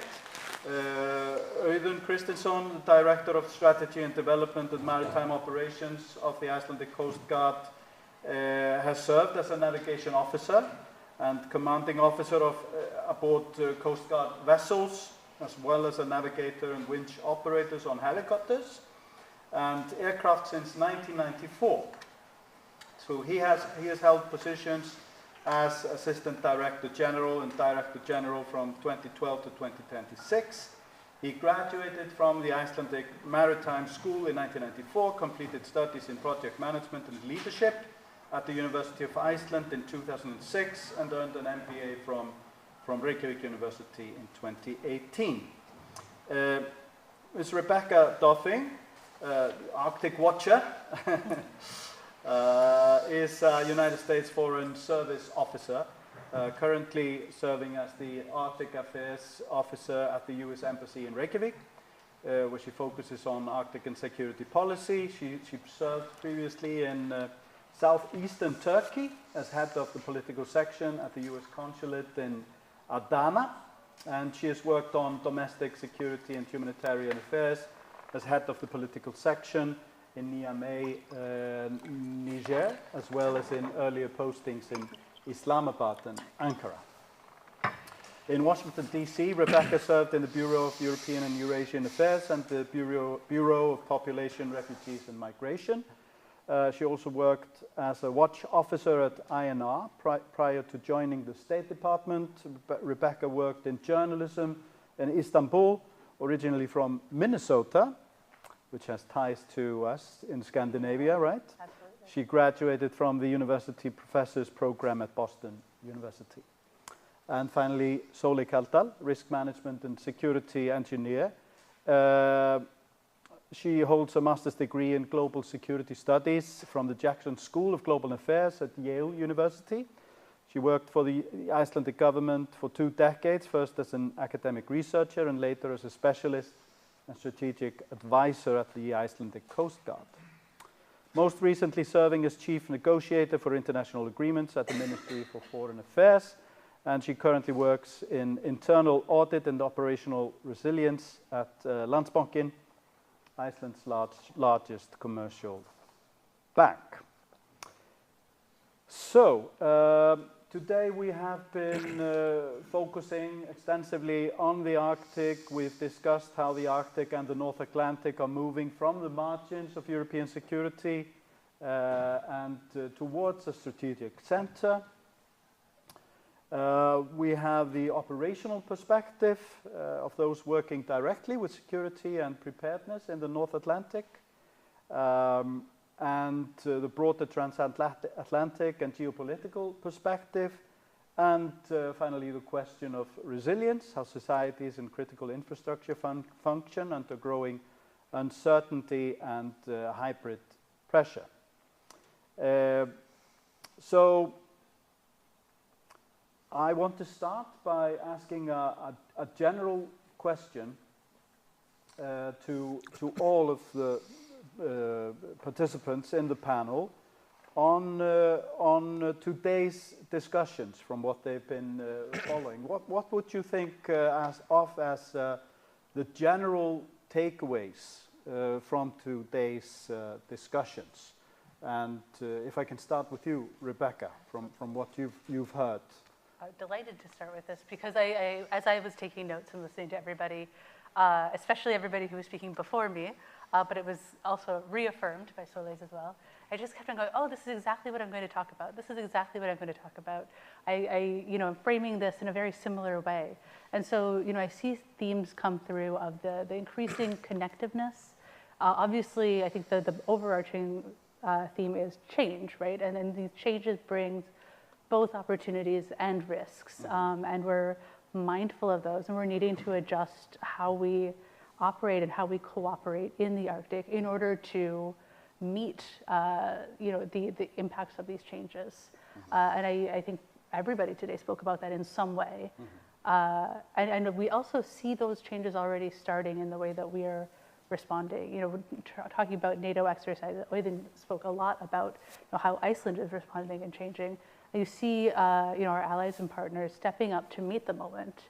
But I think one of the things that I have been overall drawn to throughout the conversation today is that theme of connectivity and connection through the Arctic, between themes in the Arctic. I mean, I do like to say that whenever I start talking about fish in the Arctic, sometimes people's eyes will glaze over and they're like, "Why are you telling me about fish?" And it's like because it's right, but because it's so linked to security, right? It's so linked to economic issues. It's so linked to all of these other themes that people don't immediately associate with fish, or take any other subject in the Arctic. But you start talking about one issue in the Arctic, and it's linked to everything else.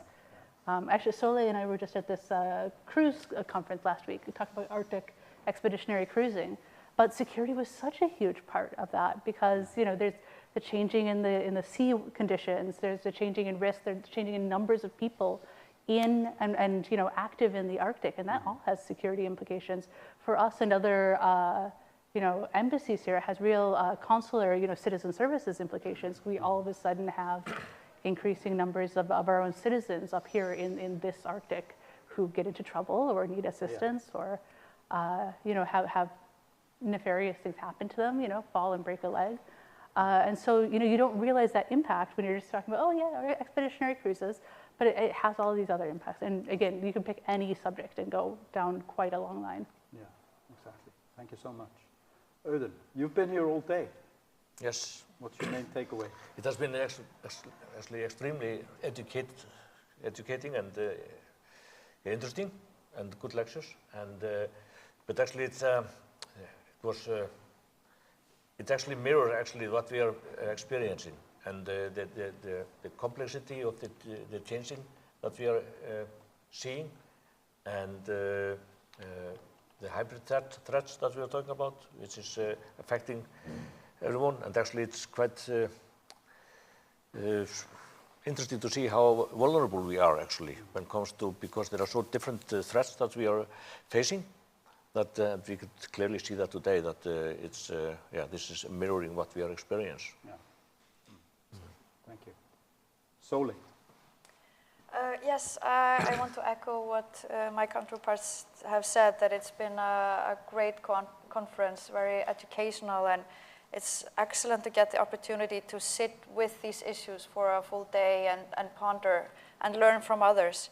And what I have taken out of it, maybe most importantly, is that changes, which we all seem to agree are taking place in the Arctic, changes open the floor to responsible leadership. There is a gap now in where we're going. It's not as clear as we thought it was. But that means that we can actually do something about it. We can be proactive and we can step into the gap. And that is also what Europe has been encouraged to do now. Be more decisive, look a bit further and take action. And I think Europe is in an excellent position to do that. We have a very strong foundation. We have a strong collaborative history. We have a legal regime that works. And when it comes to responsible leadership, like ESG investment, responsible environmental social governance investment, we want to uphold those values, that it's not a free-for-all now just in a power competition to do whatever we did before and leave a scorched earth behind. We want to do this responsibly, and we can do it. And we have the opportunity now to rise to the occasion. One of the themes that kept emerging today is the line between civilian and security infrastructure, which is becoming increasingly blurred, perhaps. And I mean, sort of manifestation of that is very clear here in Iceland, where we don't have a military, but we are participating in security related issues on a daily basis. So I have another question to the whole panel. So in the light of that, what is it that worries you most about the development in the Arctic now? Is it military escalation, hybrid threats, infrastructure vulnerability, institutional instability, or inability to respond quickly enough? What is it that sort of pops up when you think about the sort of emerging threats or challenges that we are facing in this area? What would you say, Rebecca? I mean, I think all of those have the potential to keep one up at night if one goes down the, yes. you know, what if I'm road. thinking about the things that keep us up at night. Right, but really to me, what you know, I would say is my biggest fear in that sense is more general. It's more, because any of those we can surmount, right? We can respond to, and you know, many of them we are already in the process of responding to. So to me, the biggest fear is that something happens to impact that cooperation, right? Yeah. And I think that the strength of our cooperation, particularly, you know, in NATO, with our allies and partners, I see the cooperation among the Nordics, our North American cooperation. It's so central to how we approach the Arctic, because the Arctic, you know, many issues in the Arctic do not respect physical boundaries or lines on a map. Again, that's why my position is more regional, because you know, you can't just stop the fish at the line in the water between countries. You can't just stop you know, the ice melting at the border again between countries. So that would be my fear would be that something happens to impede or hamper the cooperation or coordination. Right. Thank you. Actually, I outlined the challenges that we are looking at earlier today. We are not worried about full-scale war in this region. I think that is, at least I hope that is far away. But we have concern about our resources in both on the ocean floor and in the ocean, and communication, of course. And actually, it's clear that some nations are not respecting the borders like we seen before.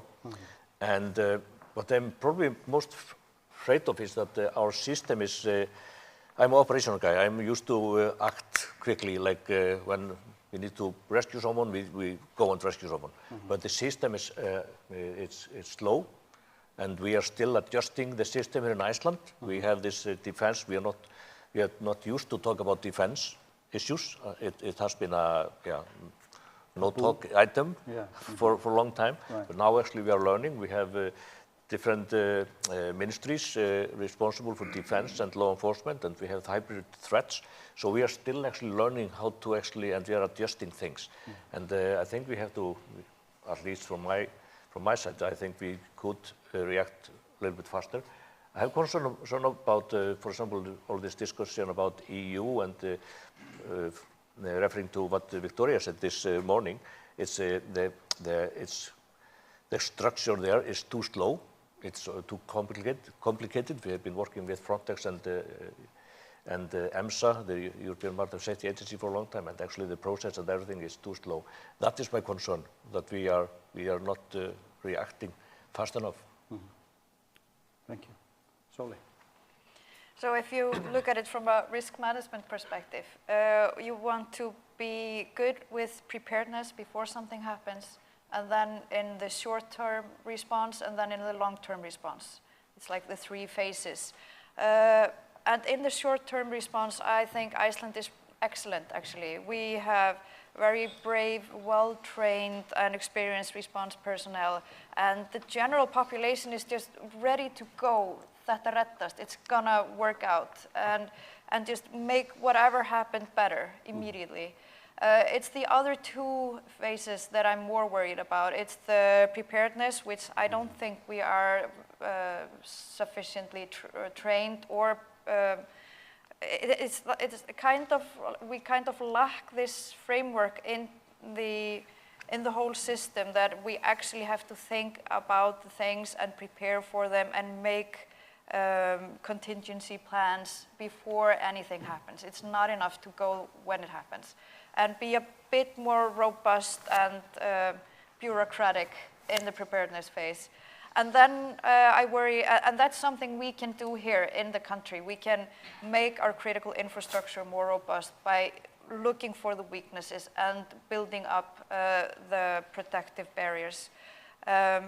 But then when it comes to a long-term response, we know that in the case of a serious event here or some kind of a conflict, we will have to rely on our allies.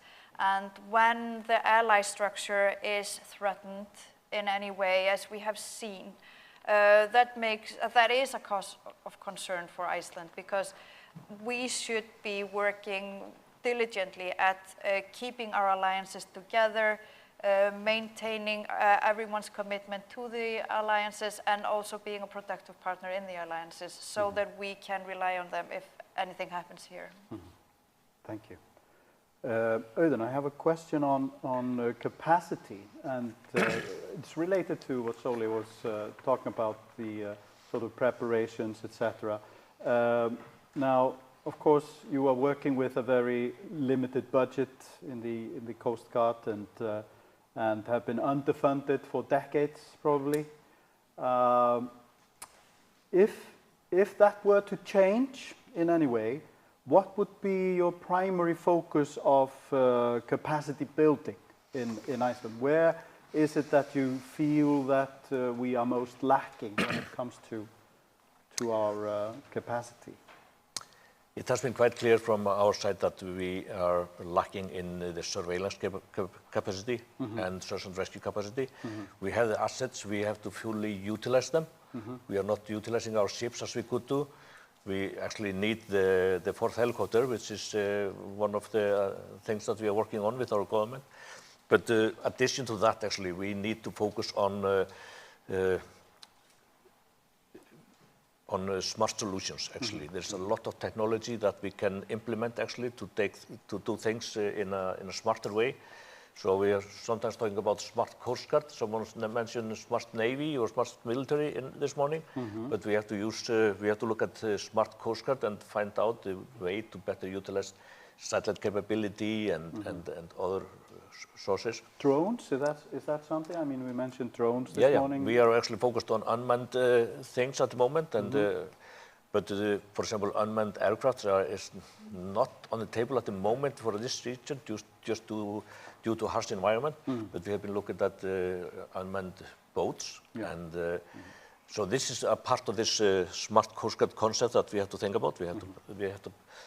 We have to step up from our traditional solutions, like big ships and helicopters and aircraft. We have to look to modern technology. And these capabilities might even be cheaper than what we are looking at in the past. Sometimes it is, sometimes not. For example, we are getting unmanned aircraft later this month from EU, and actually it has a crew of 8 instead of crew of 4 in our current aircraft. So it's unmanned, it's a question. But it's not necessarily always cheaper to have unmanned things, but it's probably more robust and in some cases, and it's safer for the pilots. Safer for the crews, absolutely, absolutely. So we have to have a different sensors and solutions for our work, and we have to utilize the technology that we see all over. Right. Thank you. Rebecca, I have a question on because at the end of World War II, obviously, the United States took over the role of guaranteeing Iceland's security, and has, in one way or the other, done so for all the years that have gone since then. We had, of course, a military base here from 1952 until 2006. Well, at least we have still a base, but we had full-time American presence in Iceland. So I'm wondering whether this is something that you are ready to talk about, whether there is there is whether there are talks or ideas on increasing the presence in Iceland due to the increased importance of the Arctic. Then I'm talking about the increasing American military presence in Iceland from what it is now. Well, I mean, the easy answer there is no, I am not in a position to say anything, and I wouldn't be privy to discussions about that. I can say generally, we still have the bilateral defense agreement between the U.S. and Iceland. If you guys are anniversary people, last week was the 75th anniversary of that. So we're going strong for 75 years with that. Obviously, the relationship has changed over time, according to both countries and the needs of the world, and both of our assessments of risk and security. Right now, we have a persistent rotational presence at Keflavik, and I don't foresee a future where we're reopening the base. I think that's not ever been something that I've heard of on the table. Other changes, I really couldn't say. Yeah. I wonder whether that has something to do with perhaps changed technology and changed sort of different emphasis on. I mean, back in the Cold War, things were different when it came to security and military capabilities than they are today. So whether, would you, I mean, in that light, would you say that the US has the potential to guarantee and safeguard Iceland's defense in the same manner that it would have back when the base was in operation? I would say, again, our presence is different, and so that has an impact. But we are just as committed today to the bilateral defense agreement and to our commitments to Iceland, as we have been throughout the entire 75 years. We have a defense attaché here in the country, and he's in daily contact with our Ministry of Foreign Affairs defense officials. You talked about the change in technology. Of course, technology advancements or developments impact the way any of our approaches work, in terms of whether that's military security or anything. But also, I think there's a key factor that I should have mentioned in my first part of my response to your first question, but I'll mention it now because it's still relevant, is that the Keflavik Air Base is a NATO air base now, and it's managed and administered by Iceland. And so the question of the role of any of Iceland's NATO allies at the base is much more a question for Iceland. And it's a question that we've seen the answer change to, even in my 4 years here. We see changes in the air patrols and the makeups of that, and in who is there for various exercises and the way that the base is used. But again, that ends up being part of a much larger picture, part of the NATO relationship, in addition to, or in concert with the bilateral relationship. Just following up on that, Sóley, the changed actual responsibilities of Iceland in the base in Keflavik and for its own security, etc. I mean, obviously very different from what it was when the US had a full presence here. What will it take for Icelanders to sort of realize this and be ready to take full responsibility for our own security, even though we always know that it will be in cooperation with our allies? We have to consider that it's only 20 years since the US left their permanent presence at the base in 2006. After that, we had some structural government design issues. We tried to have a defense agency, and then we had a financial collapse, and a number of things happened, so that was aborted. So then we found a quite good avenue for defense cooperation through the Icelandic Coast Guard mostly, and also the National Commissioner of the Icelandic Police. And that has worked pretty well. 10 years later, and I think in 2016-17, we got our first national security policy and our National Security Council. And that's when we were kind of thrust into thinking about these issues from that frame of mind. And now, 10 years later, we have a security and defense policy from the Ministry of Foreign Affairs. So it's taking us a long time because, I mean, for the first years, we were pretty secure and everything would be just as business as usual. It's only in these last few years, less than a decade maybe, where we've began to realize that we can't assume that things are going to stay the same always, and Iceland is somehow always going to be the winner of the geopolitical system by getting all the benefits and not having to pitch in all that much. So now we have a good way of handling the operational aspects. We're working on having the policy, and now we mostly, I think, have to channel funding into the right projects and prioritize the right projects so that we actualize the policy that we have. Thank you.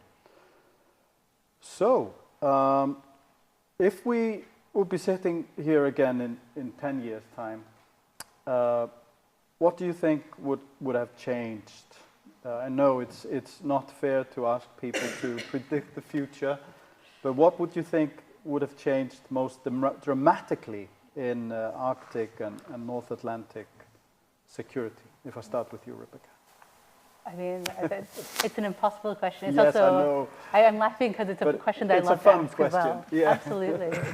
I mean, at a larger level, it's very difficult to predict. You know, I think that we'll see a continuation of the trends that we continue to recognize the importance of the Arctic. We continue to work together as the Arctic states in NATO, within NATO, as well, you know, on measures that will measurably improve our security in the Arctic. We'll continue to work on reinforcing our infrastructure. You know, if I look maybe closer to home here in Reykjavik, I mean, 10 years from now is 10 years of you know, greater investment in the defense and security infrastructure here with the defense and security policy. And that's so new that I'm just very excited to see. I mean, I would love to come back here in 10 years and see what shape that's taken, because I know that that's, you know, something where this is the moment of discussion about what that looks like for Iceland. And so I think it will definitely be markedly different, and I don't know in what way. I think it will be a very uniquely Icelandic way, which I look forward to. Thank you. Yeah, like it's a challenging question. It's of course no one knows. There's so many things going on that it's not possible to predict. But I hope at least that the Icelanders have at that time stepped up, and I'm quite optimistic now that we will do that, and actually fully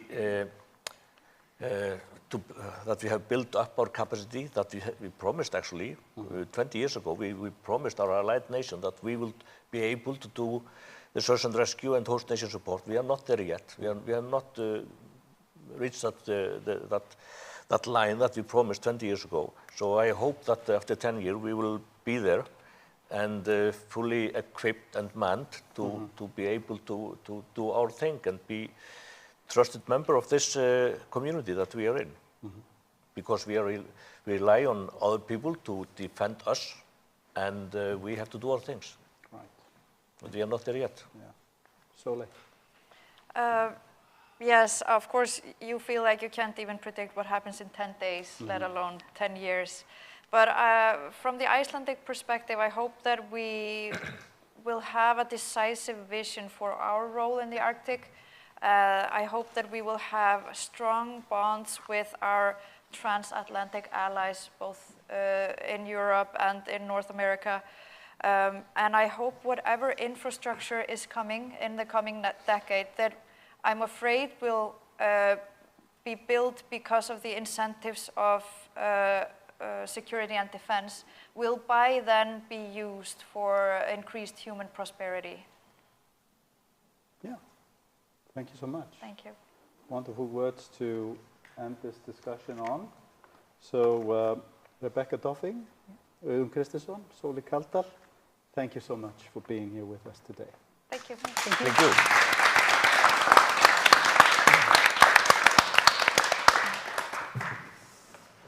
Right.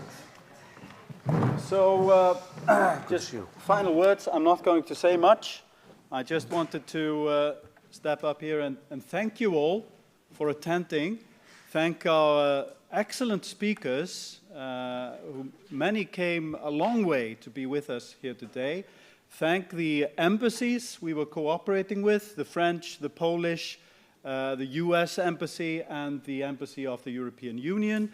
Thank the Nordic House for their excellent facilities.